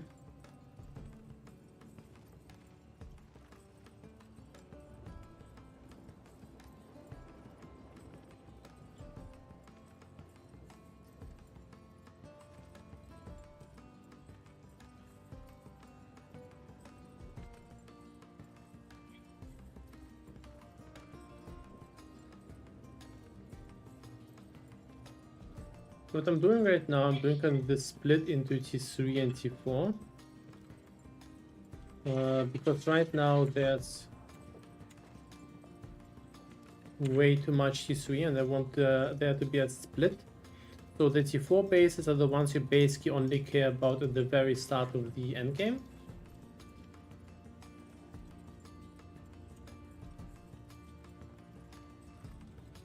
Well, yeah, most people on the Discord also claim that Leaden seems to be the best base overall.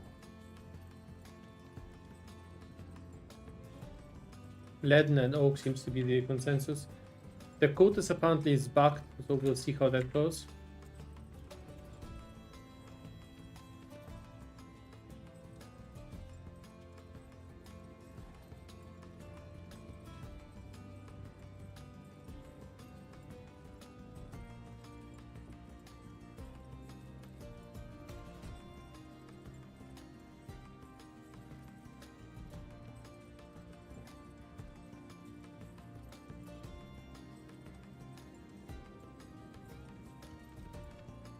I'm always okay with showing a couple more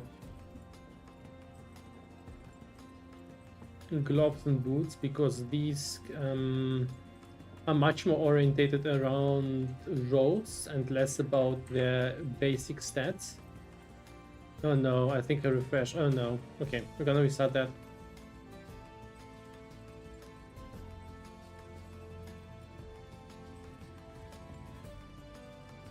I messed up a little bit there. You have to go through all the basics again.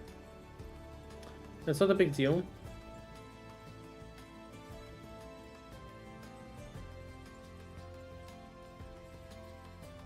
So on the first three, it's actually trivial, right?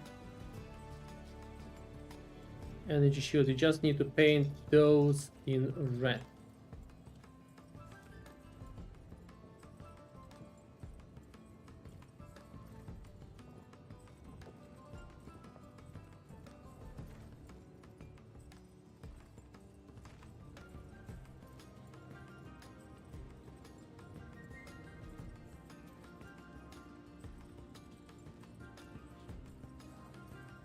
Let's take a look.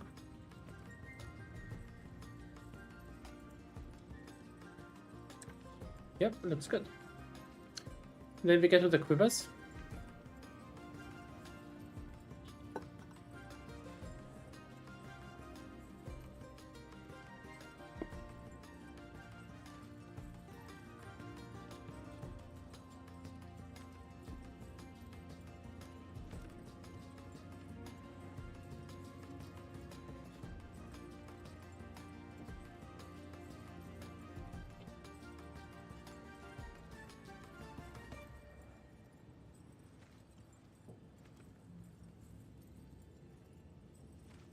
Wands are fine, scepters are fine. They don't need a T4 because they work in a different way. Okay, one-handed maces.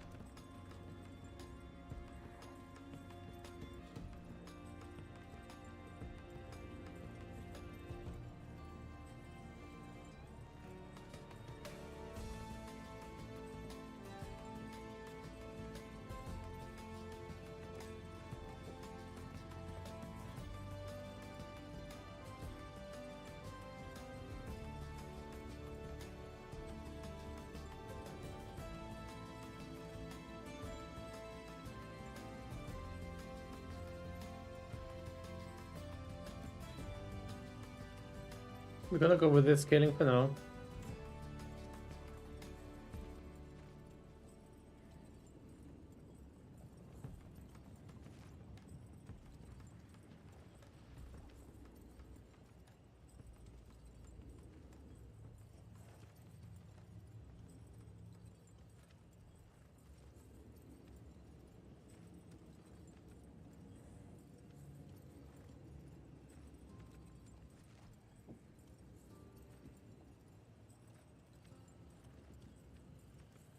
Okay, then we get to the bows. Bows are simple, right? Do string goes pew pew.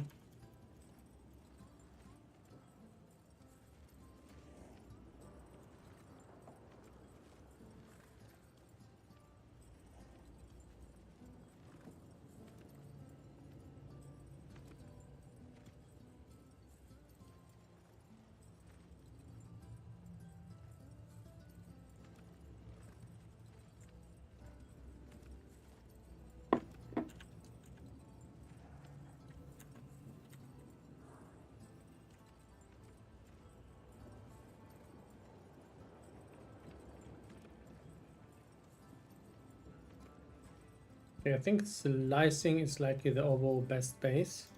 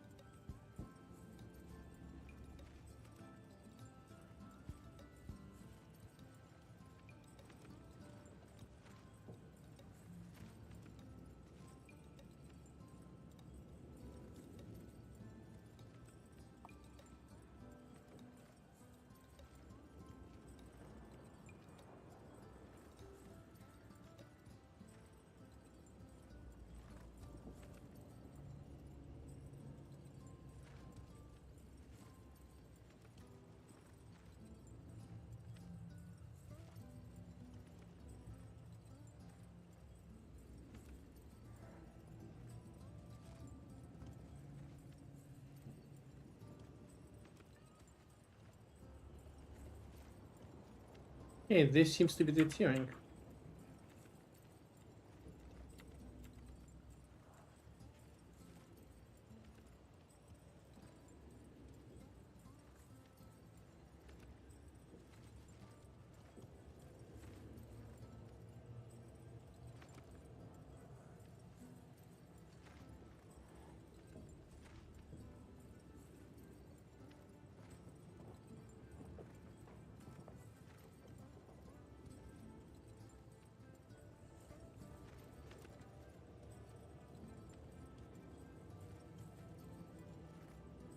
Alright, let us save that. Let's check if the file is still in order.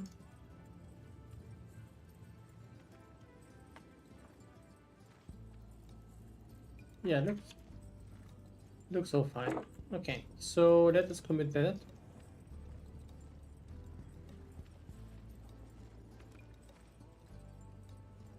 Hearing brains work.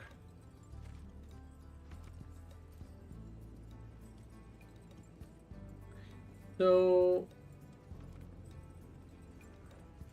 we've been reviewing the comments really quick. We need to go through that just to see if there's anything important. Finding advanced bases and low is definitely subtype and what you to appreciate. Yeah, it's fine, it's done. Group the bows, not something I wanna do right now. Gold icons in the minimap. But only with the icons with substantial gold stack. Okay. I'm not answering that, but I am modifying the filter.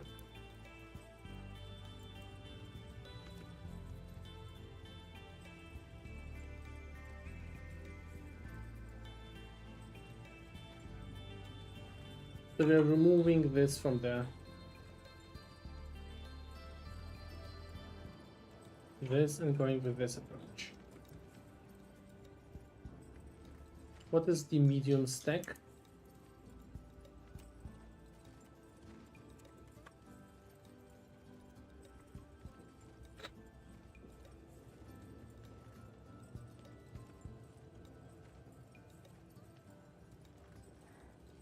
Okay.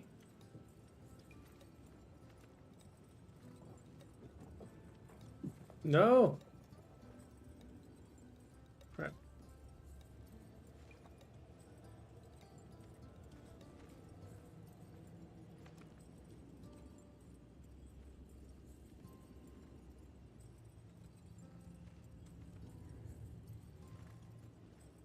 Okay, you're somewhere there, right? What's the target for Sapphire Ring? Chance increase could add 20% visibility. Okay. Expert Gothic Quarter has a higher base, but non quarters they have crit monks might want to see the magic one for IDing. Okay. Remove backpackers. What's going on there? Okay.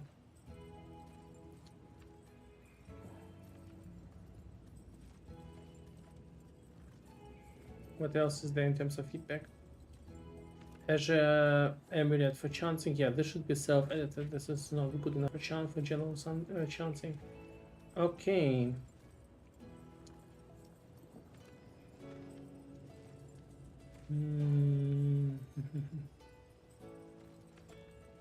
I think all scepter bases should show. The reason being this is the item level where it gets possible to get +5 minions, which is a must for have summoners regardless of base steps since they're 2+2 skeleton warriors. And our mana are very little used for mapping. Constantly map with some currency in order to immediately roll any scepter, and the big problem is there that while I see their point, the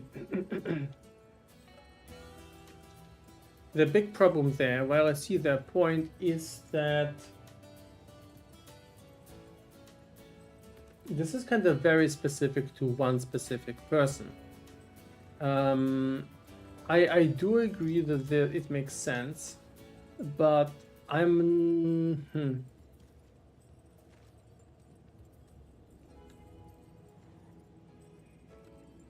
not sure this is sufficient to create a general rule.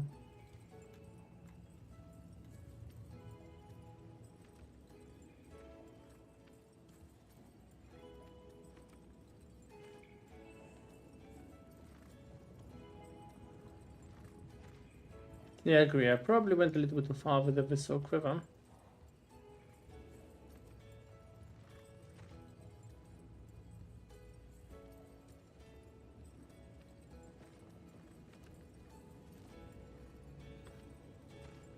But I agree, level 81 Scepters is something I need to think about.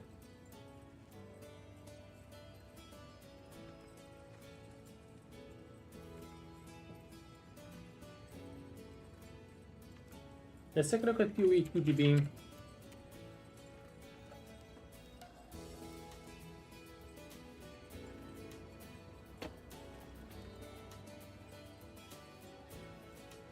Okay, so level 82 is actually a valuable level. But you might still want to see level 81, correct? Oh, this makes it all very shitty. But the best level is 82.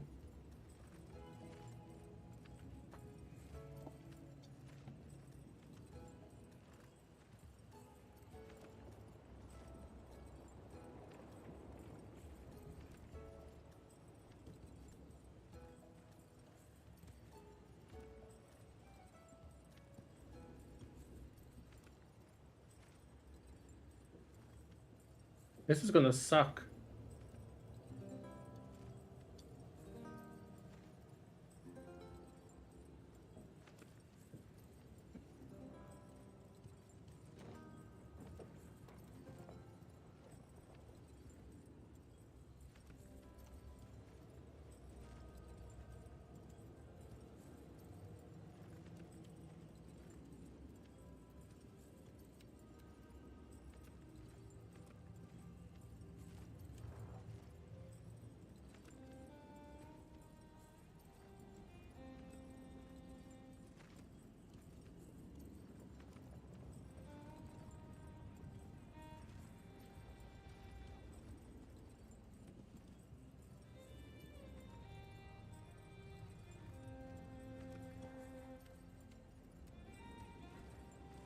Yes, yeah.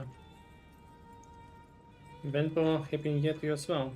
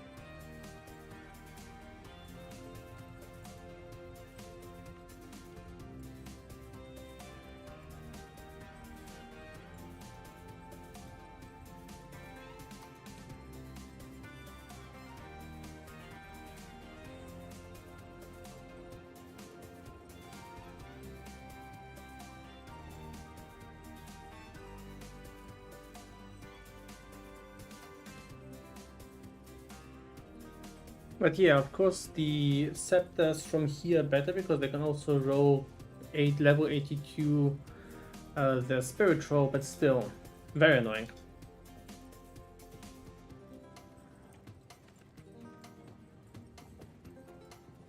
But this can be an optional mode. I don't think this will be something that we'll do for everyone. Let's continue with the comments. That's been a very valuable piece of feedback there.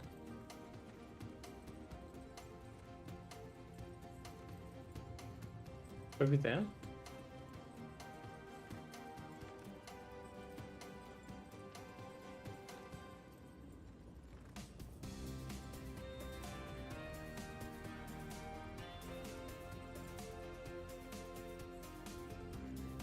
Let me add an optional module for people to enable on filter plate,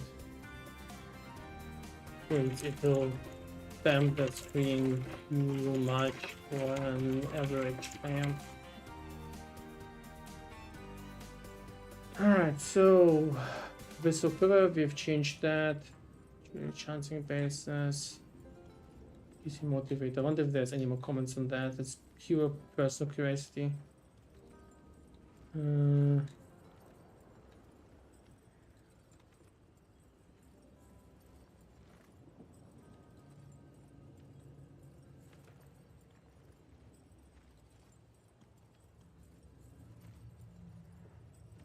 this discussion. This discussion.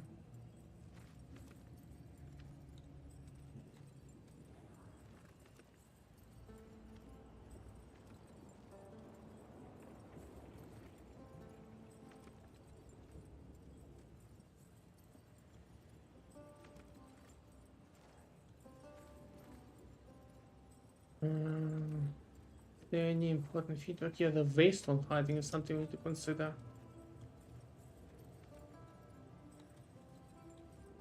Not looking into command explanations right now. Don't get via armor scraps and basement other quality items and showing good. Okay, this is a mistake in my current in the light version. The light version, it does show. It does show. They're not hidden. Let me confirm that.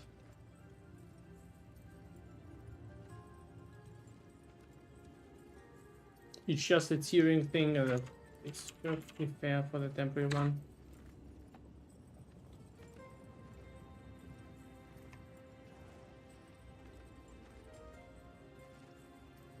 Okay, it does show, it just removes the map icon. This is fair.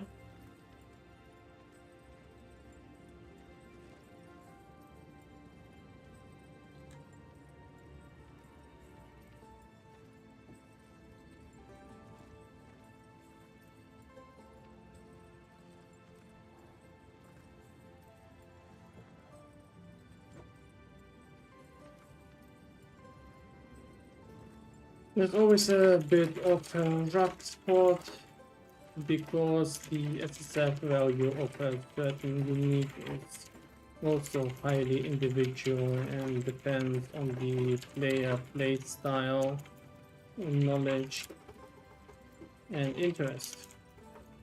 However, while I'm not certain about unique tiering, this time around I'm planning something special for SSF. This is true. Haven't quite announced it yet, but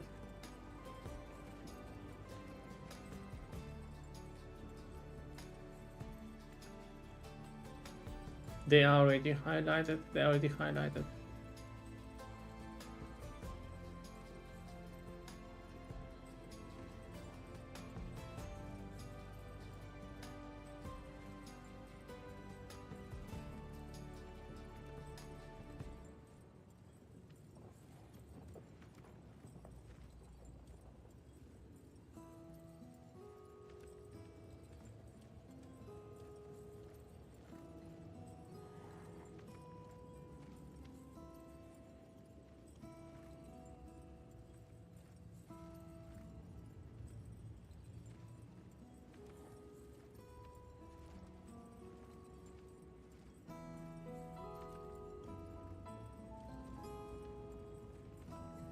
I don't think there's anything useful there anymore. I'll reply to some of these later and tomorrow, just going through that, but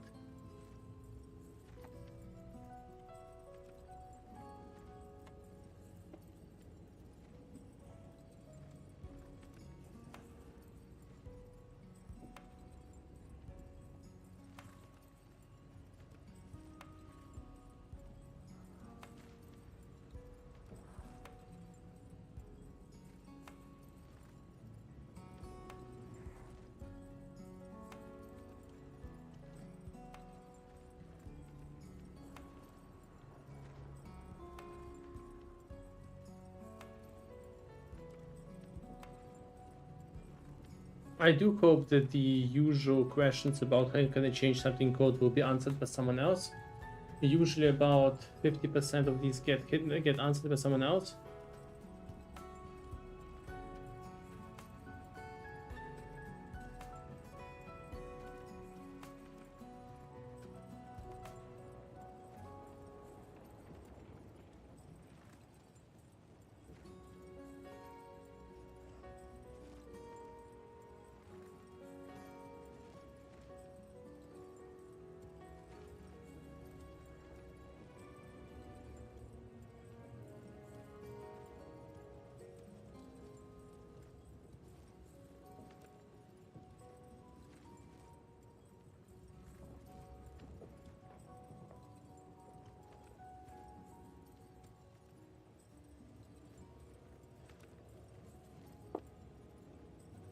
If it would be the subscription filters, it would be likely just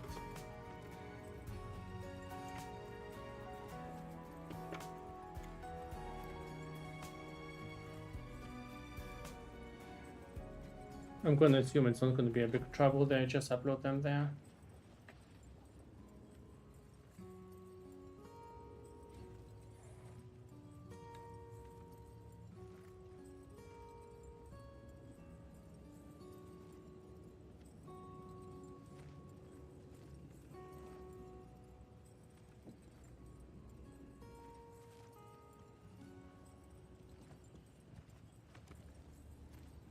These are great. You use them when you game and then it gets second, the loot gets stolen. Well, I don't blame people. I don't blame them. There's a lot of hacks going around. Okay, we got this done. Let's proceed with the actual appearance editing. We need to think a little bit about the way the staplets appear. And we need 5 tiers.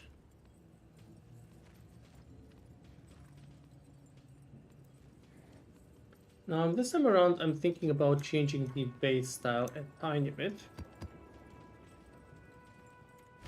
So what do we focus on?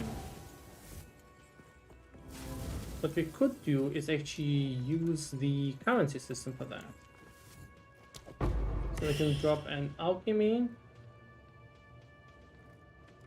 an artificer orb, of chant, jump cut. I'm not sure if that was one of the lower ones. Yeah, exalted orb, of course. Then the I'm not sure if annulment is there. No, I think annulment isn't there. What is in the higher tier there? Do we have anything actually with us that is in the higher tier?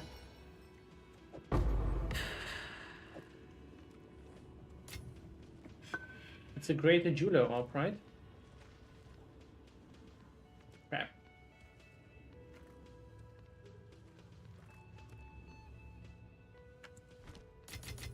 How useful.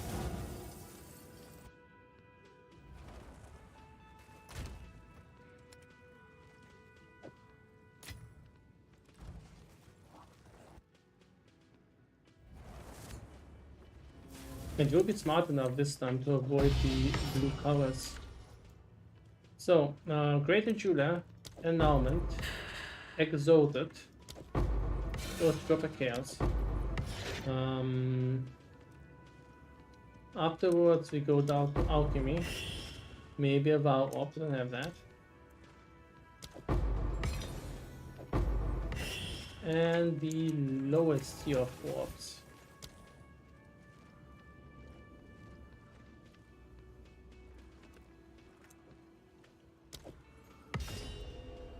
Yeah, Whetstone, Etcher.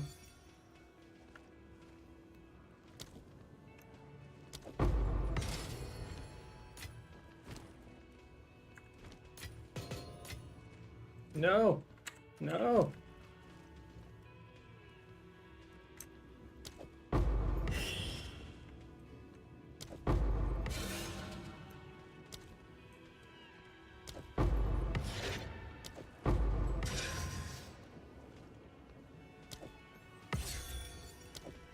Okay, this is a representable pile.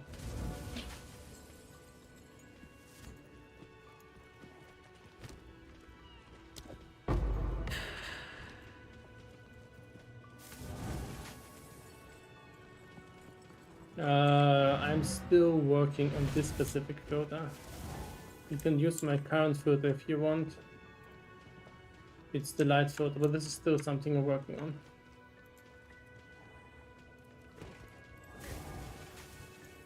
Alright.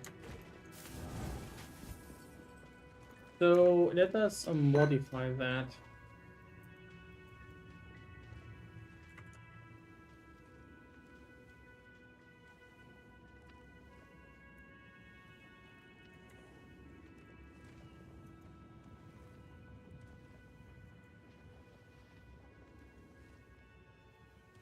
So instead of doing that, we're going to use the fragment tiering here.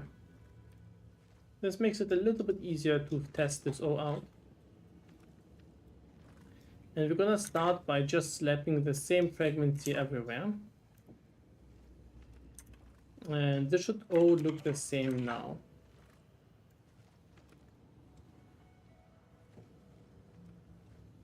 Let's compile the exit generator.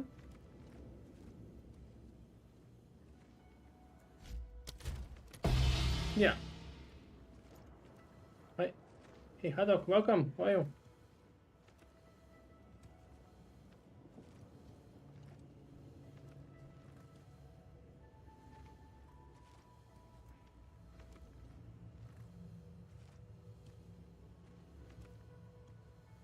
So let us start changing from here.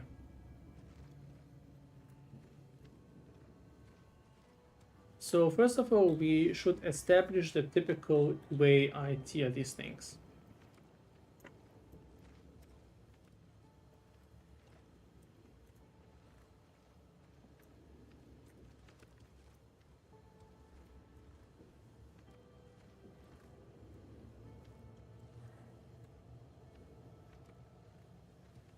It needs to be identical to the yellow, white, white,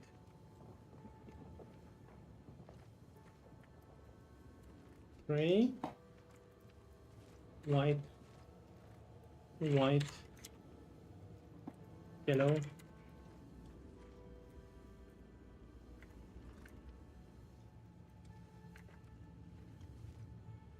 actually let's split that to the right. Needs to be very much the same way. Could probably copy paste that and edit from there. Red, yellow, white, white, gray. Okay, then we get to red, yellow, yellow, white, gray. And the sizes need to be adjusted as well. 0, 1, 1, 2, and no size. Let's go onto temporary mode.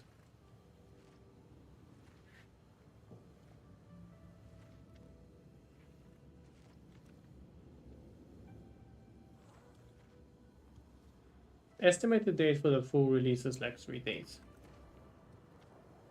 Okay, so we can use the same tiering of the sizes. So 3, 3, 2, 2, 1. So there's 5 tiers. All of these then go against the black background.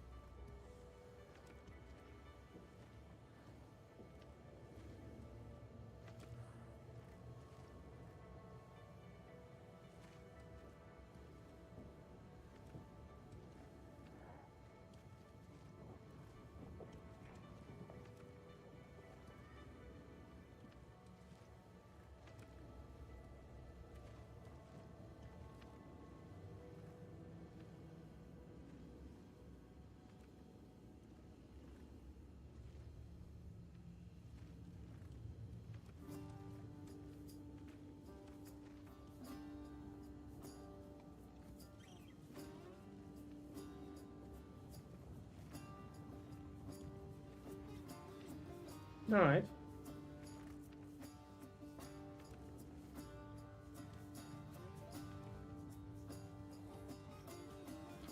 Does this work?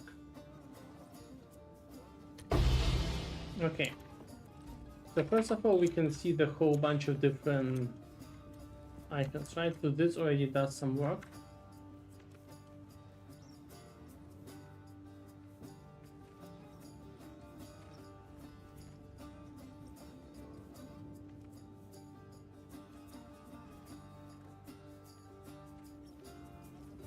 In terms of font size, it's still something I need to review. This is how I want it to work. That's not so important right now. But it's important that we start thinking about how the color progression should work, because everything else is already adjusted. We only need to figure out a color progression that is satisfactory.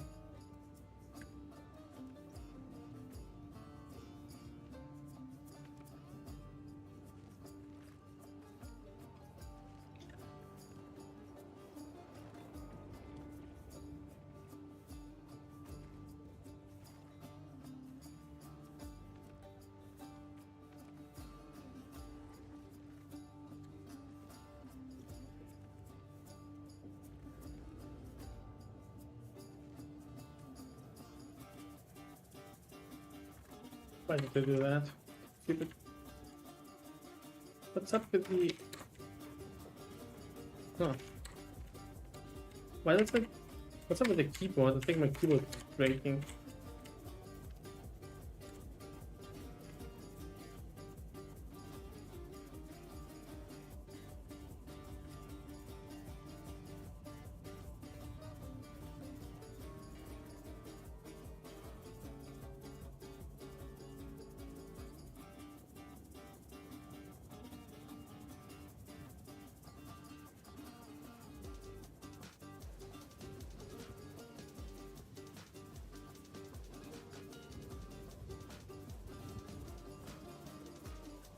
Okay, so let's just compile it, confirm that everything is working.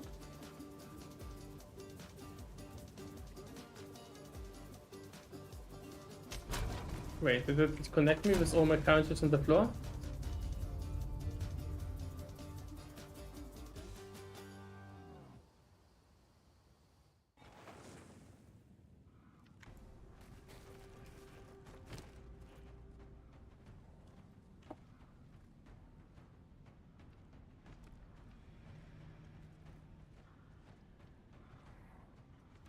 Thanks for wiping like a divine of currency GGG.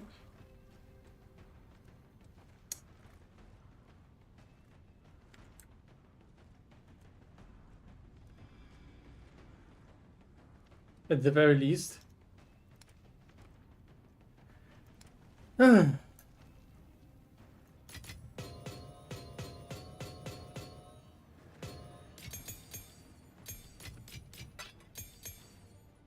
I have no more Greater Julia ops for testing. I have to buy a new one, it's okay.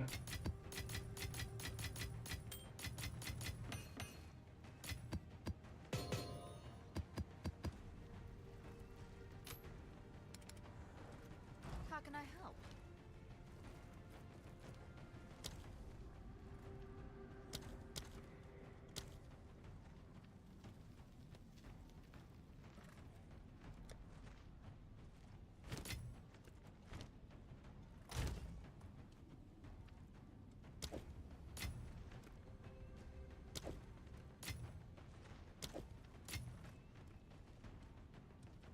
Thank you, thank you, very much welcome.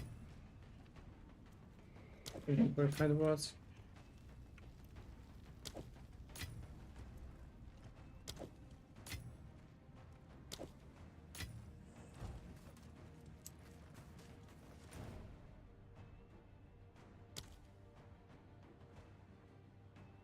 I think the Trial of Chaos is in general a better place, right? There's the stash here and I can drop items. Could be using this spot anyway.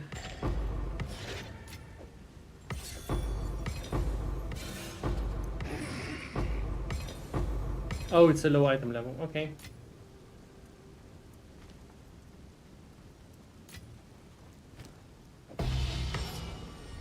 Sorry, I read that one, item level.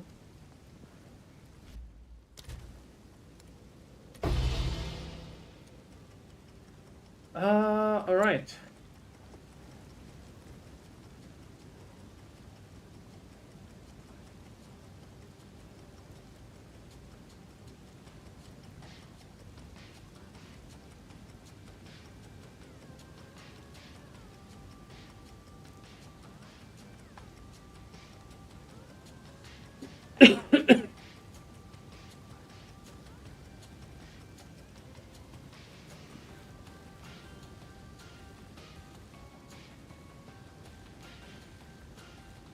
Well, how do you proceed from here?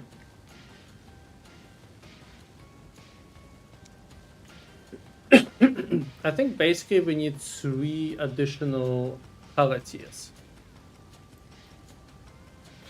And I have no idea how to design them from head, but let's just start experimenting with just some random colors and then we see how it goes.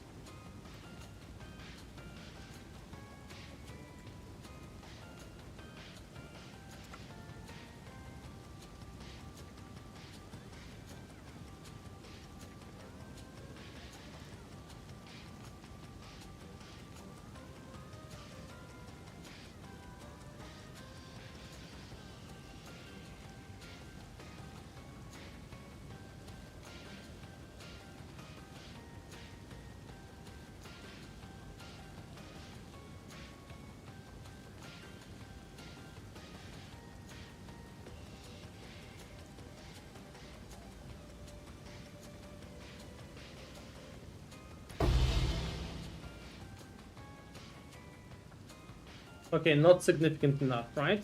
So the differences are visible, but it's definitely not on the same level that you want. This might, however, mean that we need to escalate something else.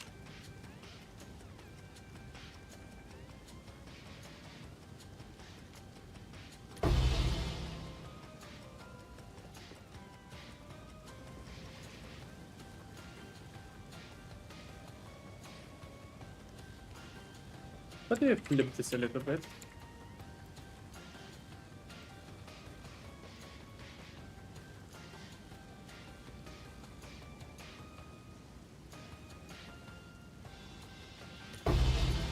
Oh no. People will hate it.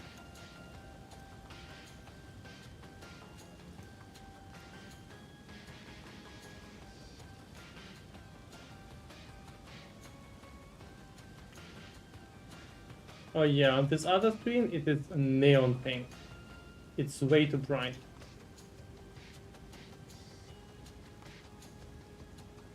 Is this 8-bit RGB? Yep.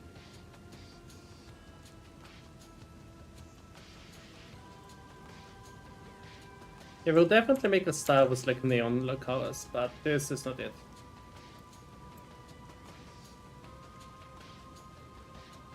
Isn't the forbidden color? Yes, absolutely is.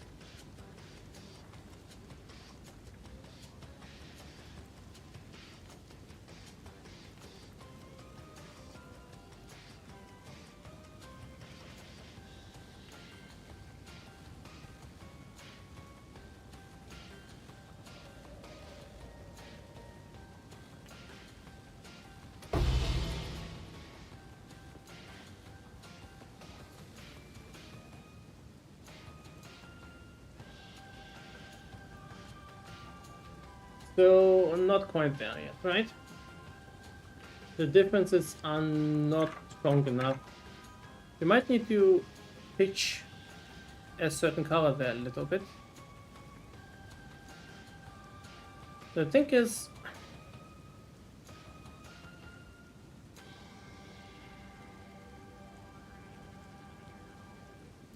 what if we try decreasing this color? What if we try to make it more pure blue?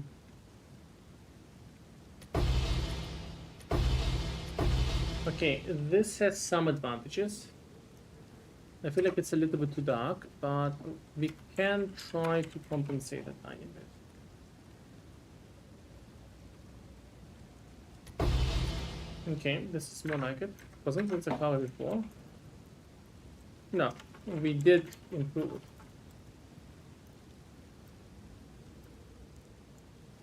You want the currency to be purple spectre? No. I want the currency to be the yellow one. It's just I don't have all of the fragments right now that I need, and it's a little bit easier to test with that. So I'm just replacing the text and the currency with the fragment ones for a while.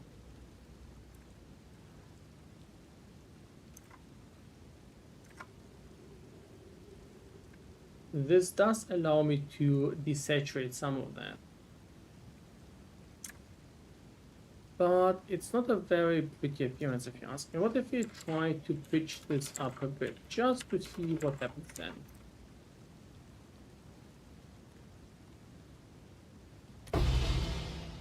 Okay, this is actually fairly satisfying if you ask me.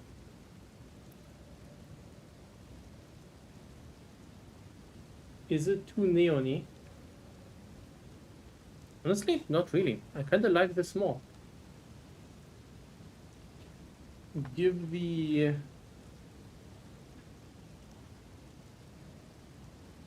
This has some big advantages, honestly.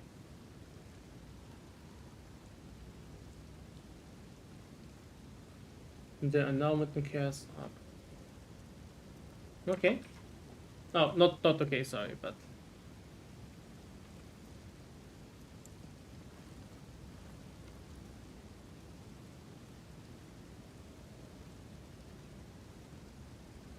So the alchemy color for me looks actually like the most powerful color here. Let's try scaling it down from there. Let's see if we can maybe start with that.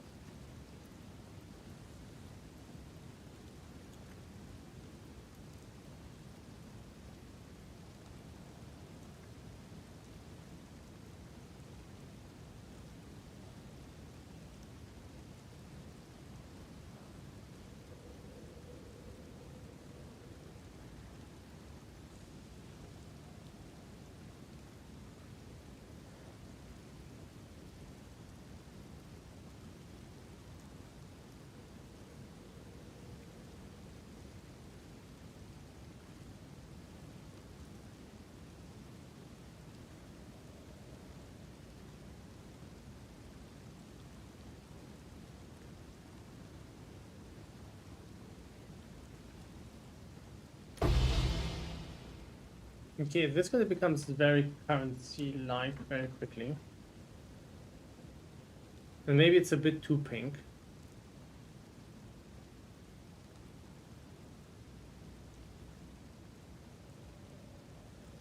But there's actually nothing speaking about the highest here being allowed to be purple again. So we could shift it though a little bit. So we can go with this, so we can offset it by 1. Which ones look good here? So I think the Val and the Exalted Orb are actually alright. Maybe we can just shift it off by 1.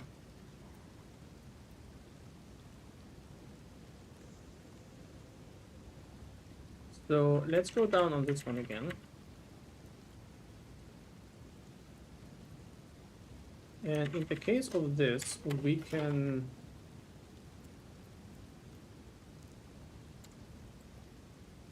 go with this super powerful color there. We can add a little bit of another pitch.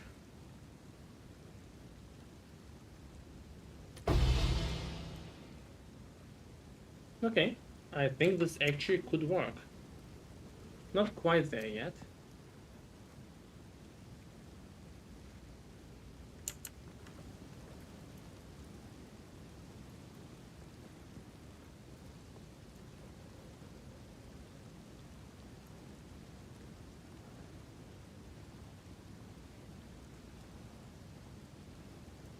Not quite there yet.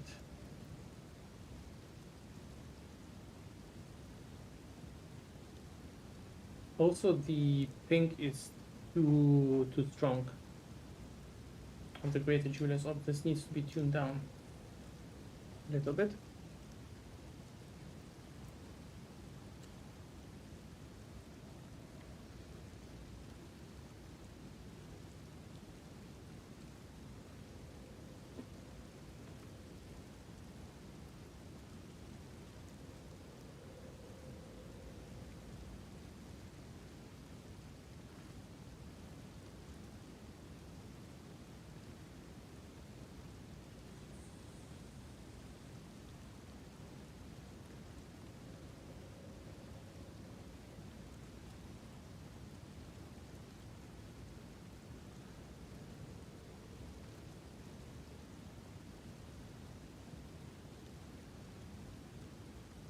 Abyssar is a favorite PoE one. It's an unusual choice.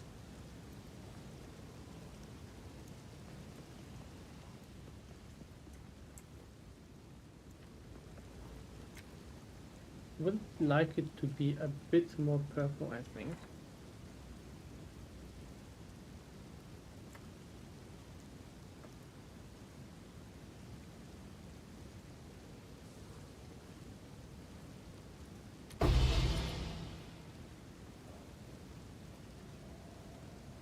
That's a little bit better. So I would say I'm pleased with the greater orbs and their annulment.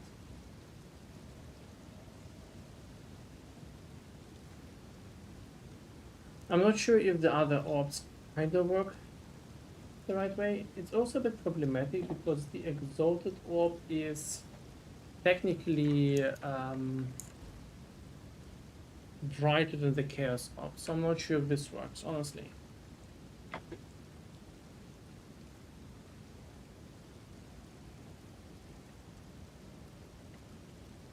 What if we shift all of these to be 180 in terms of frag?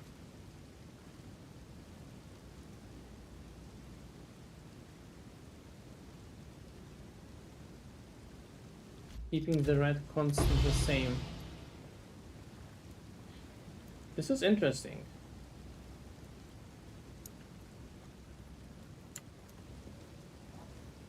Now we can clearly see that the Chaos Orb has a stronger highlight than the Exalted Orb, right? There's no question about that. But it's a little bit The Var and Arcanist Orb distance is a little bit too low. And Exalted Orb doesn't quite pop. So maybe we need to increase it a tiny bit. We can give these two a bit of an edge. Just a tiny bit. And start decreasing the red values just a tiny bit. And we can also go with a higher value there. Decrease the decline here in order to keep it a little bit more neutral.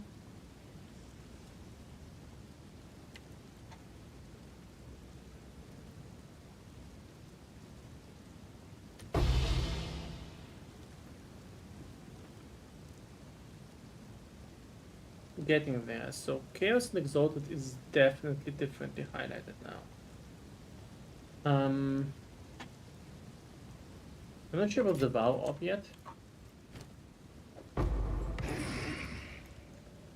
Vow and Alchemy is also less highlighted. So I think my problems, I think the first 3 tiers, the first 4 tiers are okay. Afterwards it gets a bit wishy-washy.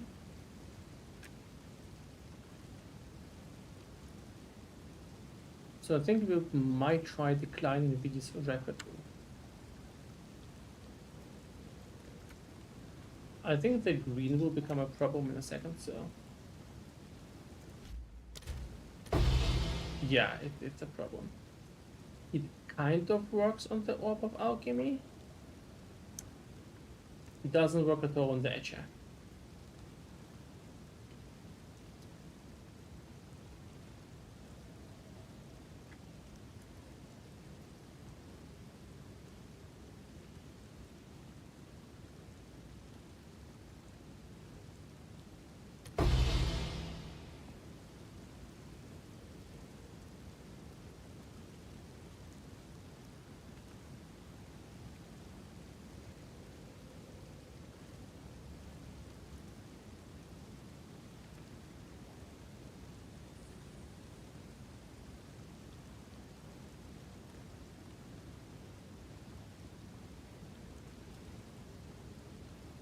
August and Norman, thank you so much. Much appreciated.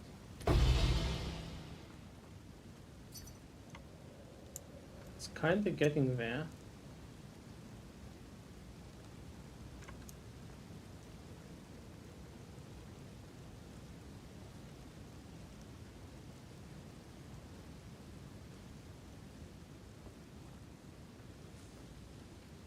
Do you think the loads here should be kind of close to gray? No, not exactly what I want. Gonna skip the trade, forgive me, I don't really feel like rearranging this pile.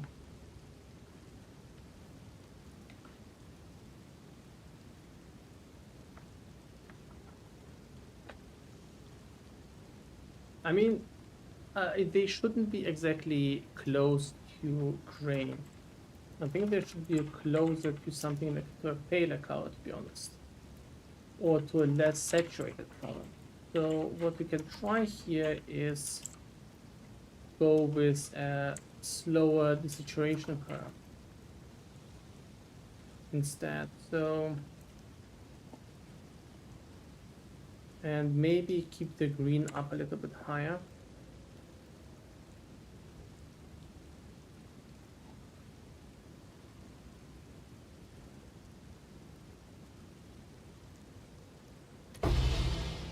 Oh, that is better.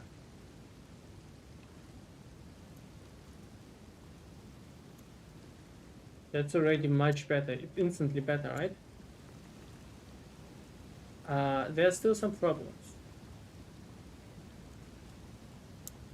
So the distance between chaos and exalted is too low. The distance between exalted and arcane is too low. But it's kind of going in the right direction, I think.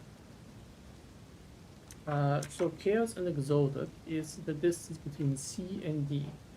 But let's confirm the distances. So annulment, chaos, and exalted. This is A, this is B. So B and C first. We can do it in two ways. First of all, we can increase the distance here. We're gonna slightly pitch this one up.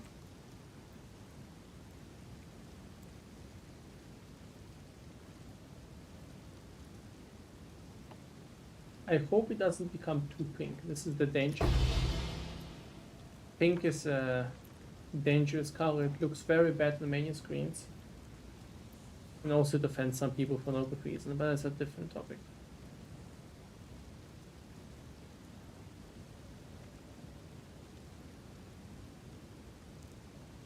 It's not too pink, but it's not great either.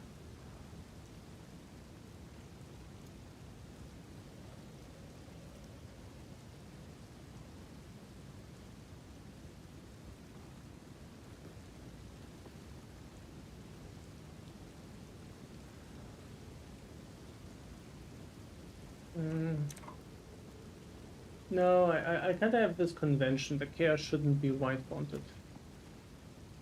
Besides, if the white chaos would be white fonted, it would look exactly like the Great Jeweler Orb. It's the same background.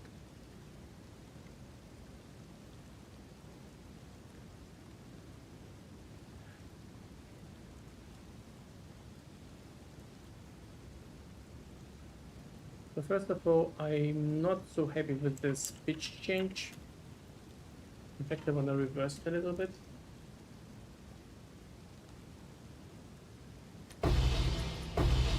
Yeah, the differences are very small. It's very hard to perceive a change, but I think it is still good. Okay, I'm actually happy with the annulment thing. I might give everything a little bit more blue. Especially this one, maybe. This tier, I think giving this tier more blue will definitely push it up. Not enough. How about more? Here, my good tier. Eat more blue.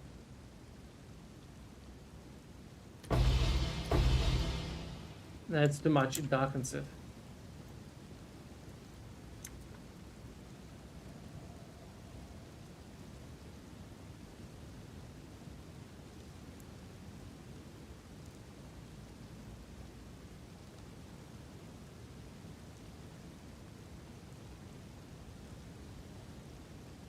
This is meant to be neither. This is meant to be the base style, but it's just for fragments. I just don't have. I just need to make a fragment tier list. I'm just testing it with currency.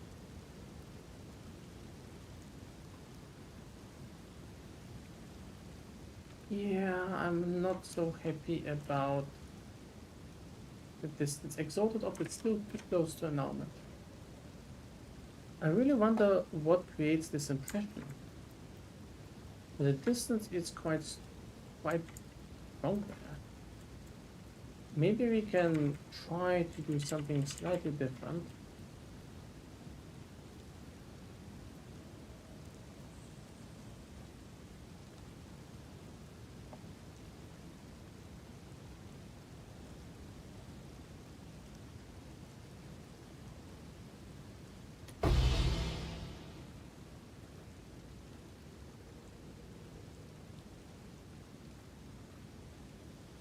Actually,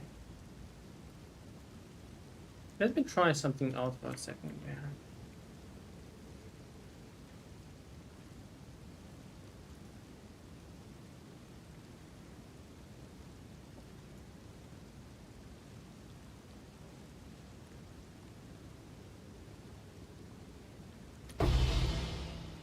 Oops, no.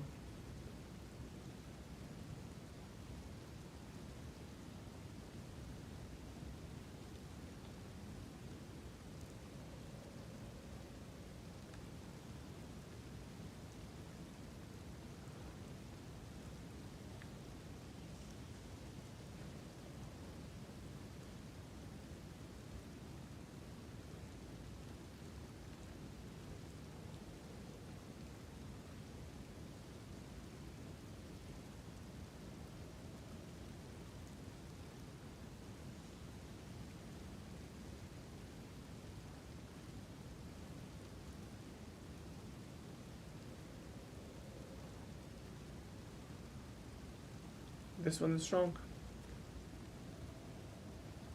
I need a short break. I'll be right back soon.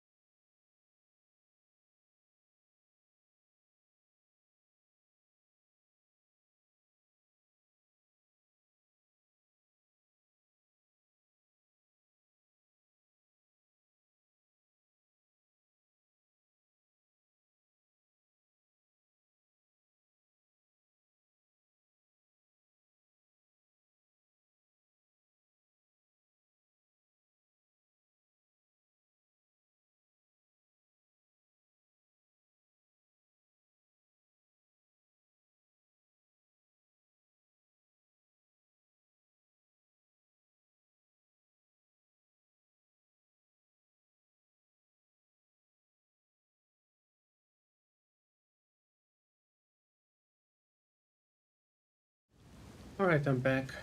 One solution to our problem would be to simply use different visualization styles. For instance, to use the same color with like watercolor options. The issue with that is that it would make everything a little bit inconsistent, so I would like to avoid this approach if possible. Right.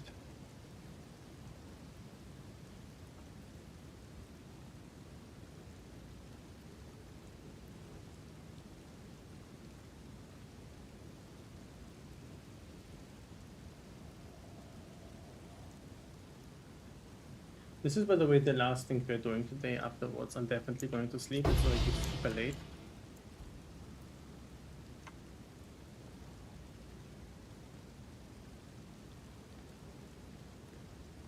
What do you mean planning to make more drug runs? More what?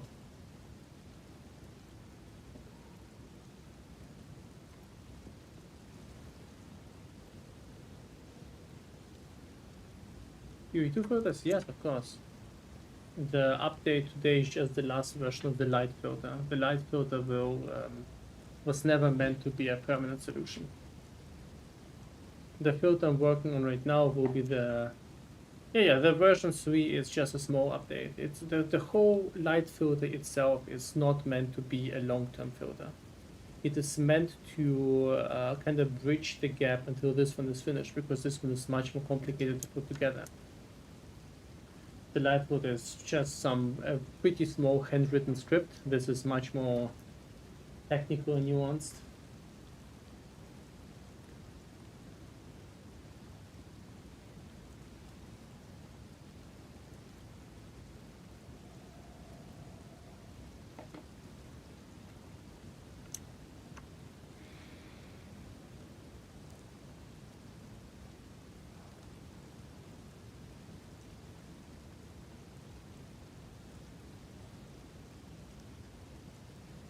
It's constantly disheartening to see how much less sometimes the one color impacts the whole color scheme compared to others.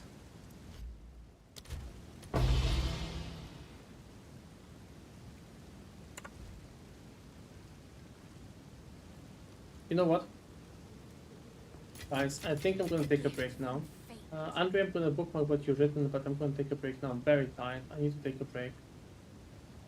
Falling asleep there. Divines look the same as in the current version, so this whole white background, red border, red text will stay the same.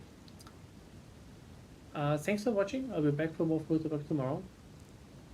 Yeah, have a wonderful night. Sorry for not finishing the whole thing, but I'm pretty tired. See you tomorrow. Bye. Oh, a glorious spectacle. Memory foam. Thank you so much. Super kind of you. Thank you for the support. See you next